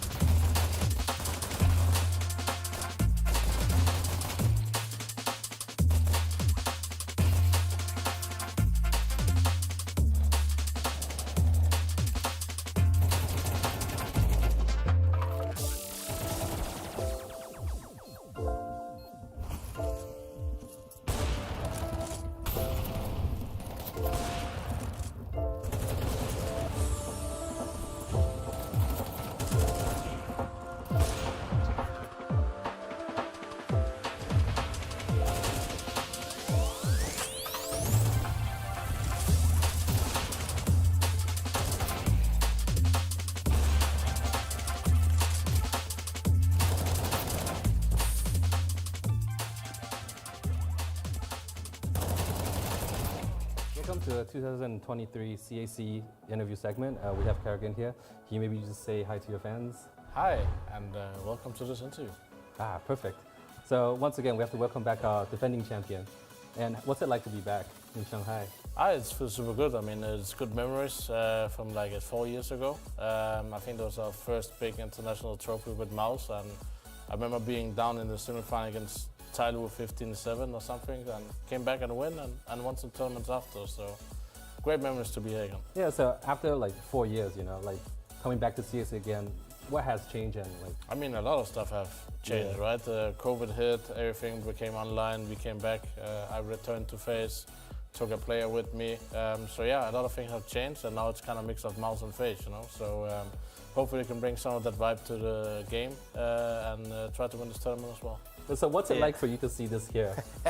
It's fun, you know. Like I don't know why I took this picture. I think I was pretty tilted after a game in Lisbon. I think we lost to Navi, and yeah, just put a lemon on my head and thing went wild.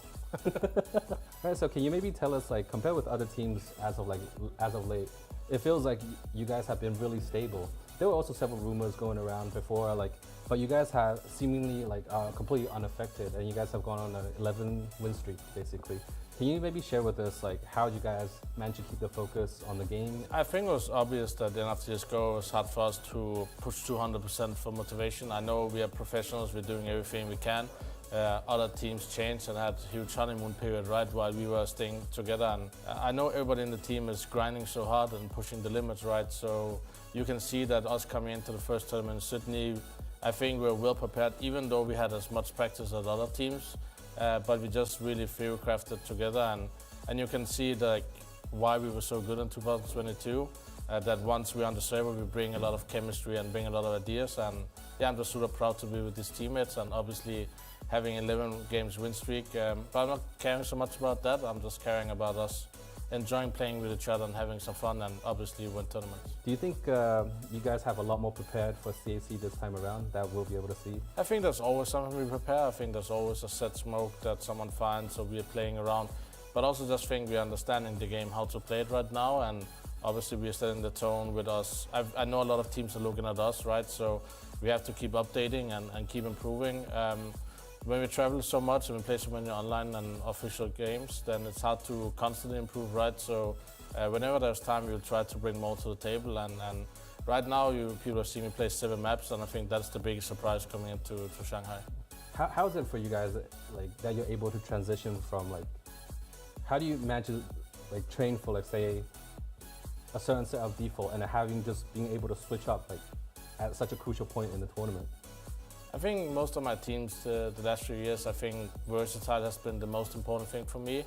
That we have versatile players. So if we have that, I'm able to adapt on the fly, right? And sometimes we play structure, sometimes we play very explosive, and sometimes a lot of set rounds. All depends on how the team is. Like when I'm in the zone and everybody else is in the zone, I don't need to do much. But sometimes when not everyone is in the zone, I need to kind of lead the team in the right direction and figure out how to adapt or make the right call. But sometimes we just kill people, right? That's part of the game, and that's what I love the most about this team, is that we can adapt at any given moment. Everybody is smart players on the team. Everybody brings something to the table, and yeah, I'm just super proud to lead these guys. Regular fans that perhaps don't have a lot of time to really dive into all the tactics and whatnot, to really learn to appreciate an in-game leader and an in-game leader's impact in the game. I mean, there's different in-game leaders, right? First of all, I think it's very important you're leading the team, and especially in the hard moments. Everybody can lead when you're up 8-9-0. It's momentum. It's just everybody can make good calls at that point. But you have to lead by example and trying to push motivation into the guys. And I think most of all, you need to believe every part of the team is doing their best, and you have to show confidence, even though maybe you're not confident coming into the game, but you need to show that to the team. I think everyone knows how to call, but not everyone knows to lead, and I think that's the key difference between. For a lot of CS players, like, winning a major is a dream. And after Antwerp Major, like, during your interview, you said that there's a possibility that you might not be able to win another major in this life, and that's probably changed by now, right? So have you set new goals? I think sometimes, like earlier in my career, I was too focused on winning the major or winning the biggest trophy that it actually hurt myself in that sense. Because I just told myself, like, the last few years that I might never win a Katowice, Cologne or a major, right? And by saying that to yourself, you accept that everybody else, if you win everything else, that's also good. But sometimes you're so focused on the dream itself that you forget, like, part of that dream is like the goals and the small steps you do every day. The second we won the major, nothing of whatever I expected happened, you know? Like, it was, for me, I think at that part of my career, it was a relief instead of, like, enjoying the moment, because I think winning Katowice, Cologne came more as like I finally did it. But the major, I think I had so much pressure for so many years that it was more relief than enjoyable moment. But I think it's a dream for everyone. You really cement your legacy as a player, as a person, right? And yeah, you never know we'll win again. I think that's the most important part of being a sports person. Nothing is guaranteed. Nothing is set in stone. You might be the best player today, but tomorrow you may be washed, and I'm not even kidding. It is just how it is in all sports. Now that you do have a major in the bag, right? Like, do you think the next one, like when you do get it, it will be less of a pressure, you know, so that you don't have to experience that relief, or do you think you'll be able to enjoy that moment more, like winning a big tournament? I think it's a really good question because I also think some part of that pressure that I had on me and that focus helped me achieve that. And I remember on the final day in Antwerp, I started having butterflies in my stomach before the game, 8 hours before, and I never really had that before a game. That's many years ago, right? And I think that was, instead of like being scared of like why I'm butterfly and why I'm nervous, like I just more like said, okay, this is because I'm super excited. Like have finally a chance to win a major again. I think for the next major, I think it's gonna be easier to enjoy if you get there. You never know, right? So. I'm just gonna try to enjoy more, and I think that's what I've done the last few years, is just enjoy being on the stage, because you never know when it's over, and I think that goes for every player. We've seen many players come and go, and sometimes we forget to enjoy the moment, and I think that helps me being in the zone and being the best leader, is to be there and not think about how it is to win, but just be there and do my best, and if I did that and didn't win, then I'm just unlucky that day.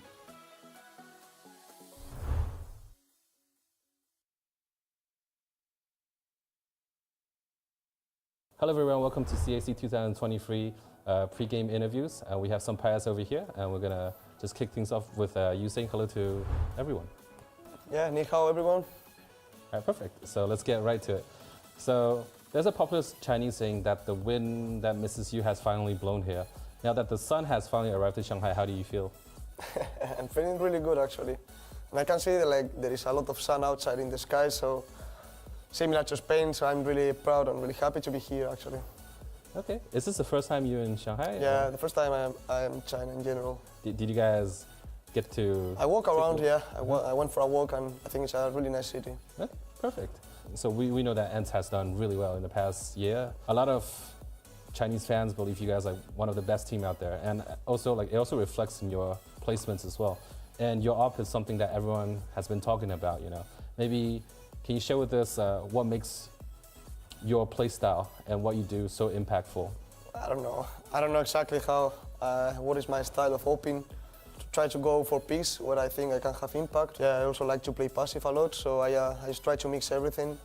And yeah, for being OPER, I think that you have to be quite intelligent and quite smart, and just try to support your teammates and, of course, like feel supported by your team. And now that we're on a new iteration of the game, how has that affected the way you play or the way you think? Right now it's a bit different because you have to pick more than height, right? So you can hold, but it's a bit different, and I think at the start of CS2 I was a bit more tilted about it, but now I am getting used to it, so I will just adapt and I will just enjoy the game still. From what you've seen, like other people playing as well as yourself, who do you think has, out of the operas, who has adapted really quick to this new iteration of the game? Well, I didn't check too much, and I don't think any opera, like the only one maybe can be Monesi, but all of the operas, maybe not Jane, but the other operas are playing a lot of rifle also, so I think people are still adapting to it, and yeah, I think that we didn't have so many CS2 tournaments in launch, so actually you cannot see exactly who adapted faster or not, so we will see actually maybe in January who adapted fast or not. In a previous interview that you said before that it's hard to understand Tier 1 teams. Now that you join ENCE and like you're also playing at a Tier 1 level consistently, so what are the essential differences between like playing in a Tier 1 team and a Tier 2 team Actually, tier 1 team has two options. First of all, it's quite unpredictable, and second option, they are quite predictable, but they do the things really good, right? Like even if you know they are gonna hit A, they hit A really properly, so they can still like win the round with a high percentage, right? And a tier 2 teams is always following the same patterns. They don't switch anything, and it's quite easy to analyze. So I think they are quite easy to read and also quite easy to counter. Because the new version came out, right? So there's no major in the second half of the year. So for a team like ENCE, what is it you're preparing for next? Well, actually, all of these tournaments that we are playing right now at CS2 is the preparation for the major. So yeah, we are taking this our trainings, I would say, and just trying to improve every tournament, trying to get better, trying to understand more the game, play it, and feel it. And yeah, this is mostly like preparation for the major. So for your team, like, are there any times where you guys find communication a little bit difficult because perhaps you guys all prefer like your native tongue back then, and now you all have to communicate in English? So how does that impact the team? Well, actually, you just have to use a lot of keywords, we call them. Like, I think that's quite important for an international team, and also like you cannot obviously talk better than a national team, right? Because obviously the language is different. So I think you need to keep improving that every day and just trying to keep having as good communication as you can. Now that you've played against like Chinese teams quite a bit, can you maybe share with us what are some of the things that you noticed about Chinese teams you found that were a little bit different, or like if you noticed something that they weren't doing so well? Well, I would say the Chinese teams, they have a different style. In general, what I saw from them is like they like to play default a lot and really slow. I think that can be good and that can be bad at the same time, because I think they are quite predictable, but yeah, like they try to play a really good Counter-Strike. They try to play it, but I think it's a bit tough to play perfect CS, so because I don't think it exists, but yeah, that's it, I think. Okay, thank you. So you do find it a little bit easier to read what they're trying to do, because like... I actually don't think it's like easy to read, but it's like you know that they are gonna play slow, so you can actually like save more nades. Like when I played against Chinese teams, they didn't rush too much, you know. So obviously at the start of the rounds, you maybe don't use so many nades against Chinese teams. So you save up, and then like you know when they're about to execute, you have still more have all nades. your... Yeah. Okay.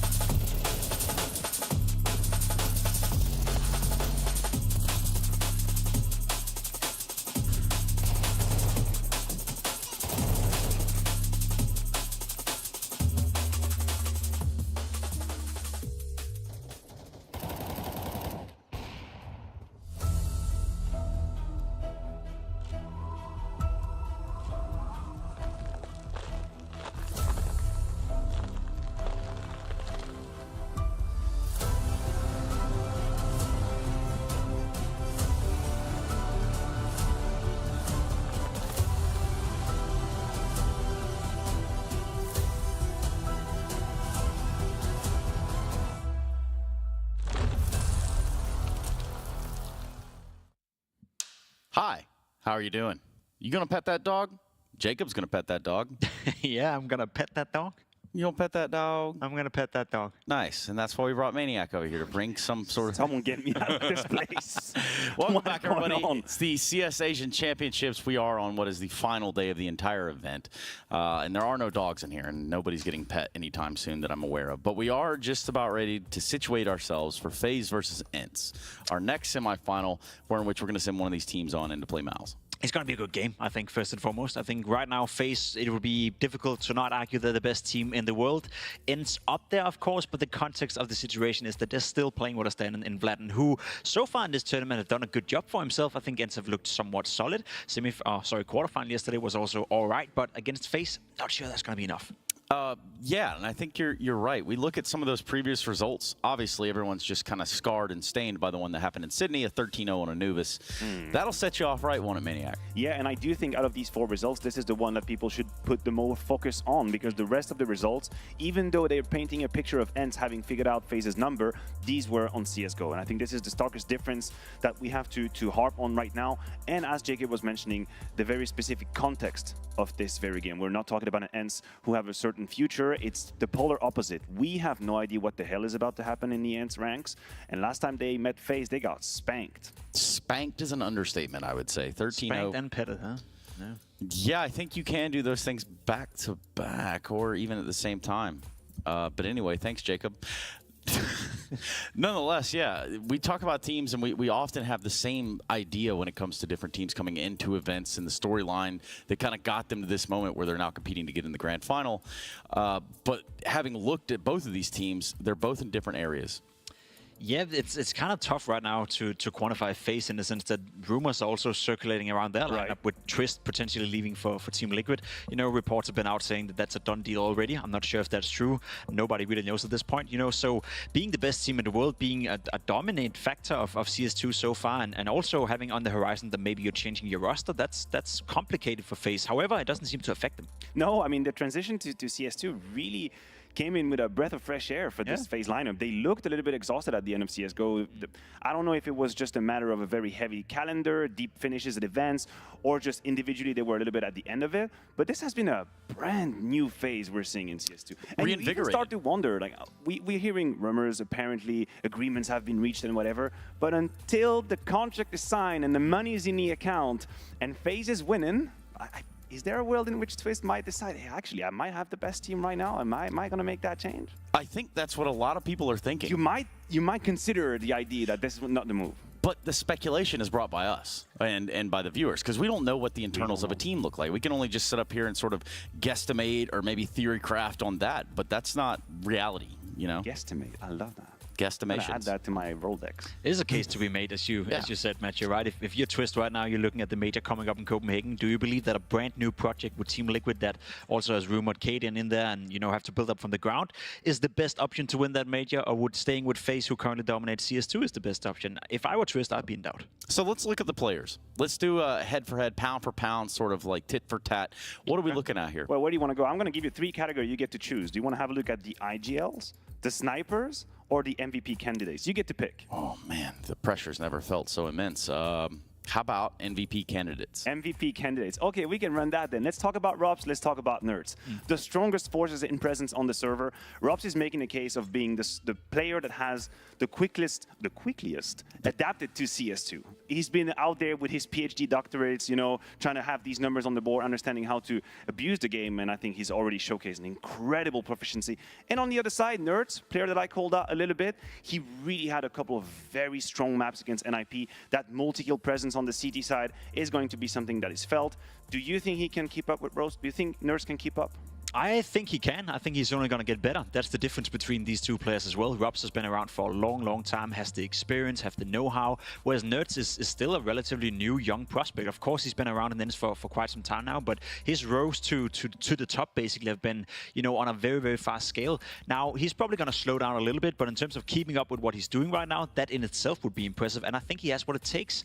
Now, for Robs, you know, I think it's a great story because he is nerding out the game. He's a nerd, you know. Good for him. And good for him right? In the best sense you can possibly imagine. He's putting in a lot of hours understanding the game, and it's showing off on the server. Yeah, I think one of the nerdiest things I've ever seen is knowing how to spawn, run directly somewhere, press a button 3 times, and then throw the perfect grenade lineup. I'm like, wow. Next level.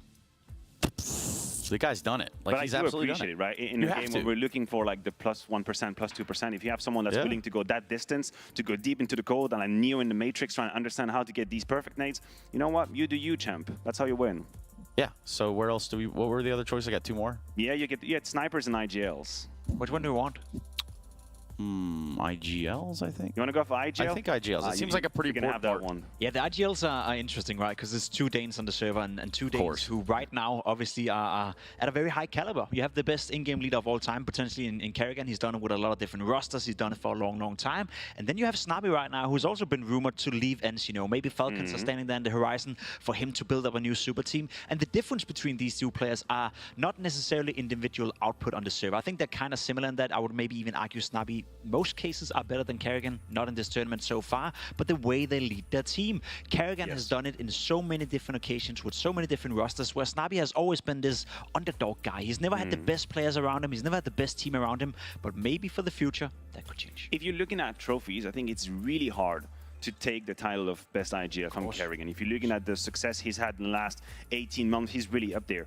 But you could make an argument that Snappy has had a relatively similar amount of success with way less budget. Yes. He's had to work with pieces, trying to go and find them, the rookies out there, the nerds, the Sphinxes, of course, just to see Ogre's team coming in and taking them away from his roster. But still, he has a very Kerrigan-esque way to lead. He's been able to take different pieces and create a very comprehensive game plan. They play very varied Counter-Strike. If you look at the ENCE, it's very hard to predict what they're doing. Same with FaZe. They're not just in one category. They can play the fast CS, they can play the map default CS, and I think that is something we have to praise Snappy for. Yeah, it's by design. I mean, these guys aren't young guys by any stretch, right? Like, these are some not only veterans within the game itself. You look at a guy like Kerrigan and the accolades he has, but he's also, and Snappy too, also responsible for shaping how the team kind of comes together and makes itself functioning. So you have to give that as well. Yeah, I agree with you, and this is where I questioned how ENCE could actually behave at this tournament, because I think it's really hard to imagine your IGL on the way out. Yeah. It's a strong mental effort to stay 200%, and I have no doubt Snappy's professional. We've talked to the guy. He's been out there a lot talking in interviews. We know how professional he is. But if the IGL has to be the one responsible for the energy, the direction of a team, if you have already a foot outside the door, it might be a little harder to do your job to the 100%. Good thing he's experienced, though, and I think that's one thing that comes in combination with both of them. They played Counter-Strike for, what, 15, 18 years? Both of them back in 1.6. It's ridiculous. Some of the viewers out there, you weren't even born when they started playing Counter-Strike, right? So I agree with you. It's a tough one to nail down, but at least they've been around for such a long time that it's not something he hasn't tried before. Let's put it that way. And you're not wrong. A lot of the viewers probably weren't born. Right, yeah. I'm glad that we identified it, and if that's you out there, we see you. Speaking of, I'm watching. I'm also watching for AWPs, right? I'm thinking that's going to be a big one in this series. Yes, and out the categories we've presented, this is probably where we are expecting more of what we have currently seen. If we're talking about Brokey, if we're talking about Sampayas, none of them really have provided what they have gotten us used to, right? Sampayas is already building sort of a legacy of being a big match player, a stage player. He shown in Cologne on multiple years, actually, and Brokey has been lights out since the beginning of CS2, but they've been pretty tame. I'm not exactly sure where these numbers are from. I guarantee you Brokey does not have a 1.92 rating currently. He's been tamed. This is wishful thinking. I wish Brokey was up there with these numbers. Brokey has been good so far, though. I'd agree with that. But in Counter-Strike 2 in general, it's a very short period we've seen these players play out. And the race of Sun Payers and ENCE the past 6 months, right? One would argue he's a top 3 AWPer in the entire world, maybe even better. He's been playing hearts out some of the best Counter-Strike you can with the AWP the past 6 months. In CS2, we haven't quite seen that yet. Again, ENCE is in a terminal period. Whereas for Brokey, he's a top 3 rated player in the entire world as of right now in CS2 as per rating. So you're right, Brokey in this specific tournament, we haven't seen the best of him at all. But overall, his tenure into CS2, together with the rest of FaZe, has been nothing but stellar. I mean, listen, we're just doing hypotheses, right? We might be completely off the mark here. But I do wonder, as a younger player of Sampayas at the very top level, is he more affected than others about this uncertainty about where the team is about to go? Not everyone deals with that the same way. But hold on, because that same exact idea, didn't he find himself, maybe there was a Movistar Riders comparison to be made here? Yeah, but the difference was, when he was in Movistar Riders, he was the one who was ready to get on that little he was the main character up the mountain, you know? Out. He was up there.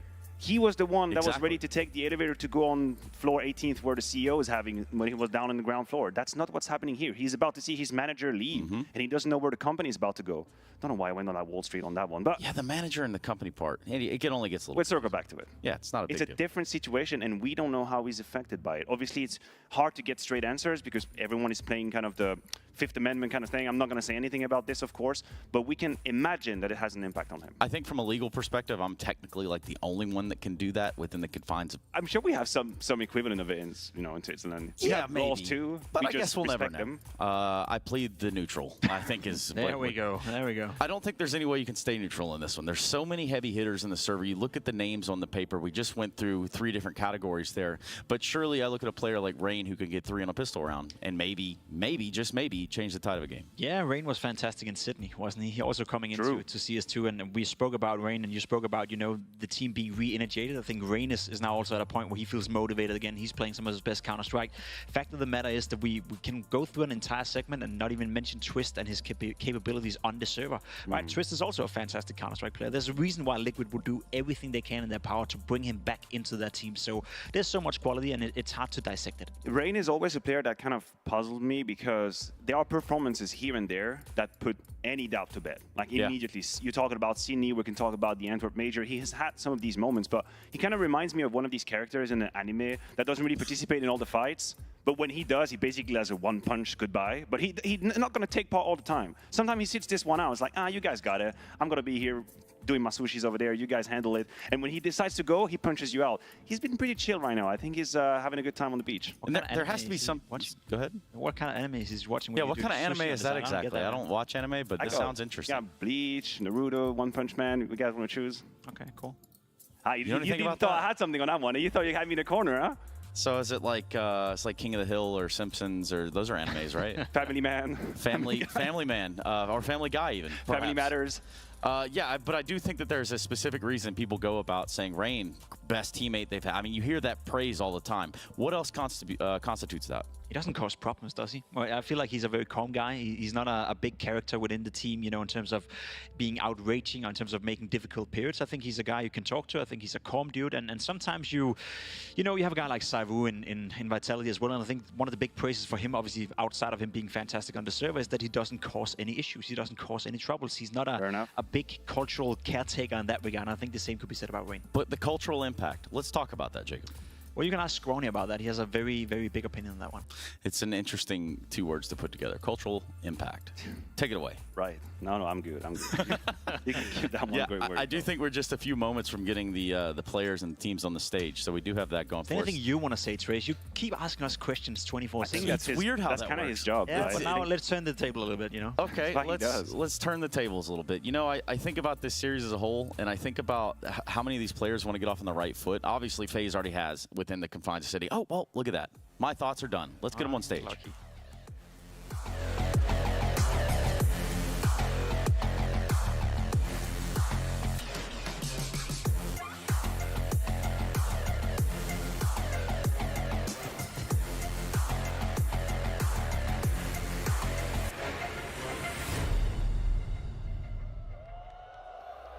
Coming through by fixing their mistakes, straightening themselves out, and getting back to understanding how they want to play.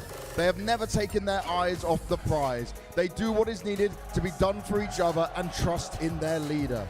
Now they must try to get revenge against FaZe for making them suffer a 13-0 previously. They must dig deep and show their highest level, even with a stand-in.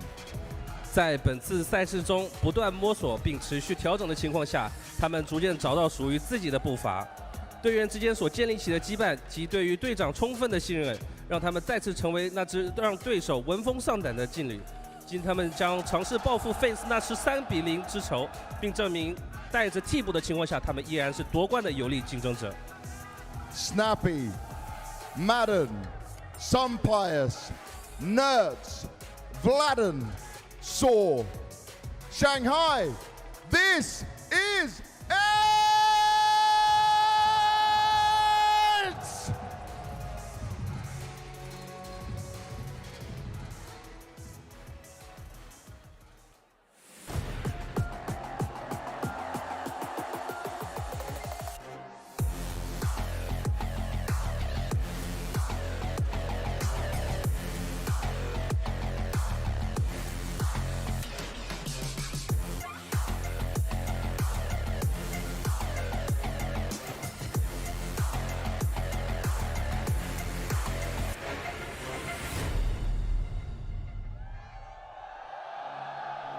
While they may have given us the longest game on land so far, FaZe survived the opening day and went through to the semi-finals, but it took everything they had.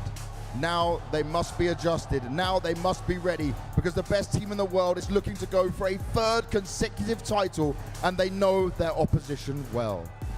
他们经历了本届赛事最惊心动魄的单图较量，并在身心俱疲的情况下展现出惊人的韧劲。在短暂休息后，世界第一的队伍再次蓄势待发，剑指冠军。能否有对手拦住他们的步伐，并阻挡他们3连冠之梦 Carrigan, Rain, Brokey, Twist, Rops, and Neo. Shanghai, this is FaZe!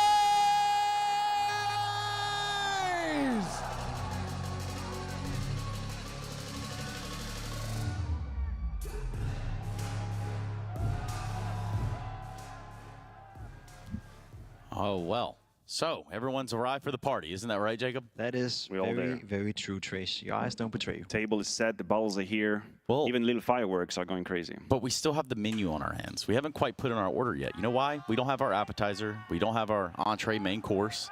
And we damn sure don't have our dessert, which would constitute having map 1, 2, and 3. You see what I'm saying? Oh, you were going for maps. I thought you were talking about teams. So I thought if we don't have neither the entree, the menu, and the dessert, and we talked about FaZe already, what are they? The napkins? Like, yes. How is that working out? The napkins are on their way. That's the next team. No, but for real, we have to think about what's going to be our opening app. You think about the opening map, opening appetizer. What do you got, Jacob? That's good. That's a good question. I feel like we know the map pools of both teams pretty well. Nothing's going to change at all in regards to that. Ancient, definitely a map that both teams fancy, maybe as a 3rd one. There's a couple of maps we're not going to see. And I feel, given they played each other so much as well throughout the year, you know, these map pool changes, these vetoes are kind of transparent in a sense that we're not going to see too many changes. Now, the standing coming into play for ENCE, is that going to change anything? We speculated that. We saw that in the very first best-of-3 game in the group stage, that they went for Vertigo as a 3rd deciding map, despite Vladen have never played Vertigo with any team, so it feels like ENCE is sticking to what they want. Yeah, I'm not exactly sure whether Vertigo is going to be on the menu right there, but what I do wonder is if FaZe is going to change from a nuke pick, which happened last time in Sydney, or going to an Ancient. That if you're FaZe, maybe for a second you consider the fact that ENCE looked very much alive on Nuke. It's a map that Vladen has already played, that Snappy's comfortable with.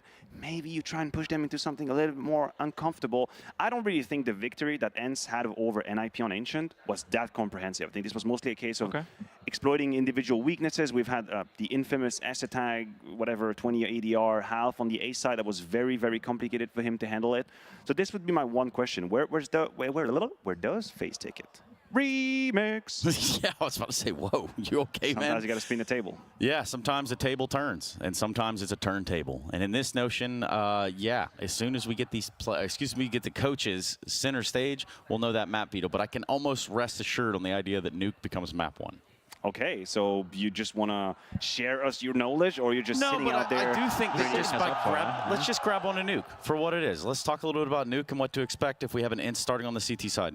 It's a tough map to play with a stand-in first and foremost. I think from the ENCE perspective, having Latin coming into it, it doesn't matter how good he is, doesn't matter how well he communicates. Having a stand-in, you know, being brought into a system on a map like Nuke is incredibly difficult. I would argue that's where you need the most communication, the most, you know, 1, 2, 3 reactions that you just know by hand after all these hours of practice. So on that notion, it's going to be slightly easier for FaZe, I think. And the protocols will be a little mixed. Yeah, I like that you talk about Vladen, because when I saw ENCE going on to Nuke versus NIP, I thought, holy hell, Vladen is about to be exploded. It's about to get real messy. These rotations are not going to be coordinated. In fact, I think he played a good CT side. And it was part of NIP's plan to try and hit that. They went at least 2 good rounds. Reminder, this is MR12, so 2 good rounds, a big investment. Twice they tried to break that barrier towards ramp. They couldn't. He handled it quite well. So we'll have to hand, or if they play more of a map control situation and they let Rops do his Rops thing, outlurk and go for the duel against Vladen. I was just about to say, right, there's a difference between playing NIP and playing FaZe Clan, because I agree he did well in that game, but now you're going up against Rops, and that's going to be a different kind of a beast. You know what? You kind of ruined everything for me, Trace, now, because I thought maybe it's going to be Ancient, and you say, Nuke's going to be the first map. Why did say what the second? Oh, my goodness. Are you happy now? They pick Ancient. Now, that is very interesting to me, and I'm going to adventure myself to say that is a terrible decision for ENCE. Yeah, I think that win against NIP have given them confidence in their own Ancient and their abilities on set map. You have Anubis as a third deciding map. I mean, coming into this game, I thought that could potentially be needed, the Desert, as you so fine called it. But given that map beater right there, I think ENCE are putting way too much stock into their own Ancient performance against NIP. But maybe if Vladen feels comfortable, you have a bit of a know-how on the map already, you may as well go for it. If there is one element that could go in ENCE's favor, is that Madden has been great on their T side. And by great, I mean greater than what I would have been expected personally from him. His output, mainly when he was taking these duels towards the B ramp, I think NIP gave him a boatload of these duels, and he won most of them. Now, we know that FaZe sometimes has a tendency to play like boxing Counter-Strike. They're not just always going to hide behind utilities. Kerrigan is going to peek you. They're going to go for duels. So you're going to need to have Madden on one, being ready to take these duels towards B-Ramp, and just maybe that could be an avenue for them. So tell me who's going to play in the finals today, boys. Let's start with you, Jacob. I think the final is going to be between MOUZ and FaZe. Okay. I'm back. Well, that was simply put. Nothing else to add on top. It's just kind of. I mean, I think we discussed it already. I think FaZe have too many strings to play off. I think ENCE having a stand-in is going to cause them to be a little bit weakened. I think the map pool is playing into favor of ENCE as well. The individuals are playing into the favor of FaZe, and they are currently the best team in the world. So I don't see a reason why they shouldn't win. Next victim. That's going to be a big fat +1 for me. That's what I'm going to do. The biggest of +1s. That's a +1 right there. I've already called out MOUZ FaZe to be the grand final quite a while ago. I'm not going to turn my jacket, mostly because this isn't double size, so I cannot really do it. Doesn't so look I'm reversible. Stick with FaZe. No, that wouldn't be great. I don't wear a jacket, you know. It has to be two sides. Yeah, that's the reason why. Yeah. A reversible suit jacket. Now that is packing efficiently. Something you'd buy for sure. Oh, 100%. I like the reversible clothing. You save space, and it's smart. You get like 2 outfits out of 1. What's the big deal? I don't understand. That's great. Yeah, thank you very much. Yeah, I think it's going to be hard enough to just try to topple FaZe here. So maybe we turn our know-how into a knee-how and head on down to the commentators, which is exactly what we're going to do right now. Moses, Dinko, take it away. Howdy there, Trace. Yeah, I'm looking forward to this semi-final, ENCE versus FaZe. We got the cast ENCE versus FaZe earlier this year. That so happened to be one of the best maps of Counter-Strike this entire year so far. So I'm hoping for somewhat of the same performance. Hoping to run it back. You want 5 overtimes again? Let's do it. Yeah, you want to get it all the way back there? let's I go. mean, it's interesting. This has been like a little bit of a rivalry throughout this year. Like back when CSGO was still being played, ENCE actually beat them 3 times. They beat them at the Paris Major. They beat them in the Dallas group stage. They beat them in the Dallas playoffs. Since we switched over to CS2, it was FaZe beating them in Sydney, and one of those was a 13-0 victory. Yeah, so this matchup feels like it happens so often. Yeah, it does a little bit. This has a different flavor to it, with ENCE having their own rumors swirling about them, FaZe having their rumors swirling around them, FaZe looking dominant, where for most of this year prior to CS2, FaZe was really kind of struggling to hit that peak again. ENCE have like a potential for a player leaving. They have a stand-in as well. A little bit of upheaval in this matchup, which I think is why the matchup favors so strongly towards FaZe, and less credit being given to ENCE being able to mount an actual, I don't know, response? Yeah, well, the Desko have set up perfectly all of this sort of storylines that, you know, Rops has been such an incredible player coming, transitioning into CS2. We knew he was going to be an early adapter just with the way he is as a person. He likes to get nerdy with it, likes to get close into the game and refine his details, and he's done that very well, and it's paid off. You know, very early on, FaZe have looked really good. Every tournament they've played so far, they've won, and that's a great piece. And Rops has looked really sharp individually as well. They touched on Brokey as well, who's also had like it feels like a little step up in terms of the amount of impact he's providing. I think there's a lot of things going in the favor of FaZe at the moment, but more than anything, it's just been like that lack of like understanding of what was causing them to be like so diminished towards the end of CSGO after their dominant run previously. It seems to have all like kind of changed. Coming into CS2, they seem like they're hitting back to that peak. Like everyone is playing very well individually, and the team seems a lot more comfortable moving around the maps together. I think the key for FaZe has always been motivation. Like I think that's the key word for their performances throughout the years.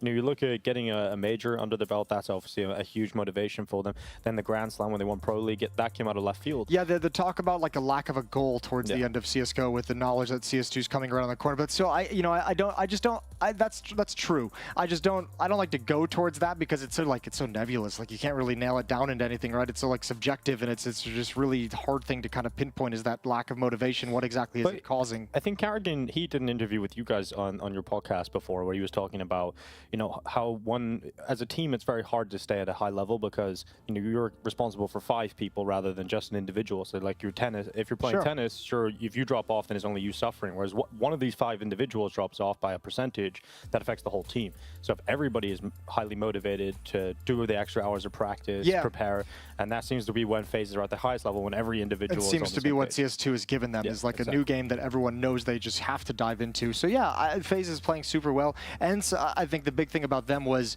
looked really ugly on day 1 in the group stage. Didn't look pretty in any way.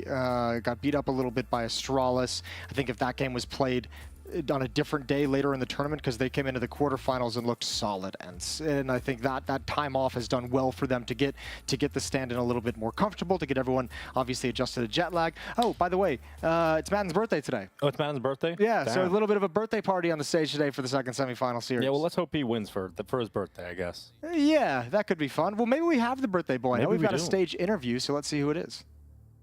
You guys are better. You feel like you're in better form right now. You managed to get some time to get yourselves together. Yeah, I think we survived a really tough day here. The first day was full of tech pauses and a very long overtime game against NIP, and then we played a BO3 afterwards and managed to survive that. So yeah, I think with the rest, I think we're in pretty good form right now. 刚刚也是问他们现在状态是否调整好了，因为在第一天他们当时打的时间算是非常非常的长，然后他们也算是熬过去了。那现在已经调试好了，整个状态也好多了。 Now, Sampayas, when it comes to your previous matchup against FaZe, it wasn't pretty for you guys, right? Does this play into your mind? Do you want revenge? Are you more motivated? Well, I would say it's obviously more motivating, like to beat a team that won you in the last match. But I think they're in a really good form. We will do our best, and let's hope like we saw a really good match here today in Shanghai. 之前他们在比赛中也是曾经被他们剃光头过，所以现在今天来到这里。 就是他们的准备怎么样？然后也说就是对方的确是一个非常好的队伍，然后他们现在准备也差不多了，也是等着跟他们交手。And Sampayas, you have Vladan standing in, right? But where do you put yourselves at? Say, give me a percentage of how confident you feel with how you're going to play and what you're going to approach in this game. Well, I feel we are actually 100%. We did a really good day, I would say. So we are just having fun. We are really happy, and we are just gonna try to be in the moment as much as we can and enjoy the crowd.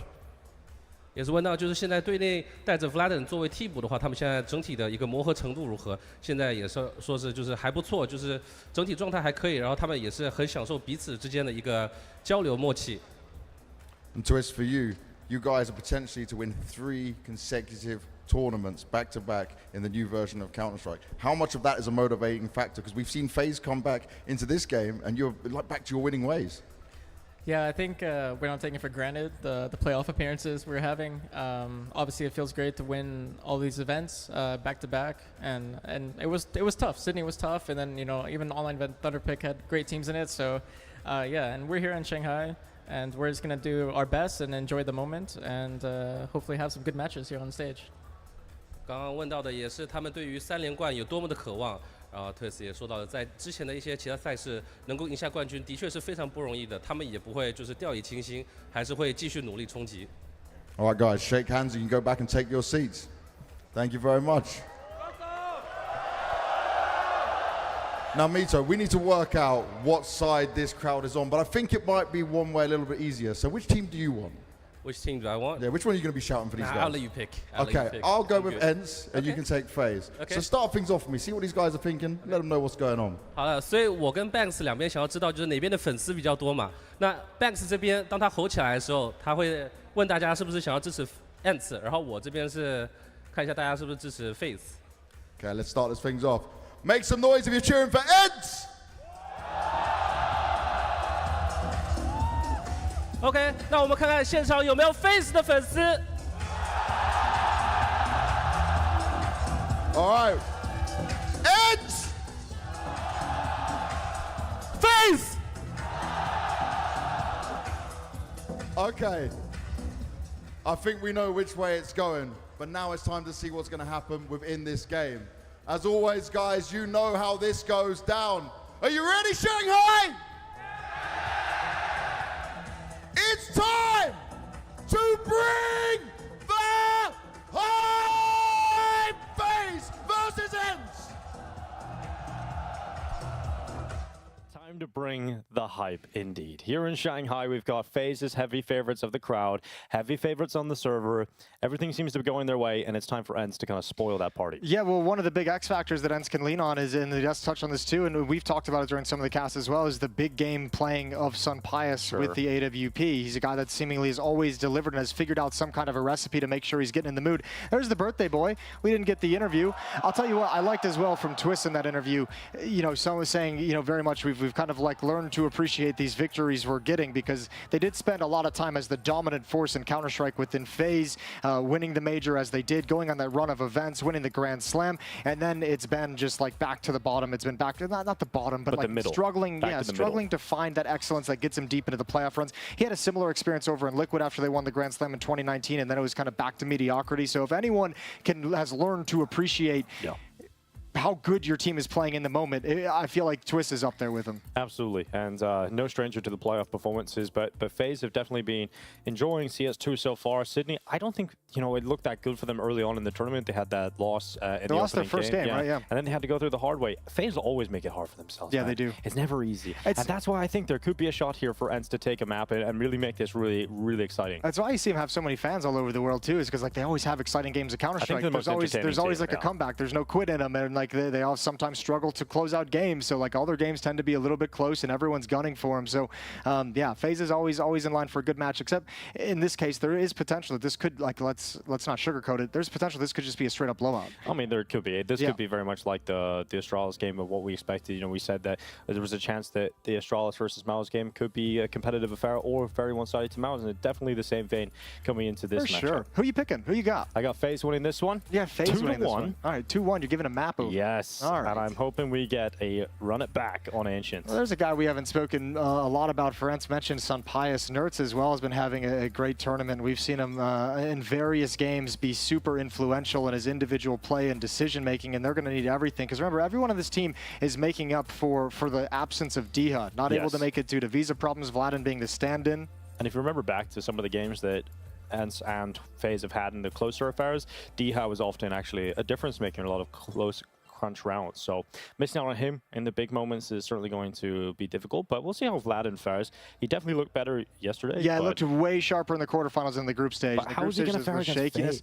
Yeah, I think the nice thing about this is if you're ENCE, you're coming into this with Vladin and you're just punching into his head like the whole time. Like there's no pressure. Like you know, we are not expected to win this. You're not expected to do anything crazy. Just play the smart game. Play, you know, make yourself look good, but you know, don't try and be the hero at any point. And you just kind of take the pressure off of his shoulders in that fashion. But again, another situation, kind of like Maxter with NIP, you have a stand-in who's been given a valuable opportunity to get experience in one of the top squads, to get some experience on stage in these matches, in a situation where, you know, he's going to go right back to where he was prior. Yeah, well, we haven't really talked too much about the Carrigan versus Snappy head-to-head in calling as well. Interesting times ahead. You know, we don't really know the future of this FaZe roster. We don't really know the future of this ENCE roster yet. But what we do know is these two in-game leaders have been going at each other for many, many months now. And, you know, it was even coming to a point where Snappy was considering himself the best in-game leader in Denmark. Then we asked Carrigan, he would say, where's the results to prove that? And Snappy's had to go out there and get some of those results for his team. Yeah, not quite the accolades, obviously, that Carrigan's going to have with the major under his belt and the Grand Slam. Obviously, Dallas was a huge win for Snappy, but certainly you look at the body of work that Snappy has done with this ENCE project and the way he's brought so many different lineups outside of, you know, bringing in new players, roster changes, losing star players, losing Spinks over time, and he's been able to make this team competitive each and every time. Yeah, he's one of the best in-game leaders in the world. Carrigan, however, is going to go down likely as the best in-game leader of CSGO of all time. You know, that argument between him and Glaive, they're all Danish, of course, but you know, always Danish. Carrigan has always had an ability to make teams better when he arrives. The question for Carrigan is how long can he last in a team? Can he make them over the course of 2 years? Is that honeymoon period just going to burn hot and drop back down? And at least now he's been able to find a way, because that was a question when FaZe started struggling again. Yeah. But now he's found a way to help them rebound going into CS2. And I think a lot of the players have said this about this FaZe team. The members of it have said this team is different. You know, this team feels like it's just different than any other team they've been a part of. And Carrigan said that after the Rio Major, when they bombed out as the returning champions of the major circuit, and they went out in the group stages last. He said but for some reason it didn't feel like it was devastating and the roster was going to break apart right after. So it's always a good sign. Yeah, it is. But that has happened in the past to many other teams, right? Where you lose confidence in your in-game leader, but they've stayed together, they've stayed as a unit, and they might be very well on for another title here at CAC. But it is time for our second semi-final of the day. It's ENCE versus FaZe. FaZe coming in as heavy favorites in this matchup, but ENCE would like to upset. They want to show us what they've got with that stand-in. And we've got some of the best players in the world on the server. Back-to-back championships in CS2 for FaZe. Really only one of note. Sydney lifting the trophy down in Australia, down under. Wanting to continue and lift another trophy out in China. They've got to get past ENCE to make it to the grand finals. That'll be up against MOUZ. It's going to be a tough affair, whoever does make it. Nuke is the starting ground. ENCE starting on the CT side. FaZe going to be attacking into them. And Brokey walks towards outside. He's not alone. He's got two of his teammates with him. Rain at the front with the bomb on his back. We talk about big game players. Rain is always in that conversation, but Nerds has taken out Twists immediately. They've got one player down secret, and Carrigan's through A main. Oh, a little bit of an X factor. Got a peek on top of HUD. Snappy spots him out. Madden helps take him down. Birthday Boy gets his first frag. And it's a 5-on-3. Brokey's going to cross over, but this FaZe attack is all split across the map. Rain challenging in towards the lower bomb site. Oh. He's got no support. An off angle from Sampaius, who can't handle the shot. That's sick from Rain. He's able to get that done. Sampaius looked like he was destined to get the frag, but Rain is just fragging out at this point. The damage done to Vladin upon the peak. The FaZe are still down a player. It wasn't the kill for Rain. If he had picked up Vladin, a 3v3 would have been established. But Rain's not had enough. Finally forces himself into the fight, and Vladin's got the headshot. Brokey at the back of the bomb site. It's one sick shot from the Glock, but he's alone. He's now alone completely, Robs, inside of the vent. His teammates are all gone, and he's held at the door. Snappy does his best to delay, and that defuse is happening around the corner. Robs needs to get there, and he's not getting there in time. And Nerds will defend the defuse of Vladin. What a round from Nerds. 3 kills in it, all of them clean headshots, and that last one important. Robs is maybe a half second away from stopping that defuse and making it interesting, but a beautiful pistol round from Nerds. Just mentioned him right before we went live. There's the first shot onto Twists. And actually, FaZe is able to make it pretty interesting, all things considered. Yeah, Rain doing his best, though, to try and drag him through this one. Snappy does a good job at holding Robs at bay. And doesn't really matter that the damage was done because it was just a headshot coming out immediately. Now, this is something FaZe have had to deal with throughout this competition, as the technical issues seem to plague them. Sure. Well, one right away here, coming into the second round. Yeah. So we'll just hang out. I'm starting to be a little suspicious of FaZe here. Like, what are they doing? What are they breaking? Yeah, each and every time. No one else has had this many. Hopefully it's a shorter one for FaZe compared to the other day.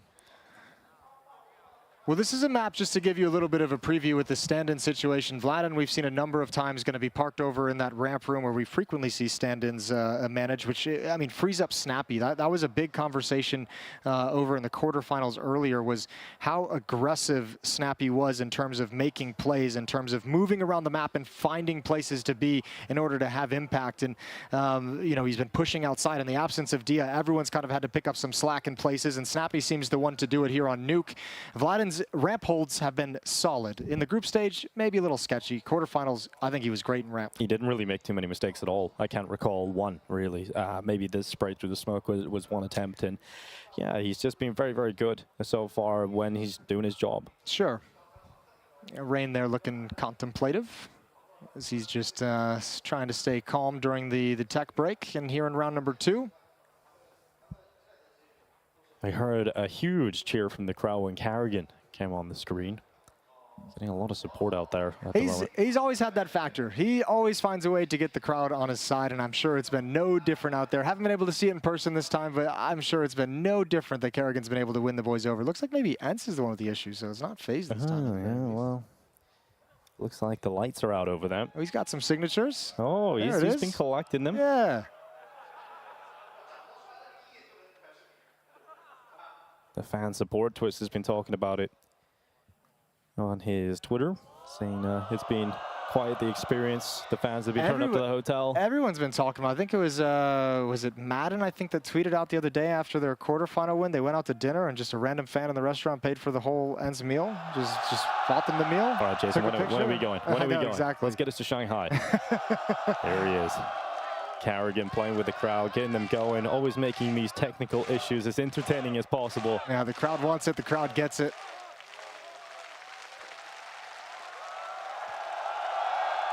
Even back at the Blast Paris Major in our hotel with the players, we noticed there was a lot of fans turning up even then. So we knew when an event finally went to China, there would be a turnout. We knew there would be a lot of anticipation for Counter-Strike to return. Yeah, it's always cool to see because you never quite know what you expect going into it. It's not, you know, you don't really know exactly how it's all going to be organized and how it's all going to pan out. But every time we've been there, Beijing, Shanghai, there's always been a crowd ready to party, ready to enjoy the Counter-Strike with us, which is beautiful. Tech issue's been resolved. Freeze time is coming to an end. And it looks like we'll be heading into round number 2. Vi up from FaZe with that bomb plant. They've got Galils and they've got a scout on Kerrigan. Well, this feels like the only forgiving force buy to go with in the second round. When you get that bomb plant as the T side. Madden's got that shotgun. Oh, he does. Madden's got that shotgun. Let's see it, baby. The Alligator makes an appearance here in the semifinals. Let's see if it's able to snap up a couple of FaZe players. The birthday boy with a birthday banger. He's got himself in towards Hut, or close towards it. No commitment forward yet. No flashbangs for FaZe. They just have smokes remaining. So likely going to take this a little slow pace, go outside, look for some contact. Kerrigan and Rain back off after clearing initially, set up some smokes on the second timing. It's a cool little smoke execute on the fly there from FaZe. It makes Sunpius nervous now. It blocks some of his vision towards Mini. Oh, the position from Snappy. He's going to hear those steps from Kerrigan. He's just waiting for his time to strike, and the in-game leader on the other side. And that's going to work out so well for Snappy. Yeah, good opening pick, but it's just the scout. The rifles are still in play. Twist is going to pressure towards. Oh, look at this flank. Oh, it's been heard. Oh, it doesn't even matter. Doesn't matter at all. Wow, right to the dome. Madden goes forward. XM rips him apart. Now Snappy's turned down on the lower bomb side. Rain keeps walking, and to his demise, it is the final destination in this round for Rain. Well, they haven't even been able to get any clean fights whatsoever. Even the turn to try and address the flank from Madden just gets a shotgun to the face, but Kerrigan and Rain go down without a whimper. And now, not only do you not have flashes, you don't have smokes for any of these doors, so I don't know how in the hell you expect to get a plant off. 30 seconds remain in the round.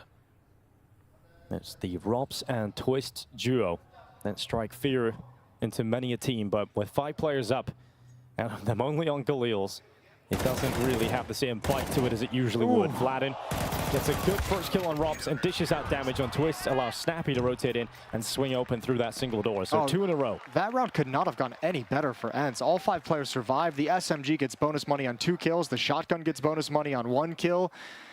You've got a ton of cash already if you're ENCE just for round number 2, and expecting to go up against unarmored Glocks, a chance to build upon it even more.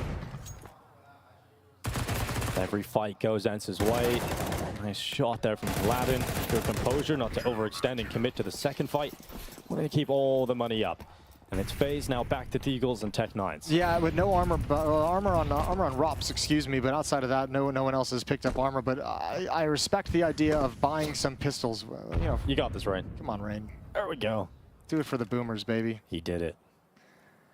Those knees getting a little old. I was going to say, I respect the fact they've at least gone for Deagle buys and a Tech9 on Rops because they didn't get any kills in the previous round. You want to be able to grab 1 or 2 of these before this money balloons, and that's a nice opening. That's the shotgun down, and now Snappy outside of the Galil. Not the precision weapon that you'd want outside. Got to be a little scary for Snappy, though, because he was peeking, and then suddenly 3 heads appeared on the screen.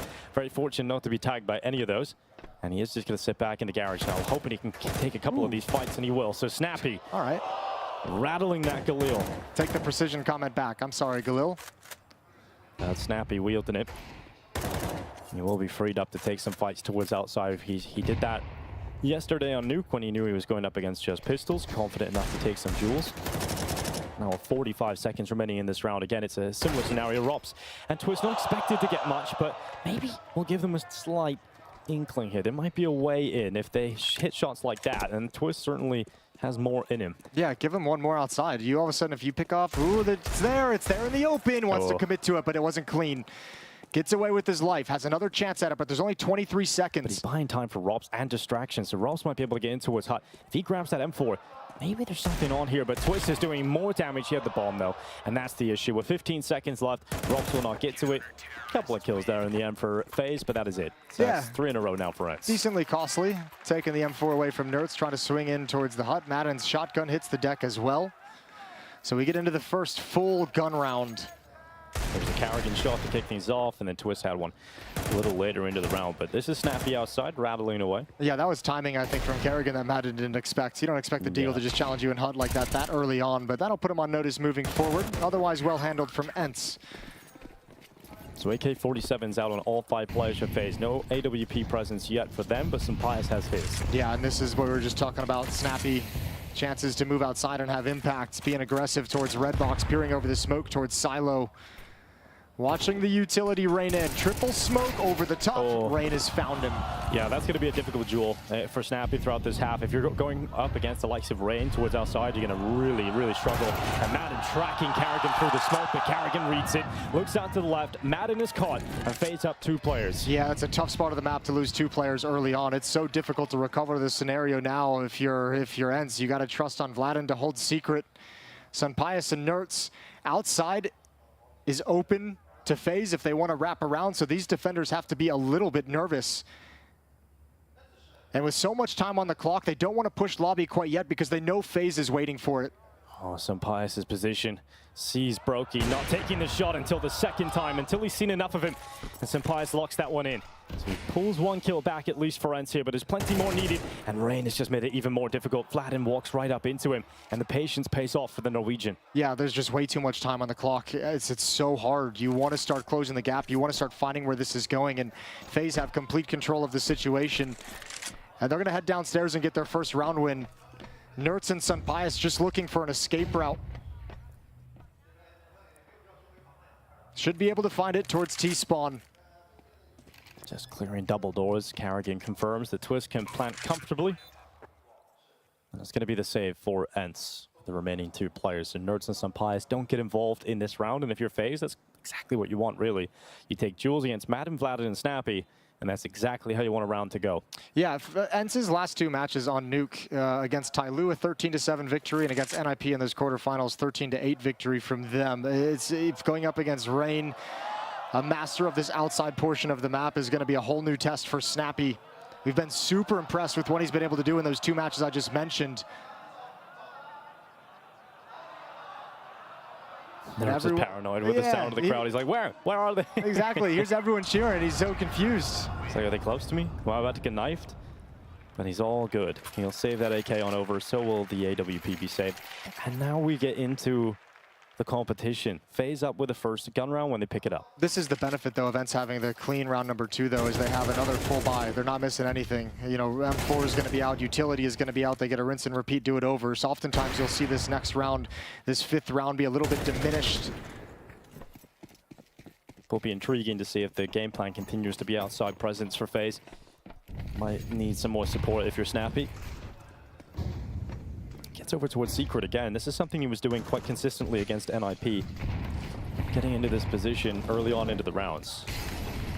FaZe are making sure we can't play anywhere else. That Molotov's going to go into Secret, but it's for the stairway. Although someone inexperienced to playing outside, you know, on the professional level, if you're FaZe and you've kind of done a little bit of research and looking into where Snappy and how he's been playing it, he's played all these spots that they've seen so far out of him. He's been very happy to play. Yeah, look at this clearance from Rain. It's so nice to watch him as he just uses his crosshair to clear out these angles. Carrigan gets caught first. Sampaius is worried about Rain because information would have been carried on by Snappy. There was a lot of presence, a lot of movement towards the garage. So he needs to be on high alert there, Sampaius. And Rops, he's inside of the hut. Sampaius has dropped down into the A bomb site with the AWP. And Brokey, he's coming over, getting flashed in by Rain. Goes for the peek, gets information. Oh, right into the smoke. He's chosen to throw that one. Snappy is still at Secret, yet to move. Well, he's just getting information. It's when does he want to pounce? But look at this. Might be now with Madden clearing this.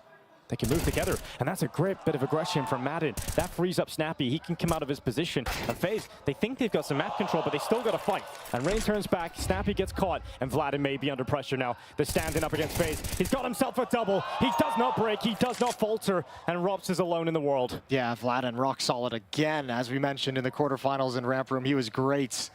Delivers a nice double kill here to seal the round in the favor. Rops with low HP from an earlier engagement against Nertz wants nothing to do with this, just going to save the AK-47. So FaZe can't string them together. They too will have a good buy in the next round. They've got plenty of money to make sure everyone's got an AK-47, but a little bit on the back foot as it's a reset situation for them. Really important round to FaZe. Want to continue this competitive nature of the first half of this. These rounds need to go their way. Buy is coming through. Extra utility, as you mentioned, everybody will have a rifle. But this is ENCE's opportunity to break them and really make a solid half out of this. Yeah, they've got right from the get-go. They've got losing bonus, so FaZe would still be going into the half-buy territory, but for now focused on trying to steal this round right back. Utility towards the upper bomb site, denying access to the top of the hut. And Sunpius is going to pick off Rain. That's on the silo, so potentially attention drawn towards inside to activate Rain outside, and it's shut down immediately on the first step. Yeah, there's that change-up for men, sending more help outside, and Rops gets down the vent. Do they hear that, is the question. They made some noise, sure, but there's Snappy getting caught in the open. Inside of Garage, takes a duel against Twist, and Twist is heavily favored in that. And I don't think Rops cares about making noise. He wants them to know he's down there on the lower bomb site. He does now that he's gotten the kill. It doesn't even matter anymore, but Sunpius can close the gap. He's got a chance. Kerrigan, oh! Shut down, and there's the lobby crunch from Madden. Yeah, Sunpius comes back and punishes them. It's Rops alone in a 1v3. And can he undo, can he unravel all of the hard work from Sunpius in this round? He's inside of the vent. They had to know there's a player down lower earlier, so they're covering all of that off. But Rops gets up the vent silently. Madden is covering off the backside of Sunpius. This is one of the best players in Counter-Strike 2. Right on your screen. He might show us a clutch here, but it's not going to happen. Madden takes him out. That's a 5th round, and it's Sunpius having some of those big moments now. Yeah, well, we said he's the one who frequently steps up for ENCE. It's become a calling card of his. We've seen it time and time again, and once more, he prevents FaZe from bringing two parts of the attack together. Both of them had success, but they couldn't link up. Rops has the lower bomb site, but you got to be able to get over there, and Sunpius ends it, and that's a stunning shot considering he didn't even realize how close Kerrigan was to turning that corner. No, that was just a flick. That was a reaction when he pulled out the deagle. Lands it right on his head. Tactical timeout for FaZe. They're down to that half-buy territory you were talking about. Yeah, the losing bonus is just now maxed out, but they're all stuck around like 3,000 bucks. They'll buy down to about 2K, maybe even a little bit less. Round 7. We'll see. You know, still a good amount of utility here for FaZe. Might be a couple of options available to them off the back of that. Maybe some speed behind it. I mean, on a map like Nuke, I think as a defense, every single time you feel like you have your opponent in this kind of half-buy territory when they're on the T side, you got to be concerned about the upper bust. One missed piece of utility, one missed detail, and those Tech 9s can swarm in. So that's why they deploy utility early towards the door and the hut, stopping FaZe from getting anywhere near it. But FaZe have decided they're not going to go there anyway. They have one player holding in lobby, and the rest are walking outside at the moment. Are they going to try? Okay, they're going to set up a little improvised wall down the stretch. They have one smoke still in the hands of Twist for the lower bomb site when they get there to help activate that plant. And they're coming right at Snappy. Yeah, Snappy's got down here early, but is he going to be able to do enough? He's got Nerds with him. Nerds holds from the vent. It's just one kill. Just a single kill for Nerds. Yet to detect Snappy, but he's not here alone again. His teammates keep coming to help him, but Kerrigan is fragging out. That's a P250 kill on Madden. Somehow FaZe are in the better position. And they've got a couple of players on upper. Sunpius has got the job to do again. Coming up heaven, he's got to shut this down. Here's the peak. Rops sees it coming, and Sunpius now into the bomb site. I like that Sunpius commits down. That scares Rops off for the time being. 45 seconds, Rain caught looking the wrong way. Flatten's got to get this. He's got to get the kill. And he still somehow recovers, not onto Rain, but onto Twists. And elsewhere, Sunpius drops Rops. So now we're in 2v2, and that plant comes in for Rain. Yeah, it's got to be a little bit of a confusing, hectic, chaotic round for everybody. Snappy, knife is out. Kerrigan has a chance for another one. Oh, Kerrigan. Oh, he needs this kill, and he can't get it. Oh, that's so frustrating for Kerrigan. But the P250 against the AK-47, even with the element of surprise, unable to do it. And now it is Rain.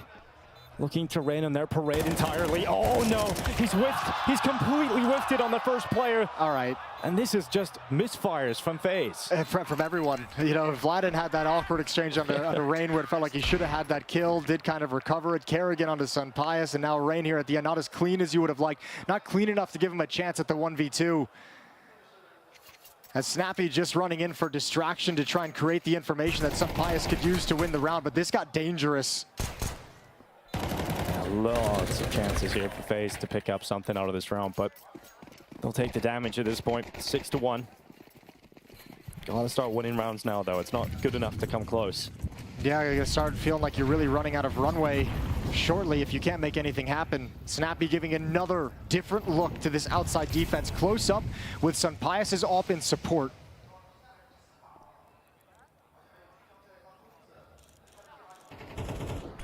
Oh, Snappy, this is a different look and it's worked well. Carrigan didn't see him, fade to the smoke, Rain gets the trade. Essential that he finds that kill in return.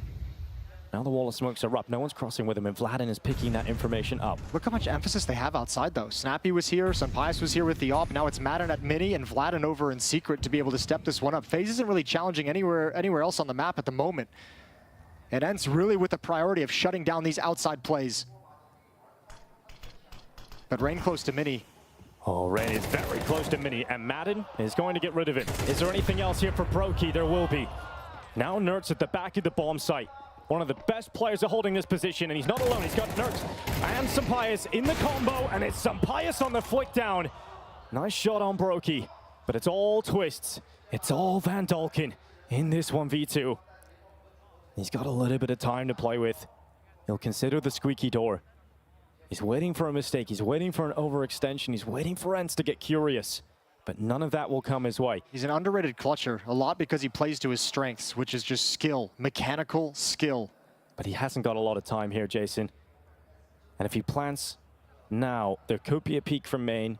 Soon Sunpius will arrive at heaven. And unfortunately for Twist, it looks like the timing of Vladin is going to be absolutely perfect for the peek. And that is going to be the kill to deny Twist the clutch attempt. Now that is 7 for Ents. We are getting to the tail end of this first half, and we are not seeing FaZe win rounds here at all. Yeah, this is so impressive what Ents is coming out and doing with all the disadvantages we talked about, the uncertainty around Snappy, the stand-in situation, FaZe coming in with that Sydney trophy, looking like the strongest team out of the gate in CS2, and Ents is still handling business on FaZe's map pick as well. Yeah, we call Robs one of the best players in CS2 because he absolutely is, but 2 kills at the moment. You know, he just hasn't been involved. He hasn't got involved in this game just yet. And it's not like Robs is far behind. I mean, there's only 3 kills for Brokey, for example, and it's just not been a very good half at all from FaZe here. They're just getting shut down. Second timeout used in this T side. Yeah, they've been close in a couple of rounds of finding a way to turn it into their favor, and it just kind of, the step-ups have all been on the end side of things. Vladin with a nice double kill in ramp room. Sunpius with that ramp stop of the hit late in the round as well. Plays being made by Ents across the board. They've guaranteed themselves a lead going into the second half. How much more can they get? And it's a run. It's a run down ramp. Testing Vladin.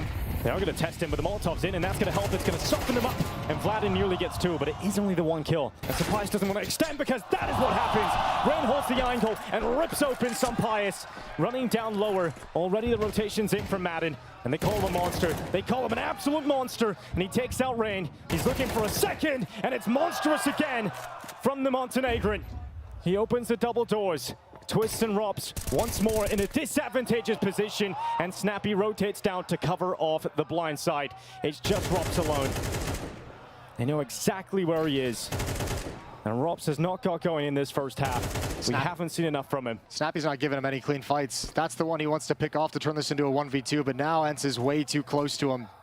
They've all grouped up together, making this so rough for Robs. To get a multi-kill out of this with only 7 bullets in his gun, it is not going to happen. He's getting pushed, he's getting squished, and Robs has to be so economical with the bullets. He gets a nice headshot, but the trade was always coming in from Nerds. Ents has all the rebuttals, even with that blinder of a shot from Rain onto Sunpius to give them access to ramp room and drop down. That little hiccup of having to contend with Vladin in the corner, having to wait for the peek from Sunpius, it allows Madden to get downstairs fast enough to address the situation. Every CT round has just had a completely different look. There's nothing to really counter or build up if you're FaZe. You know, Vladin plays a different position in ramp. Snappy's had a couple of different looks outside. They brought some pies across the map. It's been a really proactive and really versatile CT side for a team that's playing with a stand-in. And importantly, everyone from Ents is confidently taking fights. They're not playing like they have any disadvantages. Snappy's been swinging into every fight he can find. Peeking down, spotting Kerrigan and backing away, showing presence, and then playing safe. Madden inside the bomb site at upper, Nertz on top of the hut. Snappy still maintaining position at credit outside by Big Garage. Vladin in ramp room, and Sunpius shifting and rotating around the map. FaZe using a lot of on-the-fly smoke lineups just to try and get through here. And now they go into the top side. Rob's good shot, but again, the majority of the kills are coming Nets' way. But Madden, he fails this time. He doesn't make it clean in the end. And Rain defending the vent run. It is just Vladin, and finally FaZe have broken through. Yeah, and this time they do with just a little bit of, I mean, the loose structure, letting the individuals kind of play, and they find a lot of space to work with. After Snappy backs off outside, they find so much room towards Mini, so much room to pressure things. And Vladin's going to have to give this one up. Despite such a strong lead for ENCE, the money is not the prettiest thing in the world. This one's going to hurt.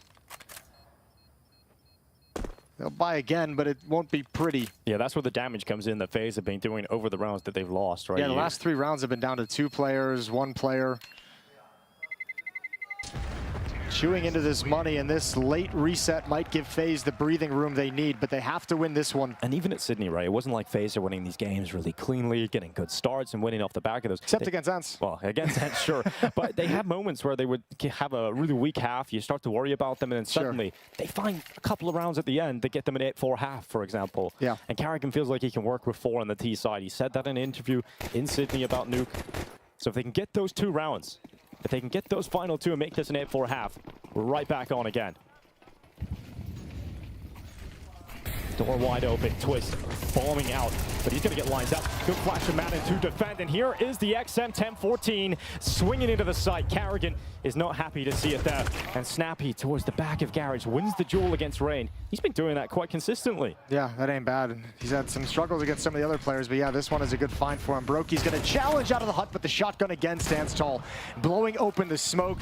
However, did not see Rops cross behind into the corner, so that might catch him off guard. But probably not enough for Rops to get back into this 1v4. Well, that was the chance to really get back into this half, and unless Rops can do anything about this, it is going to be... Madden's just tilting everyone right now. Yeah, he is just clearing that smoke away. Tilting me. Oh, finally, Rops will take a peek. And it's actually into Sapias, the second from Rops. Now he's down the vent. Has he found his way back into this round? We've been waiting for a Rops masterclass. We've been waiting for a Rops round. And we might be delivered one right here, but Vladin again holds on. Holds on the bottom of the bomb site. Vladin is doing his job to perfection right now. Yeah, what a tough off angle for Rops to read and actually have any chance of responding to. Rops almost makes the 1v4 interesting.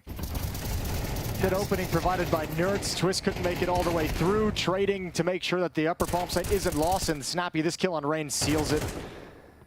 And again, Rops makes it a little bit interesting with that double, but this one right here, tough to handle. Vladin has great positioning. You know, he really has shown some great positioning over the last 2 days. Never really getting caught in a bad spot. And here he goes, aggressive this time, let off the leash, and Vladin mauls Rops. Second kill in the lobby crunches from Nerds. And again, it's the word we used in the quarterfinals was disruptive, and ENCE have really started to bring out that style and philosophy here. A lobby crunch likely when FaZe don't expect it.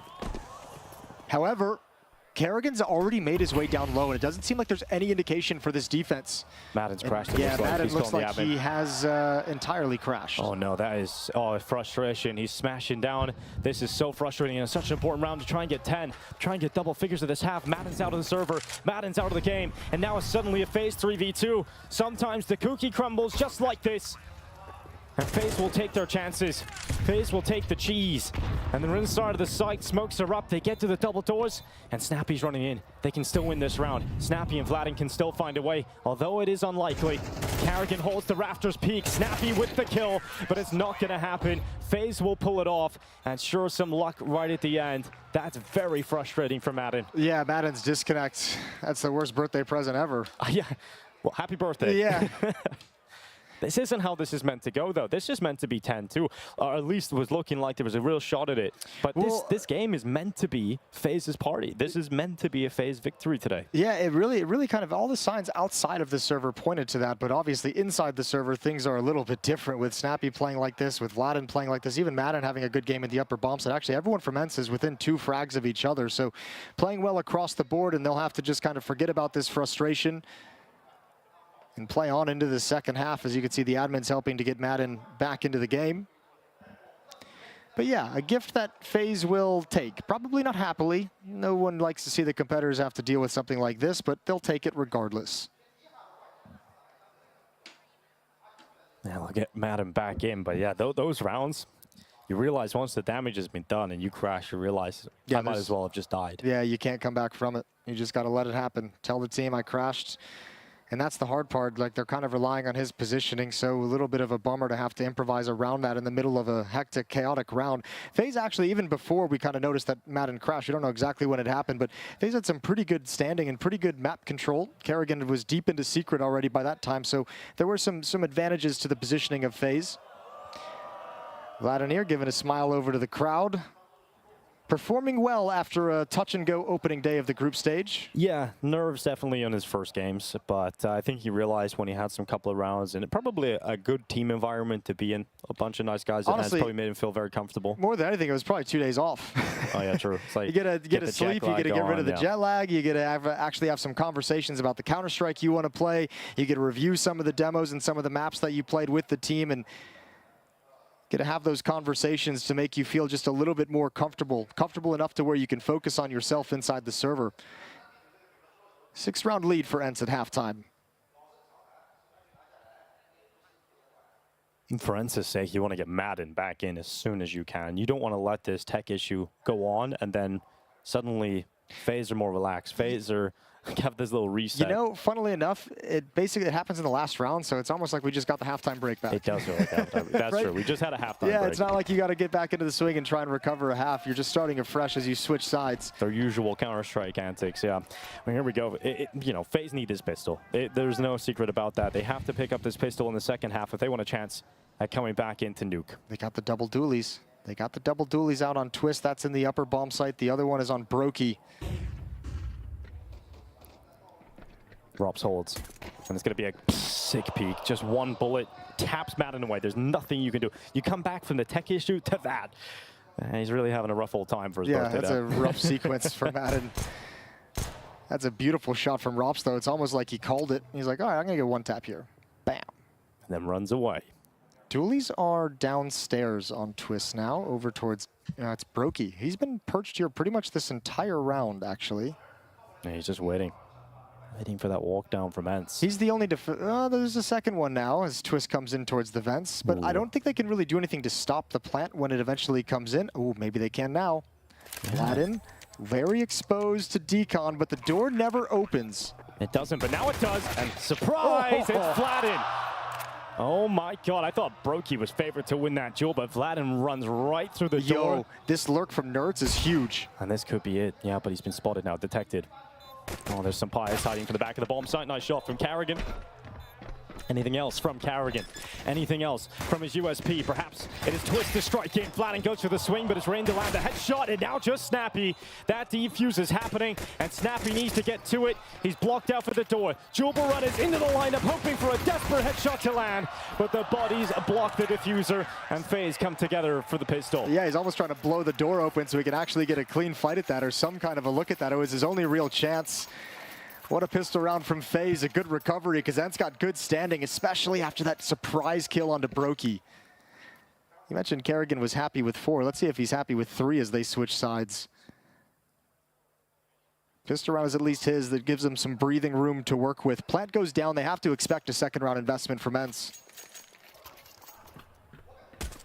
Nice shot from Robs to kick things off. Vladin wins kind of an unthinkable fight there. Ooh. This last-ditch effort attempt. Yeah, none of Snappy. All those kills down the stretch, despite the good positioning, ENCE lose out on every single fight down in Secret. Then all of a sudden you're sitting in a situation where you don't actually have anyone in the bomb site to help hold off that retake any longer. But that bomb plan is the key word, because now it has allowed this force bite for ENCE to come in. And it's solid. It looks pretty good. You got 3 rifles, a MAC-10, and a scout in the hands of Sampaius. Oh, so close. That felt really close. Don't know if it was, but it looked like it. Yeah, Rain is going to slowly back off to a new angle. He's like, no, thank you, sir. I do not want to test that again. Well, confirms the force buy. They know they're up against that, even though they would have anticipated it anyway. And it gives a little bit of room for these Galils to start moving up outside. It's Rain, and now Brokey has come back to address the situation. Brokey playing over in lockers. It doesn't look like ENCE are super interested in deploying a smoke, almost like they're willing to challenge, willing to fight, and that's why. However, Brokey being the second man outside, shuts down 2. Oh, Can't Madden. find anything clean after that. No way. 3 kills out of the Galil, just standing in the same spot, just looking all over the show. And Madden has dragged his team forward. What happened to Twist there as well? Snappy and Madden, couple of kills in. And just like that, Madden has a huge round. 4 kills in the round with the Galil. And that's the force buy coming back. It looked like Twist took his hands off the keyboard before he got killed. Yeah, Whether it's a delay on the relay, I don't know. I think it was a little bit of a PC locking up. It was like when he was trying to strafe away from the player in mini, he didn't react to the player in mini whatsoever. So I think there's something with the PC, but we're not getting a full-blown tech pause. Okay, we're willing to play on with it. So we'll not get confirmation on what that was, but 10-4.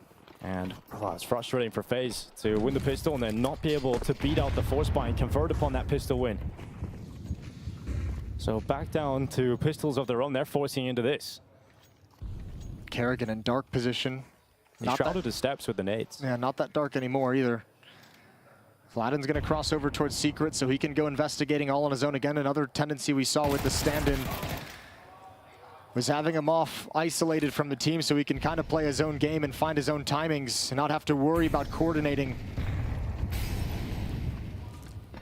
Well, Brokey looking for some shots. Is actually Twist to deliver 1. That's the only kill so far for FaZe. And it's not looking like they're going to get too much more. Rain will pick up the scout and try and come back in from heaven. Not seeing too many items. What a shot! Oh, they love that one. It's not going to do much for the round, but damn sick to look at. Rain is probably even surprised he hit that shot. That is disgusting. Unfortunately, it's beautiful, but it's not in a position to change the round. It's not it doesn't happen in a situation where you can actually build upon it in any way. So setting up for some exit kills, as they know ENCE is going to have to evacuate for this massive bomb explosion. Rain's been spotted out and taken down. Madden's looking so sharp.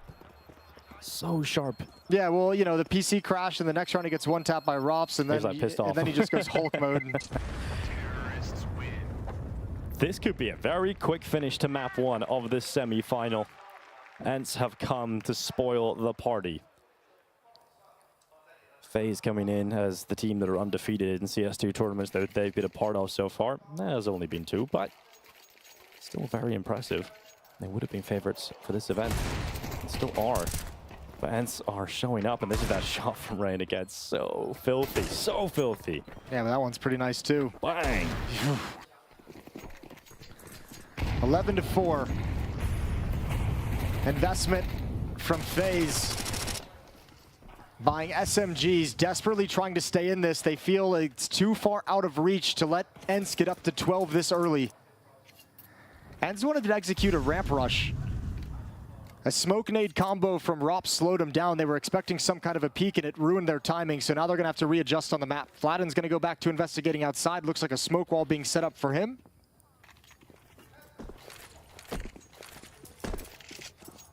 And here it comes, the outside execute.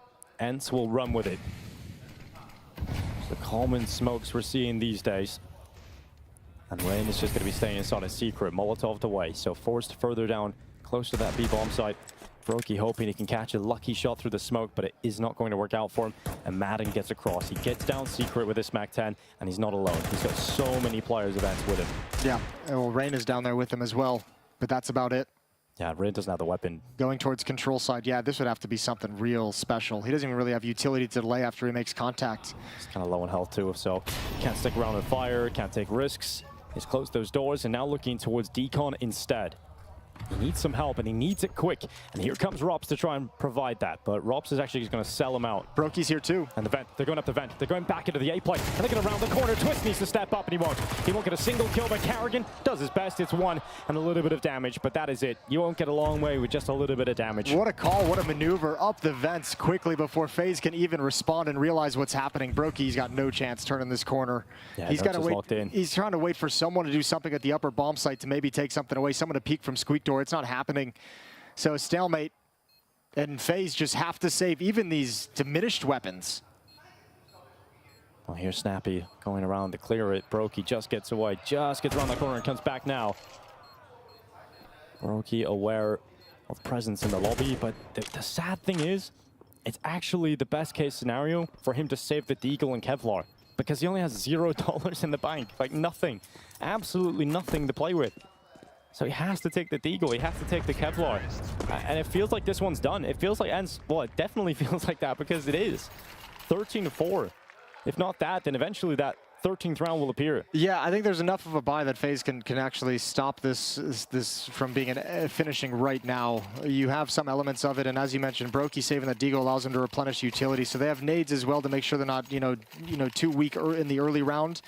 But yeah, the idea that, one of the next 8 isn't going to go in the favor of ENCE, especially considering FaZe hasn't even established their economy quite yet. It's all pointing towards a map 1 upset. FaZe's pick going the way of ENCE in very strong fashion. I'll remind you, these two just played in Sydney in CS2 not too long ago. It was a 13-5 win for FaZe on Nuke in that matchup, and then 13-0 on Anubis. But Nuke has been completely reversed.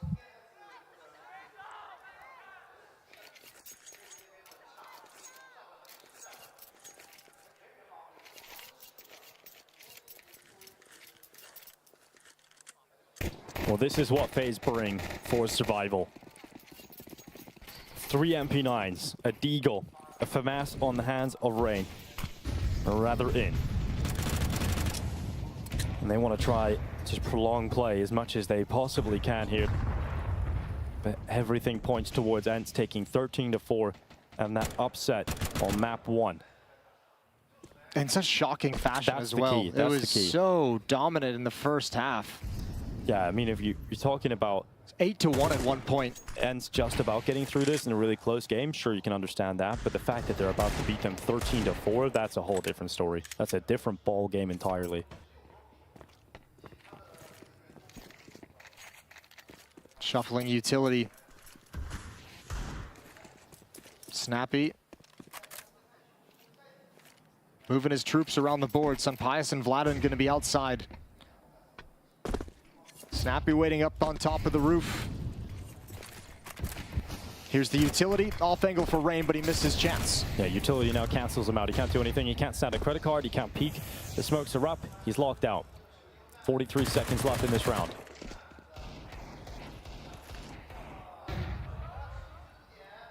Now, well, Rain's actually decided to just sit back in garage, and Vladin does not detect him. He does not think about it. And now the kills are coming in for FaZe. Twist and Rain with a couple. Rops at the ramp. Is there something to be said about this MP9? He'll drop down into the lower bomb site. Madden rips apart Brokey. Sunpius gets Twist looking the wrong way. Sure, an upgrade here for Carrigan, but he needs to work with Rain. And it's Sunpius left alone in the 1v3. He has the bomb in his back, and he slips down the vent. Slips down into B. Yeah, and FaZe haven't realized it yet, so he'll have a plant. There's a shot. There's a very small opportunity for him to win this. First engagement is going to be up. Carrigan's going to try and keep him locked in, and yeah, it'll be just fine. Enough of a distraction from Rops to make that one easy, and FaZe survive, and they were on 5. Yeah, okay, that's a round for FaZe, prolonging the play. Bomb plant in for ENCE, all that money built up. It doesn't get any easier for FaZe, right? You're still going to have to deal with this purchase. At least on your side now, though, you have got to buy alongside of it, so you'll get those rifles out. Yeah, they've played the last 2 rounds with SMGs and Deagles, so this is a nice upgrade. It's a nice new feeling. They have the op on Brokey as well. Everything works out at the end of the day. Rain confuses Vladin with a little bit of movement. And Carrigan, just the security blanket in the upper bomb site, is able to close things out eventually. 12-5. Money and rifles in the hands of ENCE as well. Outside smokes deployed for ENCE right away. And finally we get to see Brokey with the AWP. I feel like we haven't got to see him actually get any impact on the AWP or have it at all. They haven't had the money in this CT side, and you wouldn't really expect him to bring it out on the T side all that much. And they cross through those smokes to Secret. Perhaps Brokey can pick up info based on the crowd noise there. There is a couple players behind those. And Snappy's going to make his way forward, Madden beside him. It hasn't caused any shifts in the defense. Nobody is investigating outside or the lower bomb site at all. This defense isn't shifting. No one's taking ramp room so that Rops can go down. Rain is going to be doing it late, but this is risky because they already have control. Oh, my Lord. How is he hitting shots like this? Rain gets a second out of it as well. He should have been dead to rights. He was sentenced to death, but he defies the law. And now 50 seconds left.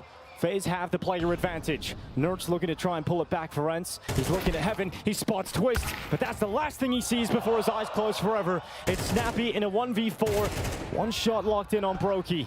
Brings down the AWPer. but there's so many other players to find. And Rops is the next up, the next on the pedestal, and Rops will fall too. Snappy getting them back into this one, but Carrigan puts an end to that. Yeah, there's no business for Rain to get 1, let alone 2 kills in that position. We've seen that a number of times. We gotta see it from his POV. That vent rotation is so dangerous when you don't have information outside, and it seems like having, like if he knows they've crossed outside, he's not going down vent. Oh yeah, that's a crazy, crazy flick, and to get the second one as well. Just disgusting. I think ENCE are realizing we're up against FaZe. This is a team that never give up. This is a team that always wait to the last second to get it going. Yeah, they've always got some kind of a comeback in them. It's the extent of which that you're going to wonder about, but we know they don't stop fighting until the very end, until the very last round. Oh, attack issue.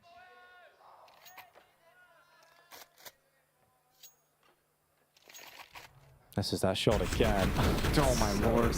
I mean, given a bit of a gift there. Yeah. He's had the Deagle shot and the AK flick in the vent. I know. The space of a few rounds. It's a little bit crazy, a little bit wild. He's using up his luck quota. Well, they've got 6 rounds to go. This is still doable.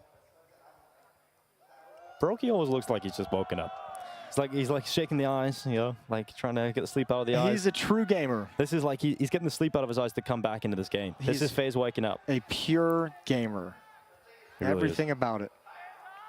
And Snappy biting his nails as he knows, oh no, FaZe are coming back into this. I've been here before, and we've seen this too often. Too many matches to realize what this can turn into. I always imagine Snappy has something cooking in there. The way he's been able to call throughout the past few years, finding solutions no matter how bad the half looks, no matter what the score is.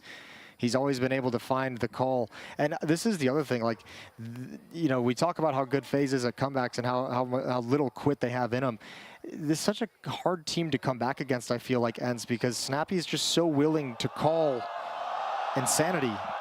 He's so willing to call crazy things. Mac 10 and Tech 9, upper bus, you know, is going to come. Ramp rush, he's not going to be afraid to call it. I think Carrigan's also of the same vein when it comes to it. Maybe a little bit more reserved than Snappy. Yeah, to a certain extent. Yeah, he has a few rounds like that in him too, so that's why this matchup is always so fun. And Twist getting the crowd going, entertaining him throughout the technical issue. FaZe always very good at getting the crowd on their side. When you go around the world and you have the profiles that these guys do, you have the scale of the team, what they've done, their track record, and the individuals within it, you're always going to have fans no matter where you are. Yeah, especially, I mean, you can see Twist is just as an individual fan favorite everywhere in the world. Now, if you are tuning in and wondering, when is that grand final? Well, that's later today. We've got the final coming up, and that is going to be the winner of this game, playing against MOUZ. Yeah, grand final best of 3 today. Yeah, MOUZ took out Astralis 2-1 earlier in our first semifinal, excuse me, here at the Counter-Strike Asian Championships. And obviously this being the second one, winner of this goes on to face MOUZ, who's just waiting in the wings, getting some food, hanging out. Yes, and we look through the rest of this map, Vito, and Nuke is up first. This is FaZe's map pick, which we were really worried about in that first half. We still are to a certain extent in the second half. But up next is Ancient. And that was a surprise to the desk that ENCE decided to go with the Ancient pick, considering, sure, they've got some results on it recently, but has it been the greatest over the last few months? Probably not. Yeah, you look, I think, you know, having been in a team, like sometimes, you know, those maps where it doesn't look good statistically feel really good for you in practice. Maybe it's a map that Vladden feels comfortable on as well, or just a map that they've just been enjoying playing at this event, even if the numbers aren't the prettiest thing in the world over the past 3 months.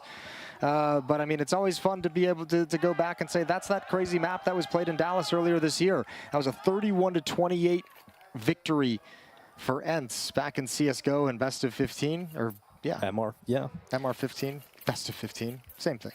That's actually what we're going to do now. It's a very long series, We're going to make it? best of 15. It's going to add every map. This series is going to take the entire weekend. Buckle in. I'd enjoy it. Just chilling. Wouldn't want to commentate it, to be honest. I think I'll take a seat. That'd be very exhausting. I'll take a seat for that one. Yeah. But out of the technical pause into a tactical timeout. This one for ENCE. That's the tactical pause that comes out and you're just like, okay, I thought about some cool things during the 5 minutes I've had to just chill here while the PC's getting fixed. So let me try and explain this to some of you. It might sound crazy. Oh. Oh, just like that. Another one. And we're back. We're back. Back again. Yeah. But yeah, that's actually a really cool point. You know, you're sitting there, you have nothing but yourself to talk to, and you just come up with an idea. That's a pretty cool You're idea. like, all right, guys, bear with me. We're going to take this strategy that we've ran 100 times, and I'm going to change like 2 things to it. You're going to do X, you're going to do Y. That's the difference. 1, 2, 3, boom, let's go. You understand? 30 seconds to do that. You have to be very articulate. And that's the problem with these sort of international teams at the start, right? Was the fact that you have to figure out, you've gone for your native tongue where you can be very articulate and get those points across very easily, to then playing an international team where you speak your second language. So you may be able to speak English very well, but maybe one of your teammates struggles to comprehend very quickly. It's also the language conversion in the heat of the moment in a game of Counter-Strike that is a big one as well. You know, most of these players can get by in conversational English outside the game when they've got all the time in the world, but when you're in the game and you got to make a call, you got to process a piece of communication from a teammate, that's where that little bit of delay, that extra 3 seconds it takes, really hurts you. Nice thing is, even with these tech pauses, I know they're frustrating to deal with as a viewer, as a fan back at home, but you know, players, professionals have all been in these situations a number of times. 2 of the more experienced lineups that we have outside of the Vladin stand-in. You know, seems to be an issue still with Madden. Seems to be an issue with that system. It did crash earlier in this game. It still seems to have a few problems with it. So hopefully we can get that resolved. We don't need a PC change. That What would do you be do? What do you extended do, period of Dinko, time. when there's a tech pause in your Premier games? When you got that 2-minute pause, when that thing pops up? I'm not gonna lie, Jason. I'd probably go out of the room, get something to eat, or sit on my phone and watch YouTube videos. Okay. Or get distracted. Just no rest for the brain, huh? No, I need from like one constant screen to the stimulate. next. Yeah, if I'm sitting there and I'm in my own head for like a few minutes, it's like, well, this is really slow. Yeah. Yeah. Yeah, I mean, the world comes at you fast these days. There's always a new TikTok to watch. It's like I got to the point where I realized I was taking too much dopamine in. Yeah. When I was lying in bed and I wanted to listen to something. I'm like, I can't just fall asleep in silence. I need to have like something on. I need to listen to a podcast. I need to listen to music while I sleep. Something to distract you. Yeah, but it's you know, it happens. I'm sure everybody out there has experienced that. Frustration here from Madden. Oh, he's at least got his chair tucked into He's the desk. typing. That's an improvement from just a few seconds ago. Yeah, typing away. Talking to the other players inside the server. Doesn't look anywhere ready to actually get going live. Just hanging out. Just chilling. And we did have FaZe having this extended pause in this tournament already. In that MOUZ game earlier on in the competition. It lasted a very long time. So Madden is 25 years old today. Just turned 25. According to HLTV, that just turned 25. Let me check his Wikipedia. He might have turned 26 and that hasn't updated, but I'd imagine it automatically updates. 25 is a good year. It's a good place to be. He's got plenty of time left in his career. Seems to be on a positive trajectory as well. So, yeah, just turned 25. Wikipedia hasn't updated it, but HLTV has. So What are you going to do for your 25th birthday? make it there, I suppose. Hopefully. Yeah, you do have to get there first. Yeah, I do have That's to a good get point. there. It's about 2 years from now. I don't know, Jason. Yeah? Maybe we'll see what events are usually on, like a pro league or something. Maybe I don't know when your birthday is. I'm not gonna lie to you. September 2nd. So everybody add that Sure, to the calendar, yeah. of course. It's about the time of a pro league. Yeah, it's around then. So probably enjoy that. And if not, then I'll do I don't know. I don't know. I haven't planned it out. My Well, you got to 25th do something birthday. special. It's the quarter century mark. Yeah, what did you do for your 25th birthday? Can you remember? I don't remember. Yeah, it's a long time ago. I That was a suppose. while ago, yeah. Or Carrigan, a man that is well past his 25th birthday.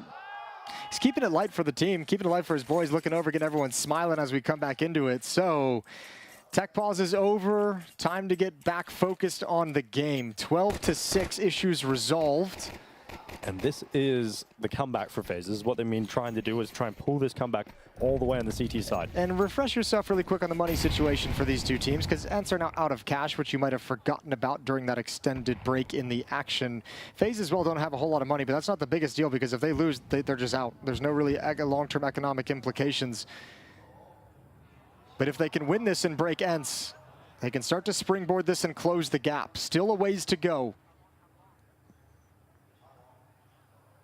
Oh, Baroki waits, sitting idly by. Eventually, he'll get his opportunity to strike. Laser-like shots from his AWP are required. And there he is, shot lands. He's very unlucky to move off, but he goes back again.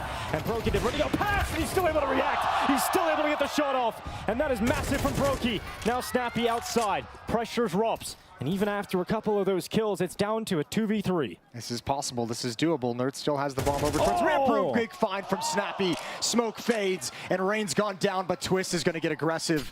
Snappy's aware of the possibility, but will he be ready for it? Yes! Yes, indeed! Snappy steps up again. He's becoming the carry of the team. And speaking of carries, here's Carrigan. 35 seconds, 1v2 to try and keep his team in this, or as Snappy just broke them. Of all the players to step up in Dia's absence, I did not have Snappy on the bingo card. You would have pointed to someone like Madden. You would have pointed to Nertz and Sun Pius, obviously, but Snappy's been a beast this event. Carrigan is gambling on their play towards the B bomb site, but that has not worked. They're on the upper bust. They're already in. They're going to start planting out for heaven. And Carrigan flying up the vent, making no secret about his arrival, and he's taking damage. They already have eyes on him, and he really will struggle to get any closer to this site. Nertz and Snappy doubled up together. How does he approach this? Through the avenue of huts. Snappy's down, now a 1v1. Carrigan against Nertz, and Carrigan's done it! He's absolutely done it! He's kept him in this. Carrigan's clutch does it again, and this comeback is not over. In fact, that could be the kickstart. The in-game leaders going blow for blow, and Carrigan, for all the criticism, he's always good for a clutch. I can't believe it, Carrigan, he's got a special moment built into every game that he just pulls out, and right now he keeps FaZe alive. And look at this, this is a 2-on-5. A 2-on-5 that is recovered to be in this position. You're right, he does have a few of those every now and then, doesn't he, to keep him in the game. And Carrigan on the double kill. This is why people call FaZe the most exciting team to watch. Even Carrigan able to step up with a clutch here and there. Nertz into the vent already. Rim freed up outside. It's a kill on some Pius, and the opening move is FaZe. It's a fine position for Nertz, but now you have the same problem that FaZe dealt with in the first half, was how do you connect the pieces? How do you get the other three players to be able to take advantage of Nertz's positioning? So sick. How do you make this work? Ram peels away after the aggression, so he's back to a defensive position inside of A main, not wanting to offer up his life and give Ents a way back into the round. Snappy, I guess he's earned that hero AK. I mean, he's out-fragging everybody on his team. Yeah, after last round, I'm not going to argue against it whatsoever. Some wonderful shots to bring Ents back into the round. Rain here's the footsteps crossing once the fight. He's done great damage, but that pulls him into Nertz, and it's Carrigan again to answer the bell. Now, he can still split this one more time. Vladin shuts him down, and Rop sneaks in, somehow manages it. But Vladin, one more response into a 2-on-2, and the battle is never ending. Vladin 1v2 for him, and he's not going to get caught. Brokey has him looking the wrong way. And that's 8 rounds now for FaZe. Ents really wanted the pace of that situation to calm down and slow down, and FaZe would not allow it to happen. Non-stop fights as FaZe have some space and vents to work with despite Secret being overrun. And a third timeout calls from Ents.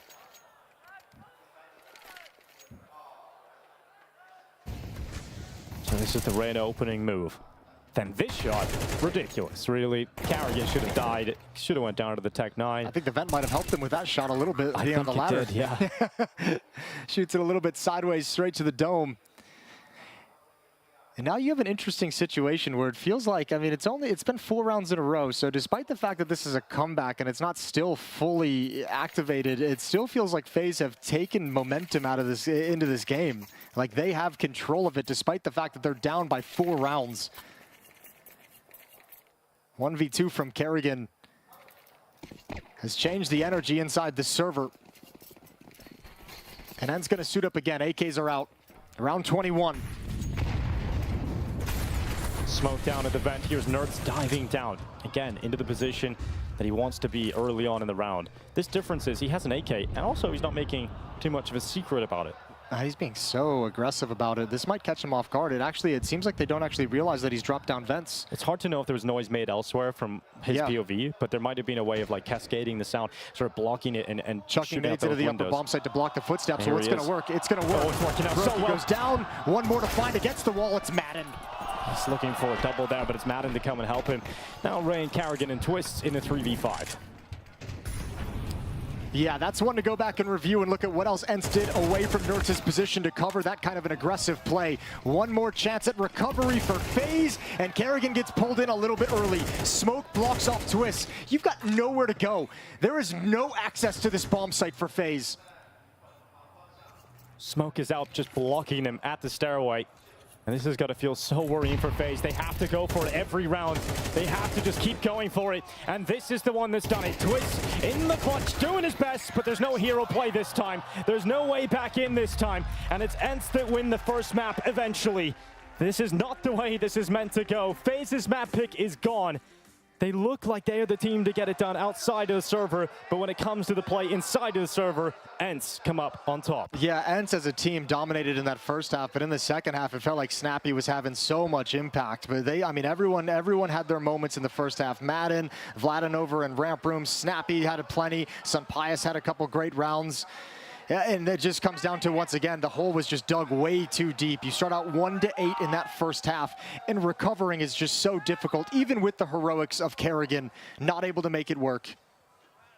And yeah, this MR12, when you don't do enough in the first half, the comeback just feels so difficult because they get to map points so quickly in the second half. It's just prime for the series upset now. This is crazy. I mean, still, you're going to say FaZe are favorites to take the next map as well. I know a lot of the predictions were 2-0s in the favor of FaZe just by all the circumstances outside the server. But inside the server, it feels like ENCE are really just ignoring all the noise outside. Yeah, they really don't care. They're just playing with freedom. They're playing with the fact they've got to stand in. There's no pressure. There's no expectations. Yep. Whereas FaZe have all of those expectations. And to talk about their chances coming back into the series, we've got the panel.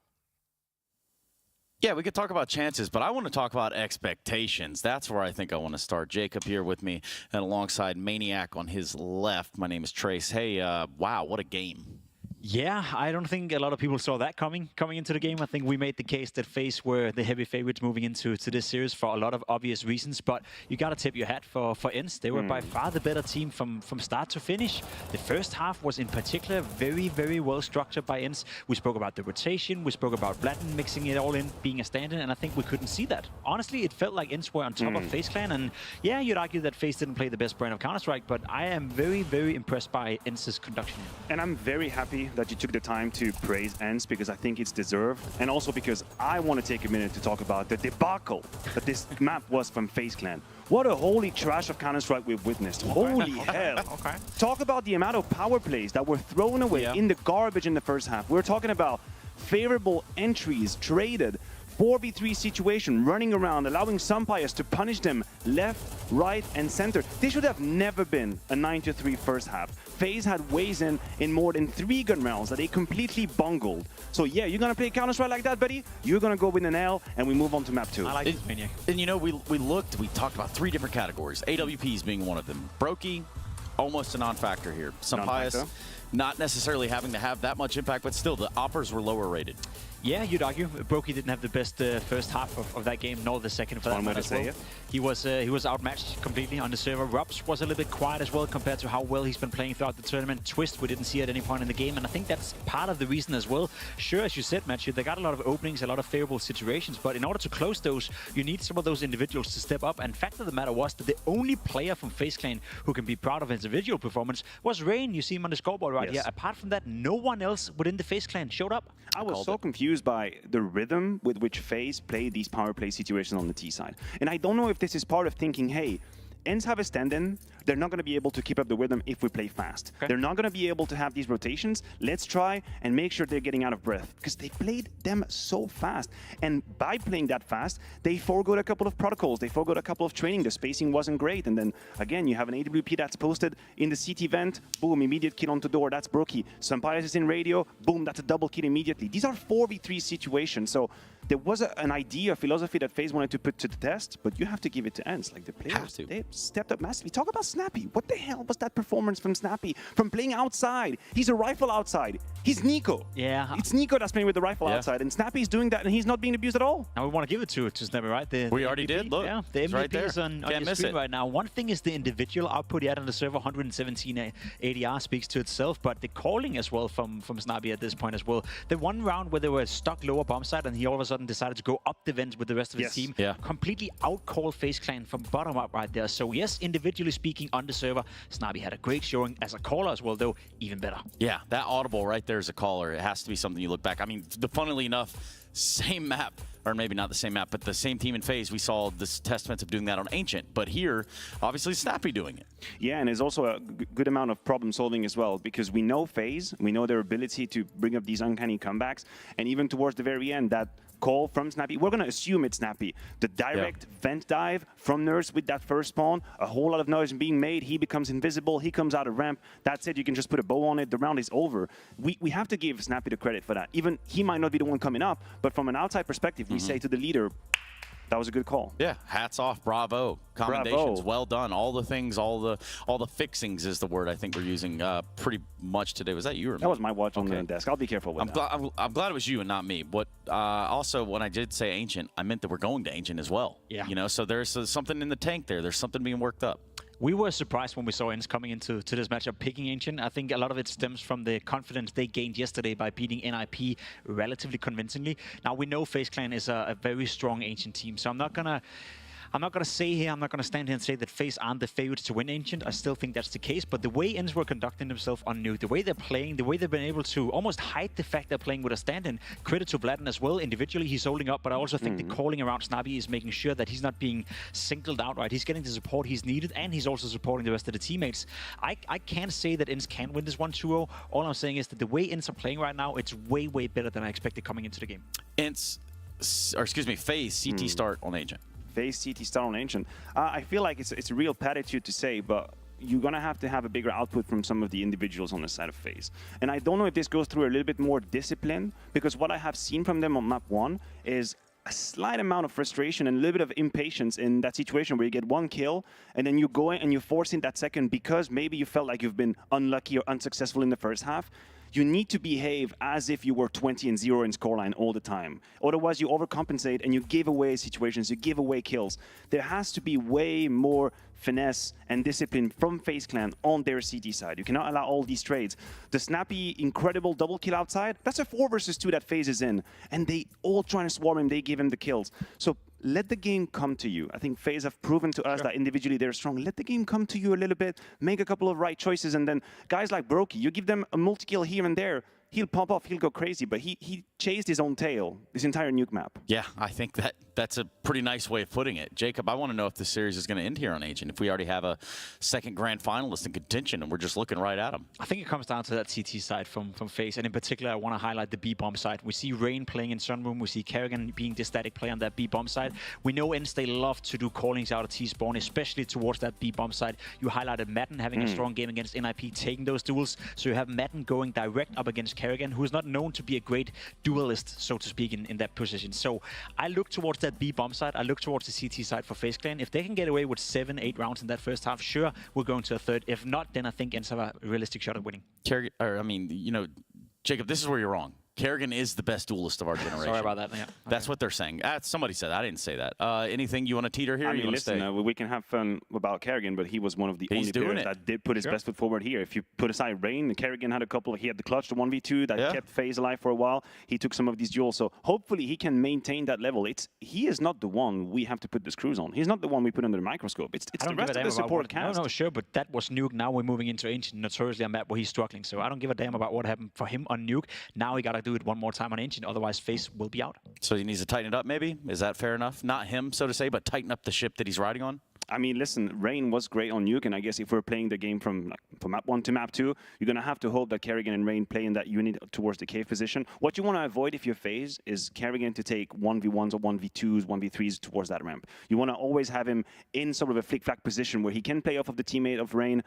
If he's going alone, he's not supposed to have the individual quality to own his own block positions. You have to put him in sort of a team play setup. And that's where Brokey comes into question, because Rain will be by himself in Sunroom. We know Rain likes to play aggressive, and Rain can hold up for himself. Brokey will be the rotator. Brokey will be the guy who's needed to help Kerrigan. And if we play the game from Nuke to Ancient, then Brokey didn't have a great time, so they need to step it up over there. Ooh, you know what's going to be interesting? Go on. Chess match between Robs and Nerds. Okay. They will all be on the A side of the map. And that's what's going to happen. Nerds is going to try to outlurk Robs, and it's going to be basically a game of lurkception. Lurkception. You're flanking me, I'm lurking you, I'm outflanking you while you're out lurking me. You're going to have to see a couple of these weird duels because Robs is very known to eat away space at the T's. When he feels like he can push into A main, he'll try and grab that map control, and Nerds has a tendency to lurk towards that area. So we're going to have to see who gets the better end in that one. Yeah, which is exactly what we have, boys. We have to sit back, relax, and see. Thank you very much for your time. We do have a break in front of us because on the other side of it, that is Correctamundo. We are staring at Ancient. We're staring at the FaZe CT start, and we're staring at a series with Ints up one map in the entirety right now. So we're going to go to a quick break. We're going to see if we can find a grand finalist after that.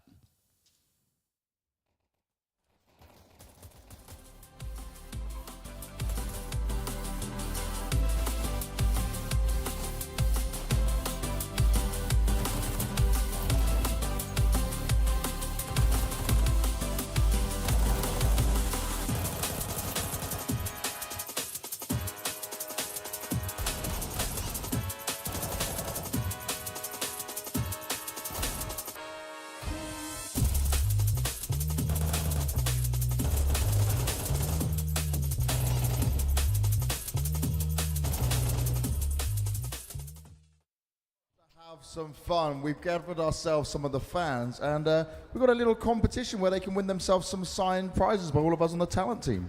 我们这里也是请到了几位观众朋友们，然后呢，我们这里有2个小礼物，那他们现在也要来比拼一下，那胜者可以拿走这个小礼物。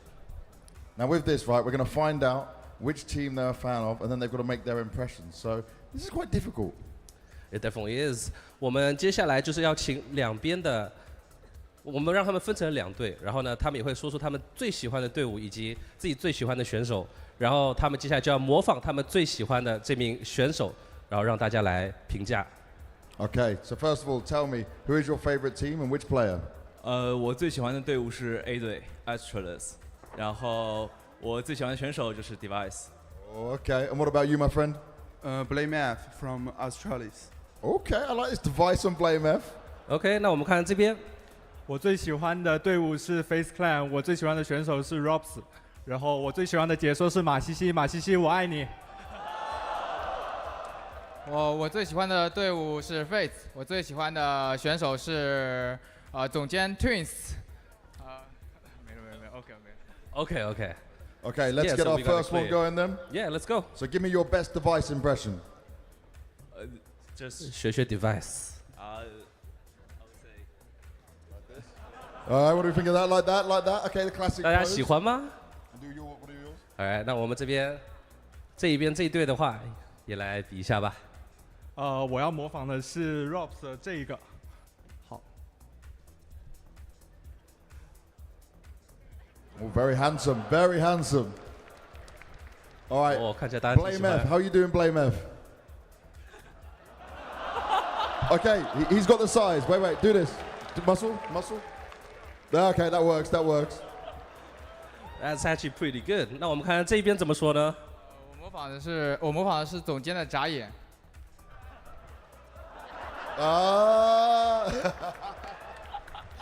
I like it.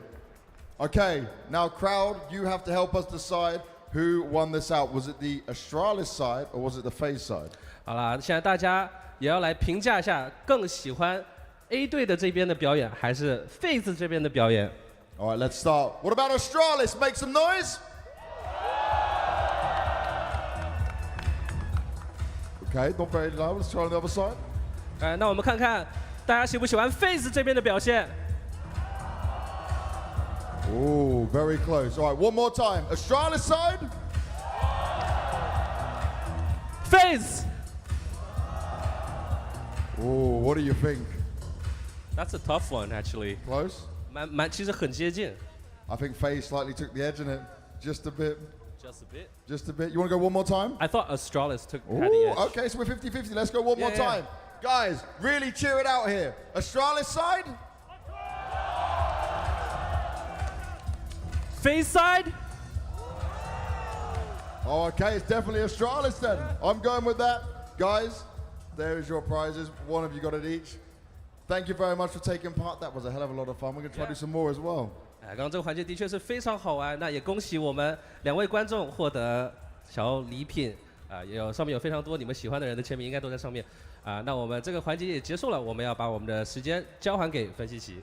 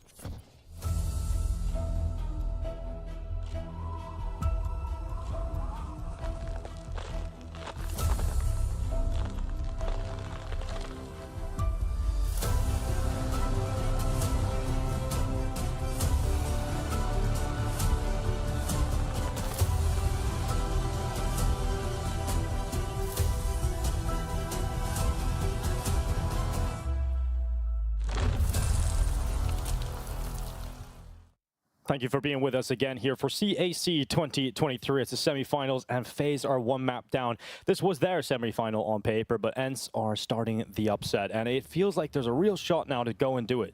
Yeah, with the way everyone's been playing. You know, Madden had a good game with the way, especially Snappy, with the way he stepped up was absolutely impressive. And also on top of like the step ups on the end side of things, because Vladin was solid too. It's also some of the absence of the FaZe players, a little bit quiet, a little bit. We didn't see have that impact out of someone like Robs. Twist didn't have his like signature rounds. You know, Brokey was kind of missing here and there. So yeah, you get the sense that ENCE is actually playing a much better game inside the server at the moment, despite all the upheaval outside the server. 3 players at the bottom of the scoreboard were Brokey, Robs, and Twists. Now that is not a FaZe clan that wins games right there. No, it's not at all. And I think Maniac made that point on Twitter. I saw during the break as well, as like Kerrigan calling, I'd like my star players to show up to the server, and that's what we need now going forward into map 2. You can't have another absent map because none of the tactics are going to work if the players aren't producing in those situations. So they got pretty much wrecked on Nuke, and that can sidetrack them very easily. That can knock you off kilter. There were some tech pauses in there as well. So some different areas of frustration that ENCE gets to kind of forget about and be fine with because they win the first map, and FaZe has to work through that frustration. And it's the T side that let them down, right? They didn't really get a lot going on that T side at all. And when you get into the territory where you're not winning enough rounds in that first half, and unless you're able to win the pistol, convert it, and then sort of build off of that, yeah, you pretty much are done. FaZe had some good things where like the rounds, they seem to be putting them in good positions. It's just like the finishing moves didn't seem to pan out for FaZe. So yeah, going over to Ancient now, it's going to have to change quite obviously a little bit, you know, at times of a head scratcher. This is ENCE's map pick. They've stolen away FaZe's, and this is obviously the map we get a little bit of a rematch from Dallas, the marathon match that they embarked upon, a 31-28 victory for ENCE back in CSGO. All right, let's do it again, shall we? Let's go. Semi-final second map. ENCE have a chance to head to that grand final and play against MOUZ if they win this one. And Brokey's kicked off the pistol with the dual Berettas on Vladin. Yeah, that's deep as well. That's very, very deep. And Brokey's going to get aggressive again with a bit of a flashbang, but pretty content with the fact that he's managed to give them a 5-on-4. And that's the utility spent from FaZe to get that opening kill. 4 players played towards the B-bomb side right now for FaZe. And Brokey, well, he turns out to be the only player that's needed. Runs down into the bottom of the B ramp, and Madden is caught by those dual Berettas. And Snappy is kind of cut off from the rest of his team, and he's the bomb carrier. So he needs to get out of there. Yeah, Madden's going to be really frustrated he fell off the box in that situation because there was nothing for him to do after the fact. So Nerds has snuck into the A bomb site. There's time for them to